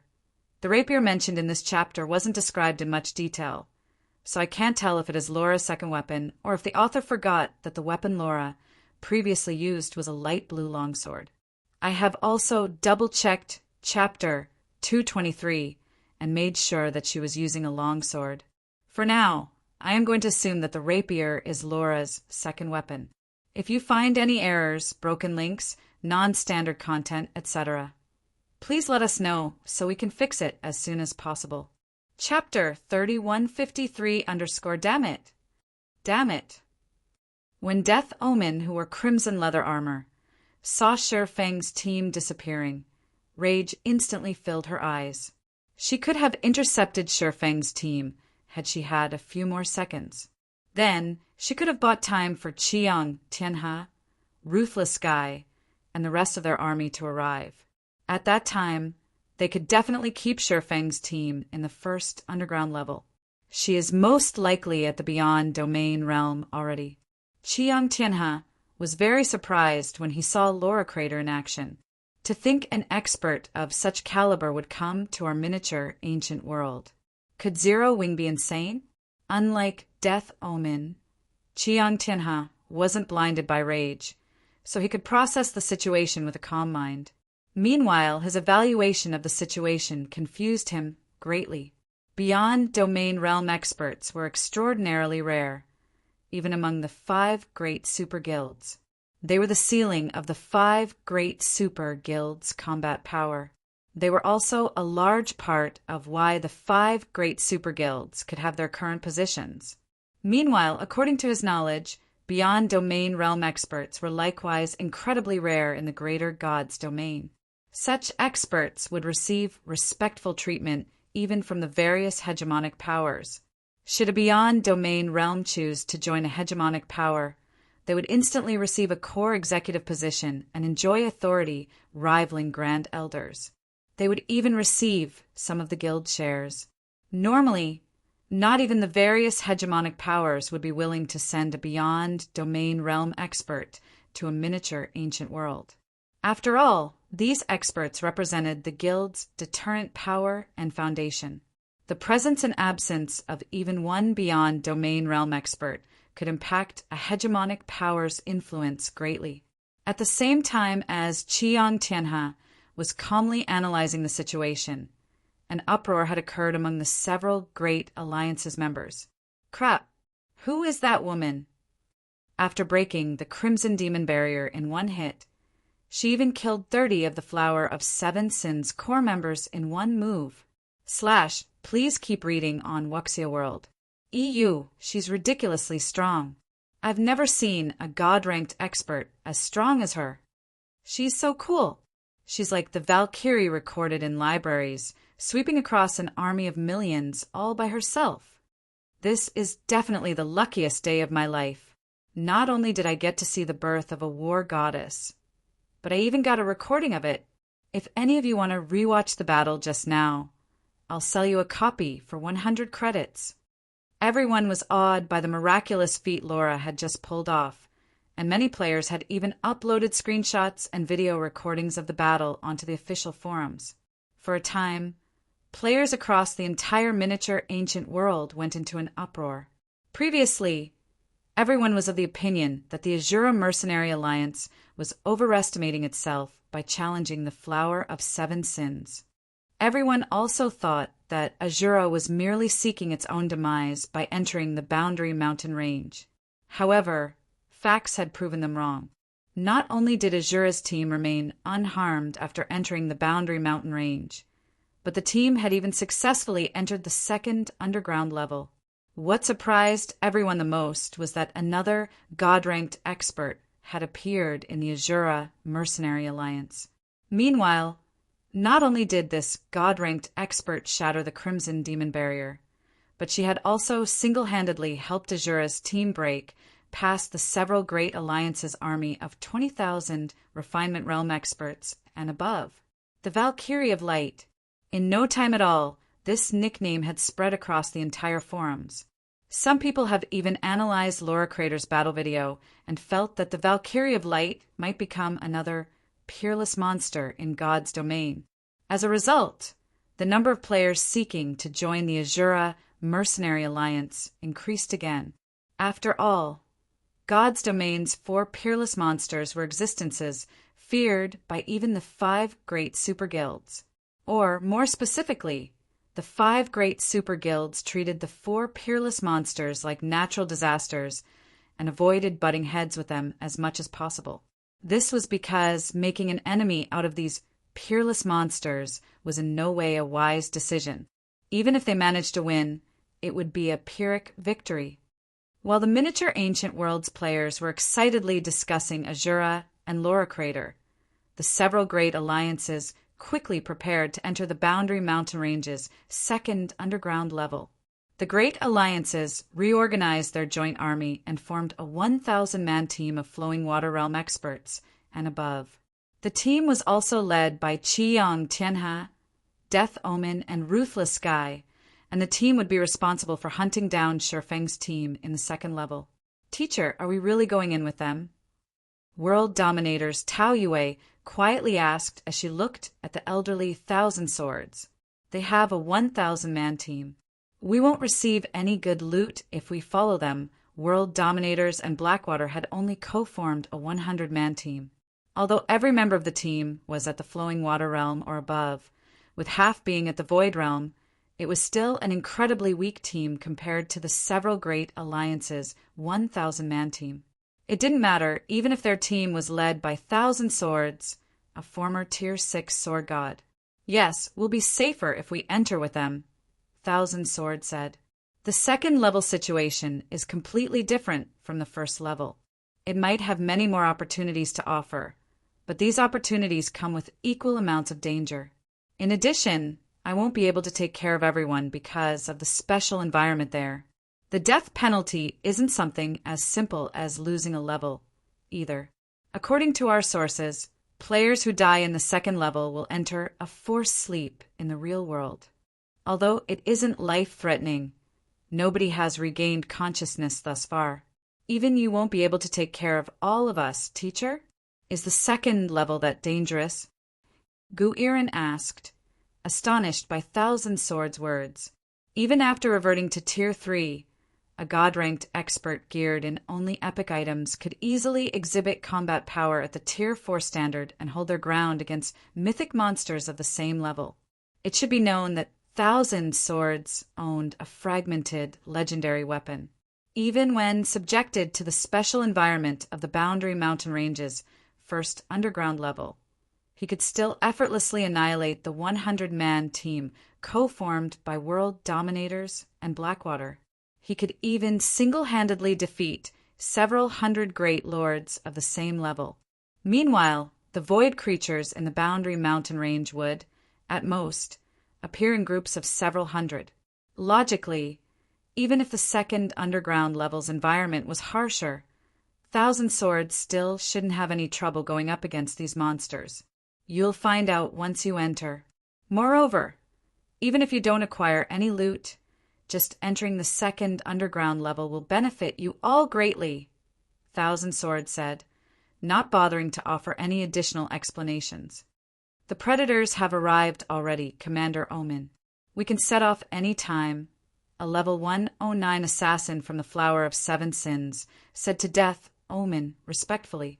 Good. Set off immediately. Death Omen nodded, her expression as cold as ice.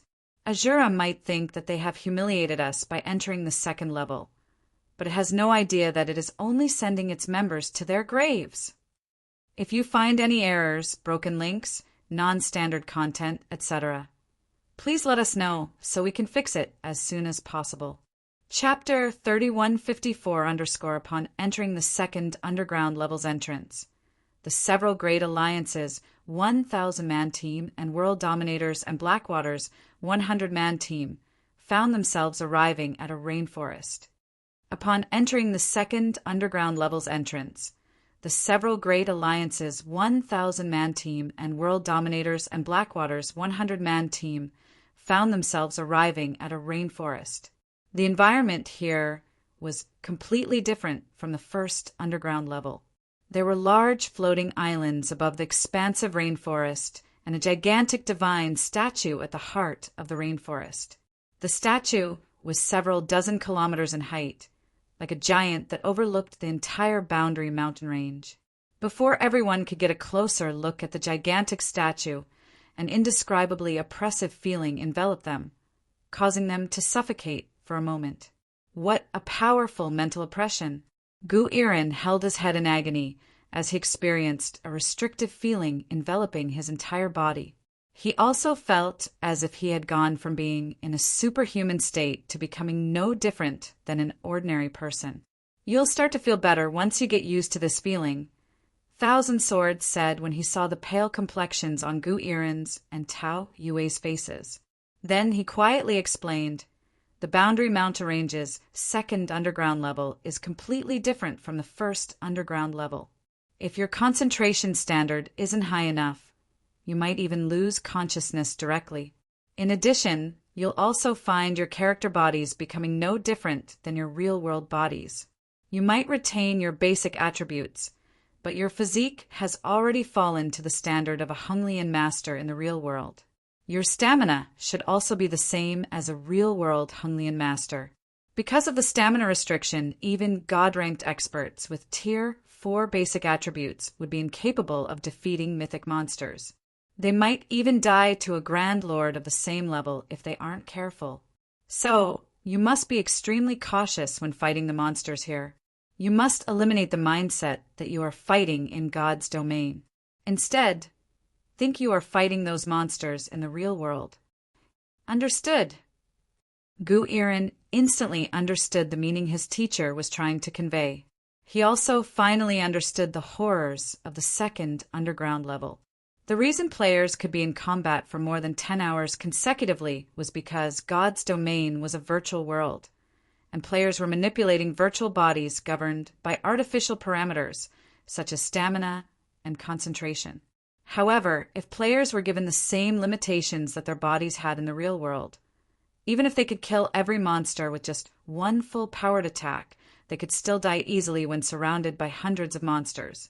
After all, people in the real world could not stay at peak performance for long periods. In other words, they needed to abide by a few rules if they were to fight in the second underground level.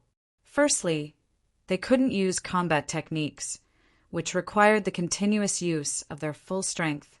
If they did that, it'd be no different than sprinting at full speed in the real world. Their bodies would start to tire in only a matter of seconds. Secondly, they would need to ensure they could finish the monsters they challenged within a certain time. If they couldn't do so, they would collapse from exhaustion, becoming powerless to the point where even a common monster could kill them. Simply put, fighting the monsters in the second underground level was no different than fighting God's domain's monsters in the real world. In such a situation, even peak experts would face extreme difficulty fighting great lords of the same level, let alone grand lords and mythics. This was because every great lord past level 100 would have HP in the tens of millions, while the normal attacks of a peak expert could only do around 100,000 damage per hit. If they couldn't fight using combat techniques, skills, and spells consecutively like they used to, they'd need at least several minutes to defeat a great lord. If that were the case, they'd probably become thoroughly exhausted after only 2 or 3 consecutive battles. At this moment, Guirin finally understood why his teacher had said that just entering the second underground level was an opportunity in and of itself. If players were to explore the second underground level without learning to conserve their stamina, they would unlikely progress very far. Meanwhile, the conservation of stamina covered many aspects. It wasn't just a matter of reducing the activity of one's body. There was also the usage timing of combat techniques, skills, and spells, as well as the usage of the surrounding environment, etc. Learning how to conserve stamina was a strict test. If he could learn how to control his stamina in the Boundary Mountain Range's second underground level, he would definitely see a qualitative change in his combat capabilities.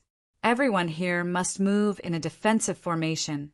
You are also absolutely forbidden from fighting alone. You must fight in groups of 3 or more. It doesn't matter even if you are going up against a level 100 lord. Qiyang, Tianhe commanded as he looked at the players gathered before him. If I find any of you fighting alone, I will kill you myself. Nobody present had any opinions regarding Qiyang Tianhe's commands. Everyone here was a combat veteran, so they understood how foolish it would be to fight alone in their current circumstances. They'd probably have difficulty even walking after 2 or 3 fights if they chose to fight without help. Although their stamina would slowly regenerate over time, it wasn't safe to stay in the same location for too long when out in the fields. It would be even more dangerous to do so here. Hence, rather than let those who had run out of stamina become a burden to the team, it'd be much better to simply dispose of them. I really don't know why Black Flame has decided to bring a team here. Blackwater's Jingyang thought to himself, a smile appearing on his face as he immersed his senses in the second underground level's environment. Regardless, they're dead for sure this time. Shi Feng, not fearing Blackwater's withdrawal from the Azura Mercenary Alliance, was something Jingyang did not expect. His superiors had even admonished him because of his arbitrary decision to withdraw Blackwater from Azura. Now that Azura's team had successfully broken through to the second underground level, Azura's fame would definitely skyrocket. If his superiors were to learn of this, he would definitely receive more than just a scolding this time. However, after experiencing the second underground level's environment, Jingyang no longer worried about his future. The Boundary Mountain Range's second underground level might be crucial for players' tier 4 promotion, but there was no way Azura could make any noteworthy progress here with only a 100-man team. Even if Azura's team had 2 God-ranked experts, death would still be the only outcome awaiting the team in the second underground level. In fact, a God-ranked expert might even have to flee if they came across a force of just 10 peak experts. In the second underground level, the advantage of numbers could easily compensate for the gap in quality. Shortly afterward, world dominators and Blackwater began safely making their way to the divine statue under the several great alliances' lead. Although the journey to the statue was arduous, with every battle requiring them to face several hundred-level 115 great Lord ranked void demons, the coordination of 1,000-plus flowing water realm experts and above allowed them to progress without any casualties. After an entire day of fighting, they finally reached the divine statue. What the heck? Why haven't we caught up to Azura's team yet? How far have they progressed? While Jingyang was breathing heavily and looking at the collapsed void demons before him, confusion filled his heart. Their group had spent the past day either fighting or resting. Moreover, they fought every battle with great difficulty. They would have long since been annihilated if they didn't assign at least 3 or 4 players to deal with every great Lord ranked void demon they faced. Logically, if a 100-man team were to face these void demons, the team should collapse and suffer annihilation after advancing a few kilometers. Yet, even after they had advanced for one whole day, they had failed to see even the shadow of Azura's members. If not for their rangers and assassins using their tracking skills and verifying that the players they were trailing after were indeed Azura's members, he would have thought they had chased after the wrong team. In reality, Jingyang wasn't the only person shocked by this situation. Qiang Tianhe and the others were also secretly amazed. The divine statue was the heart of the second underground level. It was also where the several great alliances' vanguard team had taken great pains to reach. Yet, the Azura Mercenary Alliance had managed to reach this place with only a 100-man team. This was simply incredible. "We found Azura's members, Commander Omen," an assassin on scout duty suddenly reported through the team chat. "Good. Get ready to surround them. We absolutely cannot let them escape this time." Death, Omen commanded. Along with Death Omen's command, 1,000 flowing water realm experts, and above quietly made their way toward Azura's team's location. Once near their destination, Qiang Tianhe, Ruthless Sky, and Death Omen each led a detached team and split into 3 directions, very much afraid that they would let Azura's team get away again. This game of cat and mouse is finally coming to an end. Thousand Swords sighed when he saw that even Qiang Tianhe had taken action. He understood that Qiang Tianhe was finally getting serious. Previously, the honorary elder from Solar Temple had only stood aside and watched when the Flower of Seven Sins members moved to intercept Azura's team at the second underground level's entrance. After all, Solar Temple had nothing to do with the feud between the Azura Mercenary Alliance and the Flower of Seven Sins. He also didn't expect Azura's team to actually succeed in getting past the Flower of Seven Sins members. However, it was a different story now that Azura's team had entered the second underground level. The several great alliances had put Qiang Tianhe in charge of blockading the second underground level's entrance. So it was a great humiliation for him to let Azura's team break past the blockade. So he needed to redeem himself now. As for the so-called Valkyrie of Light, even if she was a beyond domain realm, Thousand Swords doubted that she would be a match for Qiang Tianhe, much less the 1,000 experts on Qiang Tianhe's side. If you find any errors, broken links, non-standard content, etc., please let us know so we can fix it as soon as possible.